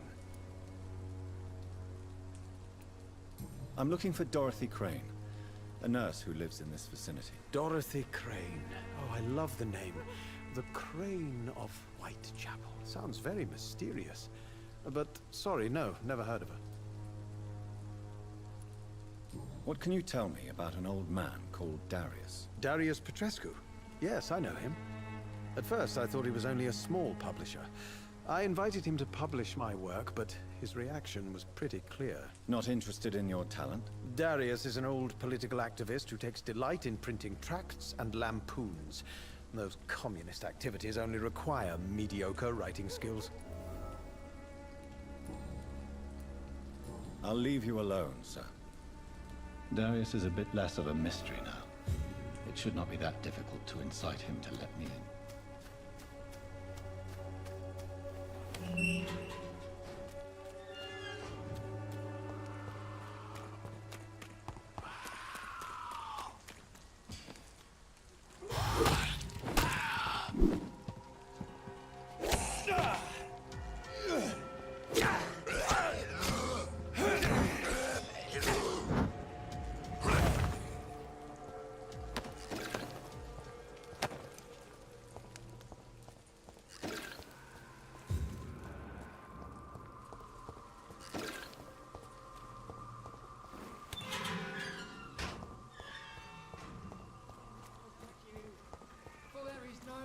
protection against malevolence and trickery.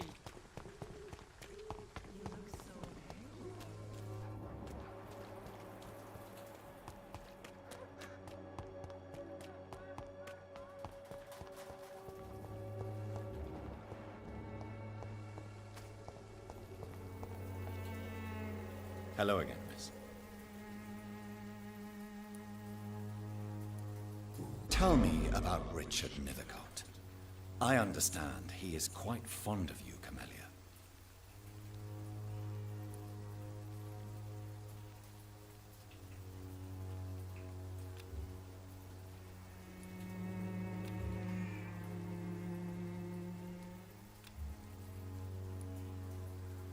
Very well.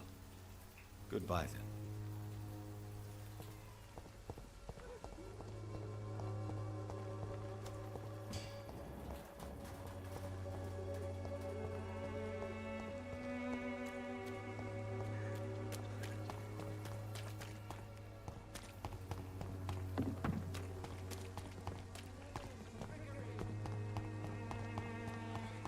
Come on, take a look. Don't be afraid. Cheap price, good quality.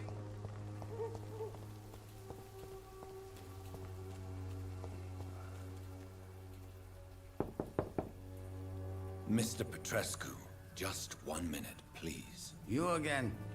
Go away. Sir, wait. Stop this nonsense. I know Nurse Crane is here. Shall we speak man to man, you and I? All right. Speak up. Don't you see we're on the same side?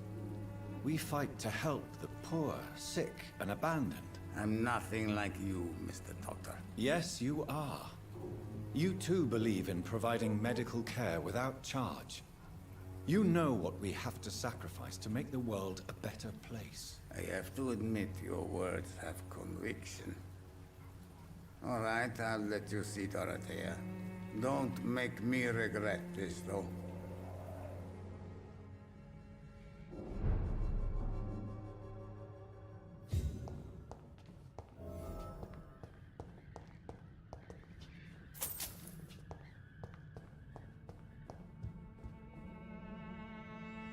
If you want to talk to Dorothea, you must go across the courtyard and take the stairs. We've not been formally introduced.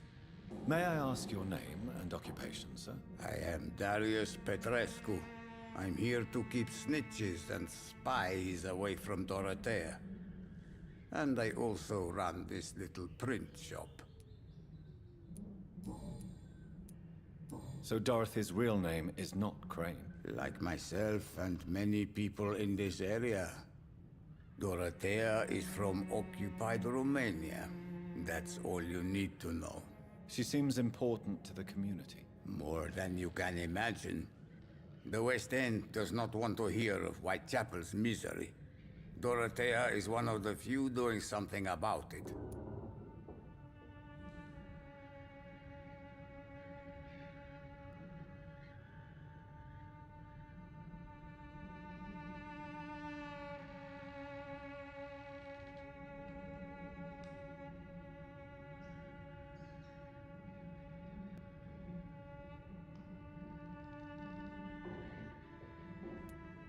Tell me everything you know about Camellia, the mute florist. I do not believe in the afterlife, Doctor, but I'm almost convinced Camellia is an angel. She volunteered to give out our medical leaflets. Are you not worried for her safety? She is as brave as she is tough, and clever, too.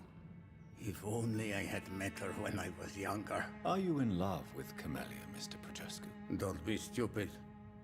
If I had met her when I was younger, we could have won our revolution.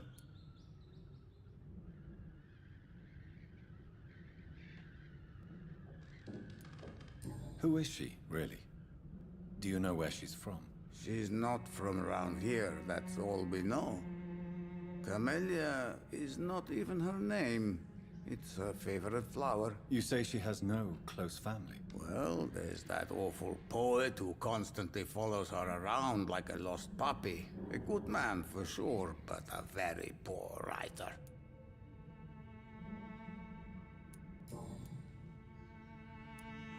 Tell me everything you know about Camellia, the mute florist. I do not believe in the afterlife, Doctor, but I'm almost convinced Camellia is an angel.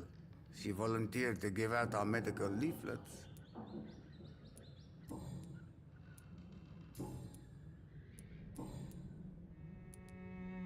Do you have any family left, Mr. Petrescu? Children or grandchildren? Who knows? I have abandoned my people for so long, they might as well be dead. As dead as I am for them, I suppose.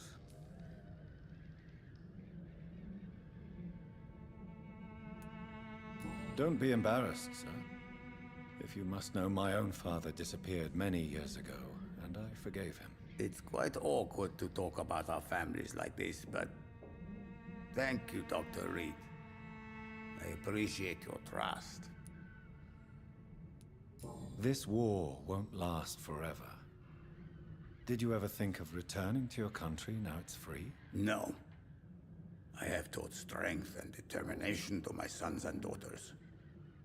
I'm an old, dying man who only has memories of better times to cherish. I know you fought for your country when it was occupied, Darius. Tell me more about it. I know my days are numbered, and I know I won't see my homeland again.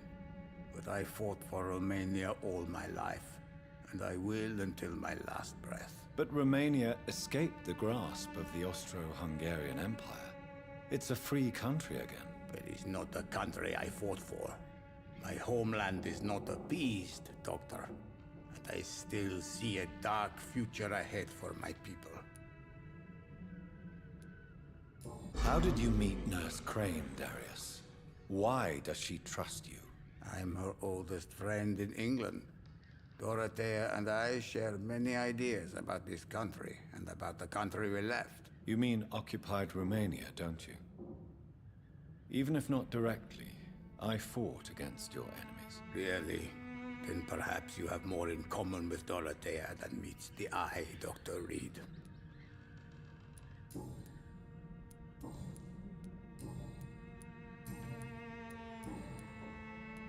Goodbye, Mr. Petrescu. Yes?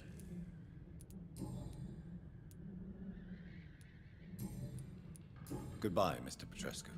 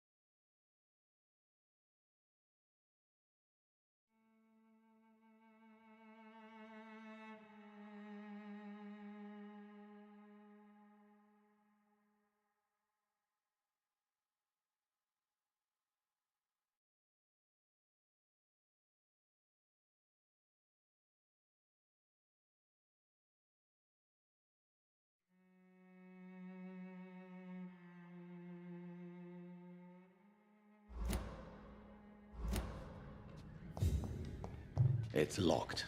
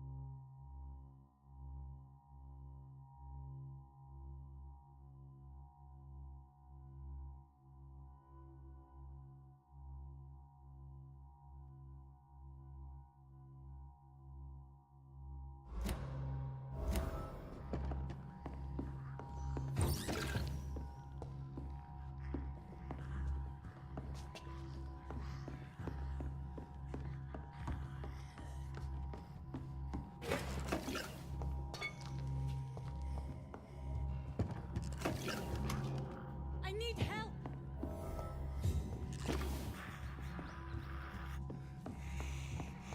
He's gone. What do we have here, nurse? Patient Razvan Vasily. High fever running on 3 days. Complaints of dizziness, muscle aches, and head pain. Diagnosed with influenza. Treatment? Aspirin and salicin for the fever and discomfort. Liquids for dehydration, but he's having trouble keeping even water down. Thank you, nurse. Anything else I should know? He did lose consciousness this morning, but he's never had convulsions like these. He's not convulsing, he's choking. He's not getting any air. Scalpel! Hand me that scalpel! What can I do, Doctor? It's too dangerous to operate with these convulsions. Sedative, nurse. Do we have any anesthetics? I'm sorry, Doctor. None at all.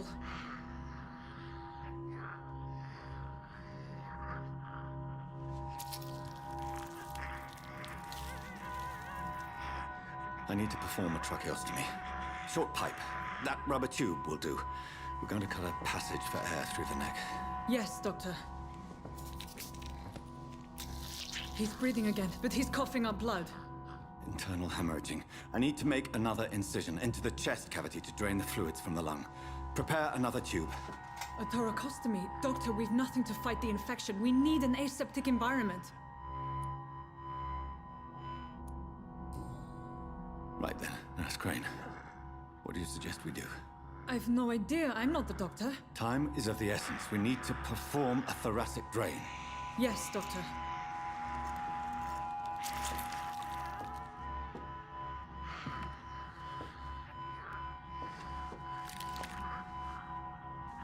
He's still bleeding, Doctor. I'm losing his pulse. The drain must have punctured the intercostal artery. There's too much blood. Are you all right, Doctor? I can't see.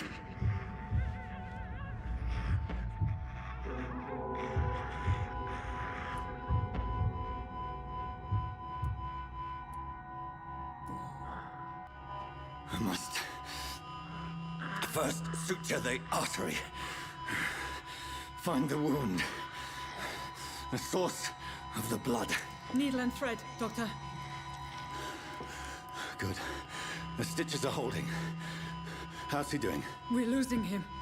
We've lost his pulse. He's dying, Doctor!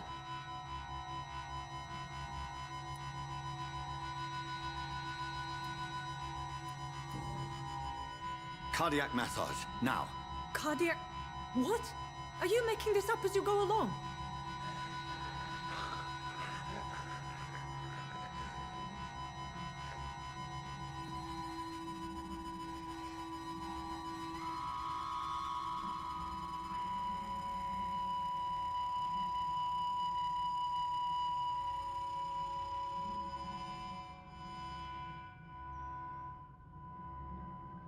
We've lost the pulse.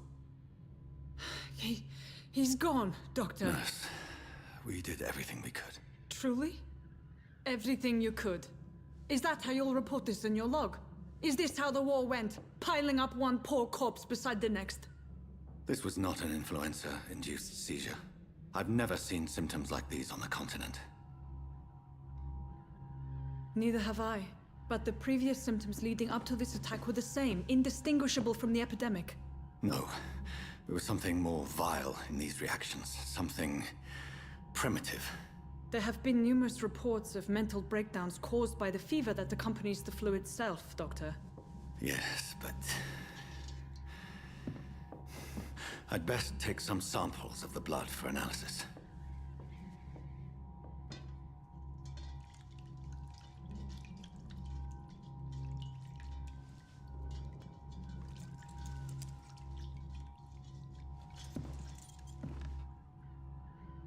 I doubt you're here to test my bedside manners.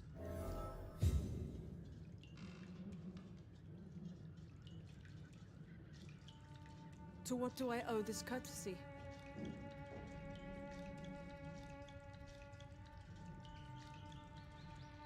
This is an unfitting place for the illustrious Dr. Reed. You shouldn't be here.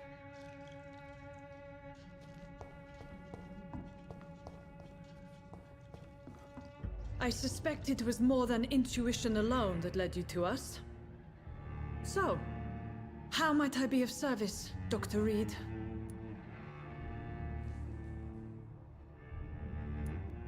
I've come to put an end to this insufferable blackmailing, Dorothy. Doctor, you think your warnings scare me? I've stolen and plied, blackmailed and lied, but what else am I to do? I'm all these people have. Dr. Swansea is a sensible and honest man. He wouldn't have refused your friend's care at Pembroke. It's easy for you to say, Doctor. These people cannot go to the police, nor to the hospital. They don't even speak English. They depend on me for everything.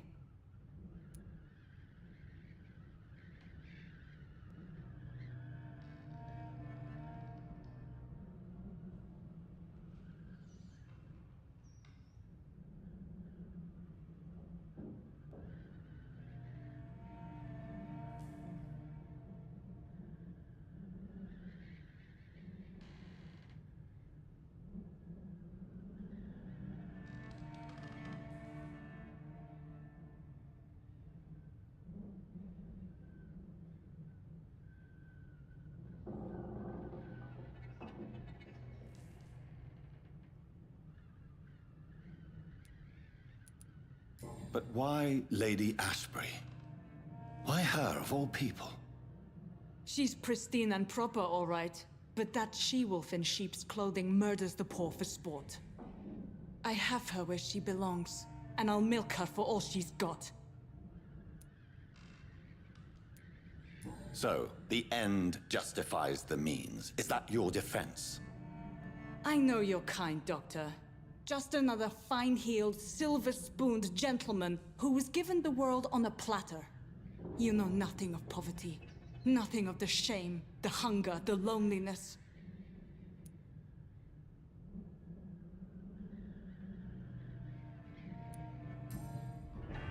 You've convinced me of the sincerity of your actions and their noble justifications. But all the same, blackmail is a crime, and it will stop, Nurse Crane. So, are you going to turn me over to the authorities?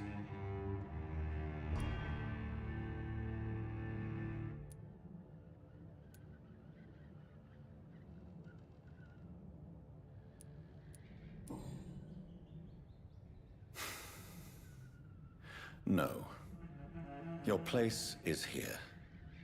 Jailing you would be an even greater crime. So, here is my proposition. I'll look the other way on your little enterprise. In exchange, you will resign from the Pembroke Hospital and provide me with medical supplies when the need arises. Dr. Reed! That sounds like a business proposition. My accomplice, then? No, just a privileged client. My research may require the occasional rare piece of equipment or ingredient. I'll pay good coin in exchange, fair and honest, to help finance your noble endeavors.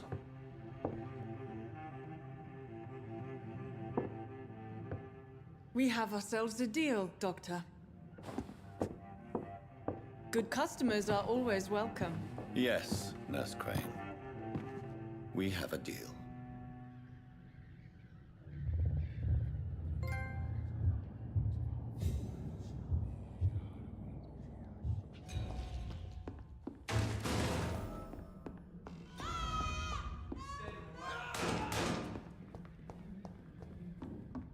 It's locked, all right.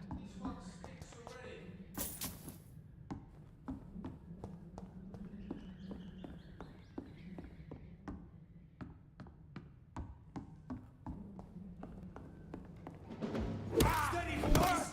We've got one of them here!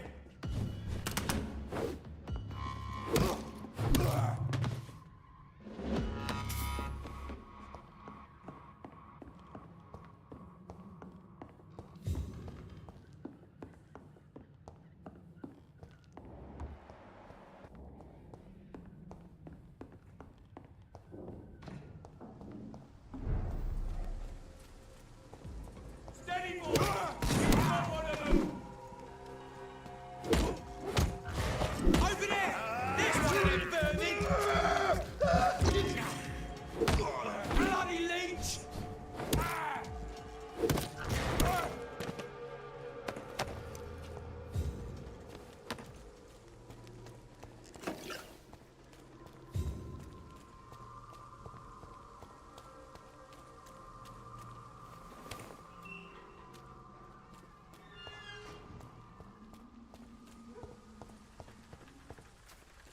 When science fails you, this Good evening, my dear colleague. I'd like to see what kind of medicine you're selling.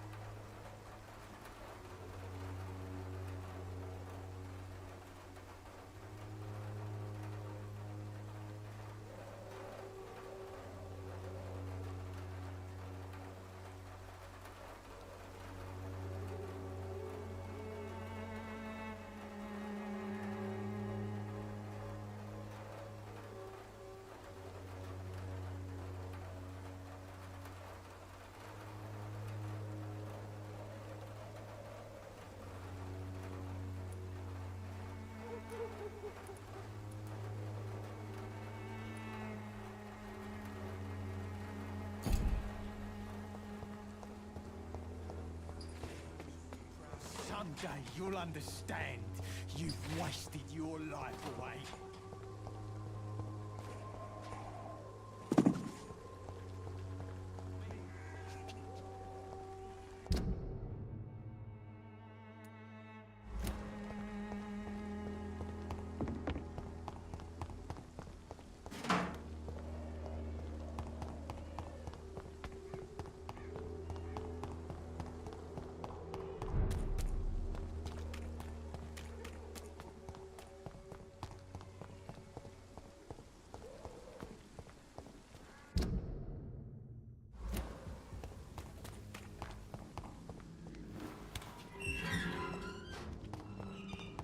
Human blood.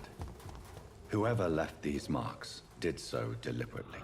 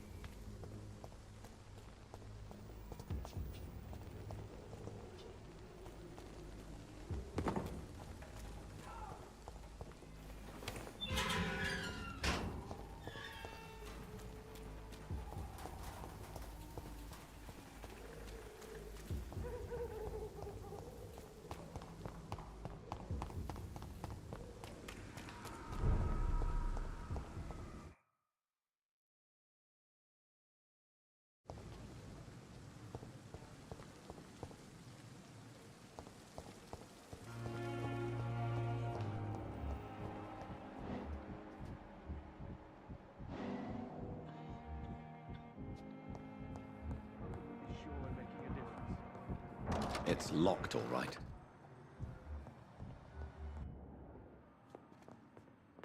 Good evening, Mr. Goswick. How are you? I'm okay.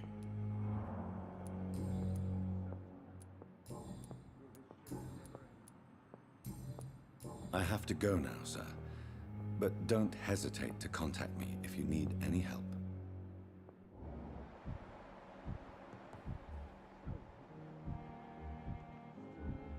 How can we be sure we're making a difference? I will not let you down, my boy. Good evening, Doctor. I believe we're going to be working together. Dr. Reed.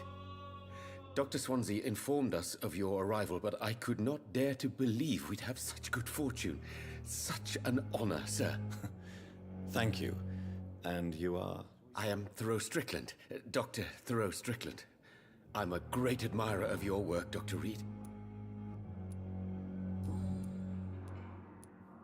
Please, could you tell me something about yourself? I'm a great admirer of your work concerning blood transfusion, Dr. Reed.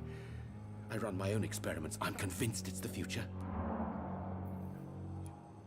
What made you choose to be a doctor? I'm not ashamed to admit you and your work have inspired me. I am honored to have the opportunity to work by your side. It's always a pleasure to share scientific and medical knowledge with someone eager to learn. I'll be glad to help you if I can. This epidemic may be the century's most terrible disaster, but I'm convinced that we, as doctors, are the only ones able to defeat it. I based my technique on my mentor's research. He helped me perfect my method. What is yours? I'd rather not talk about it. For now, it's just theories and first approach. My process is purely experimental and unsuccessful. As long as you're cautious and methodical, you may remain empty-handed, but you won't fail. You're not the first one to warn me, but I am convinced knowledge is the main weapon against the ravages of this epidemic.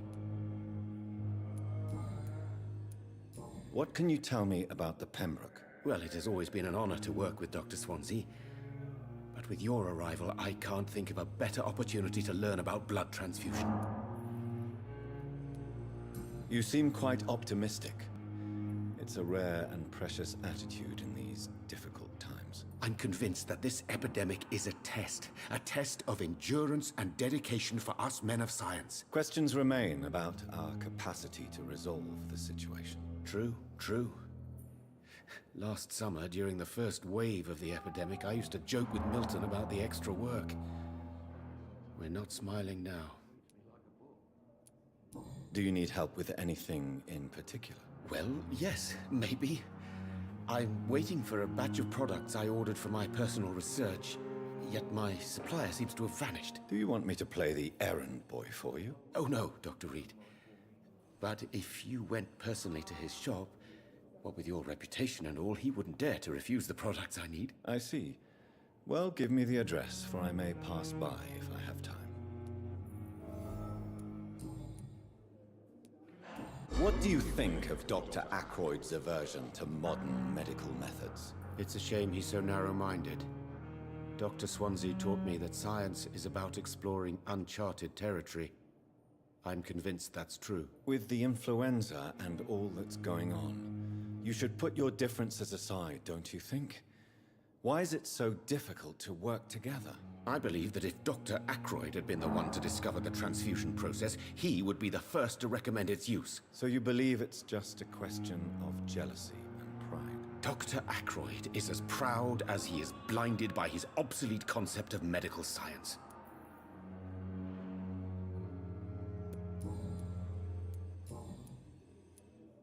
Tell me, Thoreau, what's the real cause of your dislike for Dr. Ackroyd? He refuses to admit that your blood transfusion technique is the only way to save Mr. Fiddick.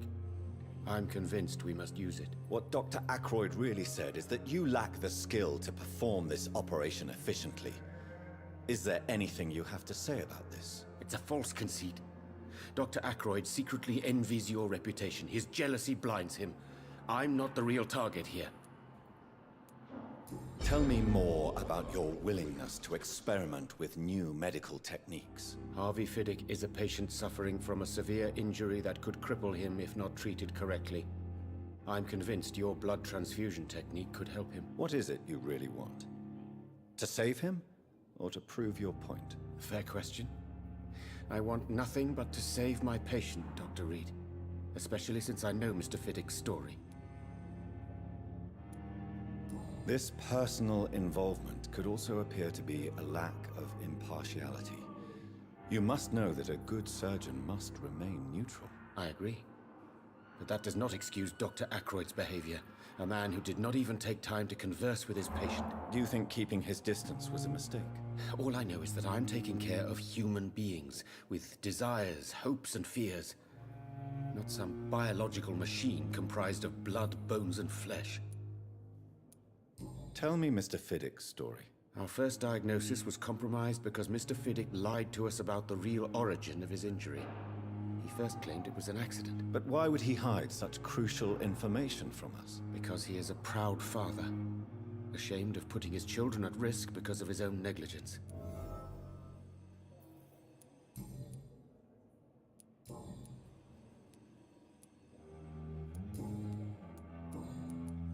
Goodbye, Dr. Strickland.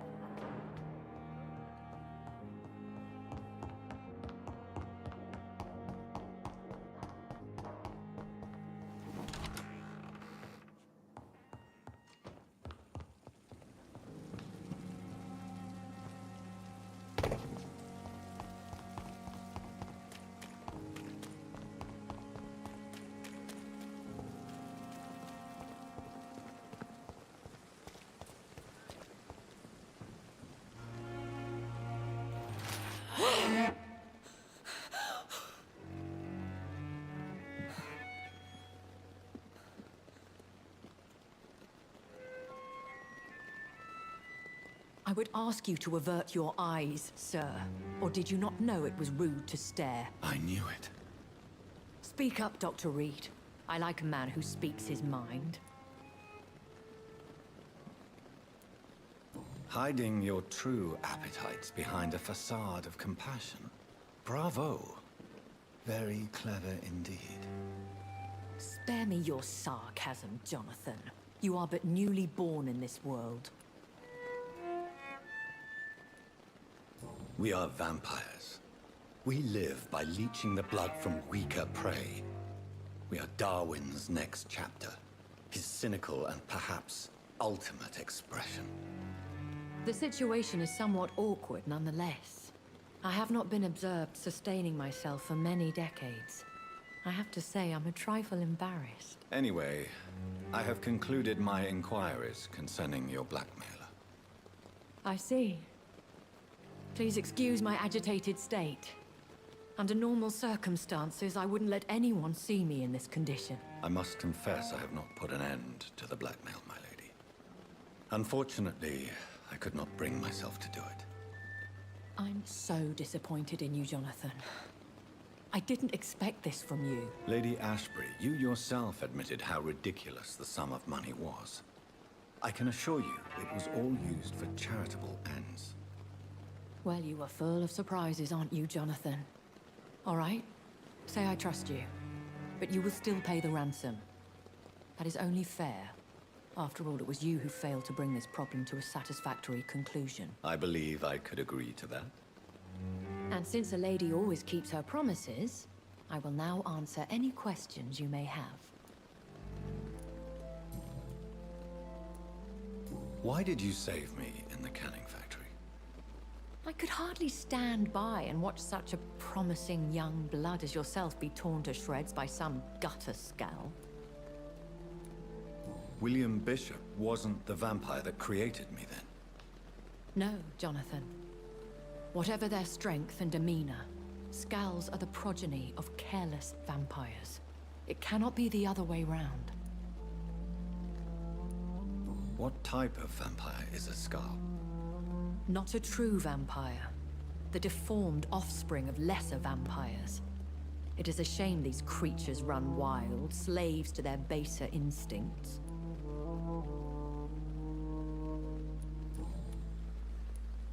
Why does Dr. Swansea allow you to feed on the patients of the hospital? Dr. Swansea is a good and compassionate man. He is trying to find a solution for our hunger. Until that happens, he is clever enough to understand that I only feed upon the dying. What do you know about this Brotherhood of St. Paul's Stole?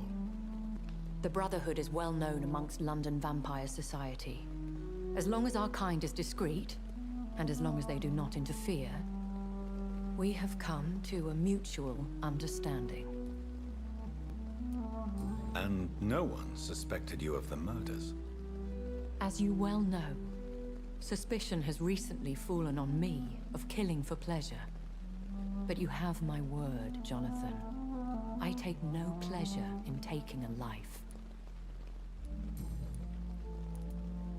I know this is beyond the pale, but may I inquire your age? Really? And I thought you were gentlemen. If you must know, I'm 27. I've been 27 for a long time now, and 27 I shall remain. And who bestowed upon you this eternal youth? My maker. He left this isle a long time ago. Very well. But I believe there is more to this than you are saying. A lady has to have some secrets.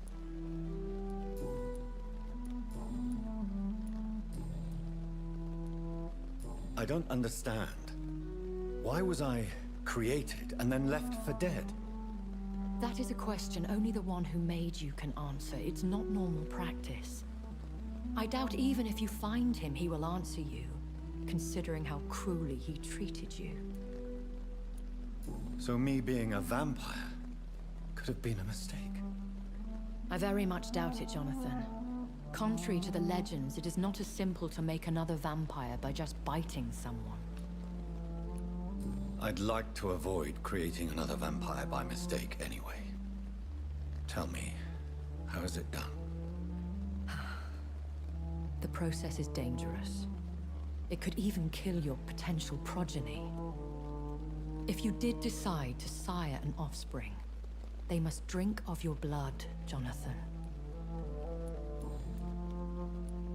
I've been hearing a voice talking in my head. Is this some kind of insanity? It feels like the voice of the vampire that created me.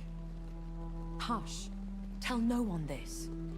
It would be unwise to talk of such things amongst British immortals. Speak no more of your maker. How could this cause offense? Only the powerful immortals can mentally call to their progeny. No vampire or hunter will sleep easy, knowing that an unidentified elder is stalking the streets of London.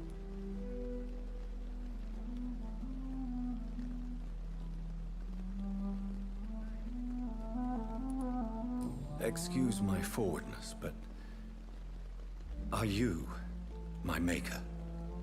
Me? Goodness, no. Only a foolish immortal would create a progeny without taking precaution, and I'm no fool. A vampire? Is that what I am? What we are? Such a crude word, defined by penny dreadfuls and drunken hacks. No.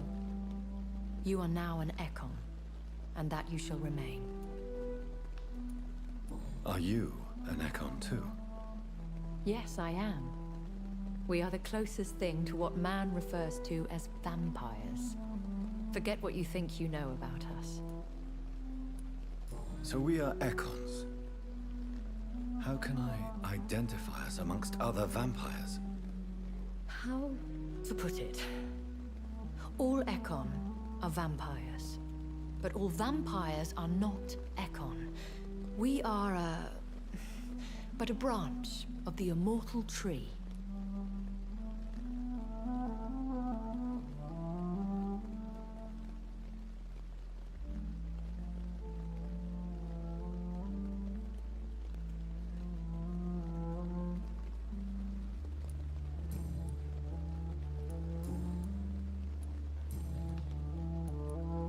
When I awoke, changed, I was chased and attacked by vampire hunters. Prepared and well-trained. Though I can't be certain. More than likely, it was the once glorious Guard of Priwen. Once glorious, but still dangerous. They have seen better days, but all fanatics are dangerous. You would be wise to stay clear. They are sworn to destroy our kind. You make them sound like some sort of cult. More a society. And like all the best ones, a secret society. I thought them almost gone, but it seemed they have been recruiting. I've been away from London and England for 3 years. This isn't the city I remember. Things have gone from bad to worse here, Jonathan. I've lived in this city for a long time, and I've never seen it like this. The Spanish flu has hit London that bad. Yes, but it's not just that. I've heard things. Things I've not heard for a very, very long time. There are whispers in the shadows. Something far worse than the Spanish flu is here in the city. What is it you fear? Fear has long since flown this form. But there is something malevolent circling us. I feel fear is merely waiting in the wings. Are there many vampires here in London? Immortals are of a rare breed, and we often tend to hide. But you may occasionally meet some of us at night. Do you know any of them? Have you an idea of the identity of the vampire who attacked me? You mean your maker? No, Jonathan, I have no clue. But I fear he or she is as careless as cruel. To let you discover your new condition by yourself. What do you mean? Every now and then, you may discover an immortal in the deep of the night. But we are a rare and reclusive breed. Our progeny is almost never accidental. Will they all be as affable as you, my lady? I do not see why not. But remember, even the shark smiles before he bites. That sounds like a lesson from experience. Vampire politics are as intricate and sometimes tedious as a game of chess in a gentleman's club. I've learned from experience it is best to decline to play. I bid you farewell. For now, my lady. I must quickly analyze the blood I took from Nurse Crane's patient.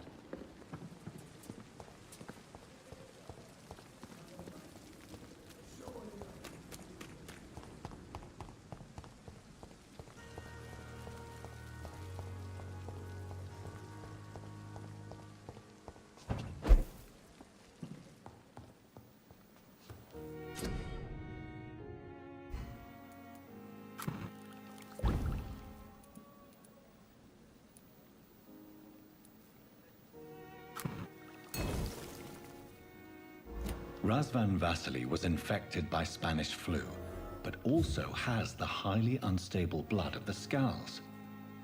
Is the London vampire epidemic transmitted through the flu? I should talk to Dr. Swansea about it.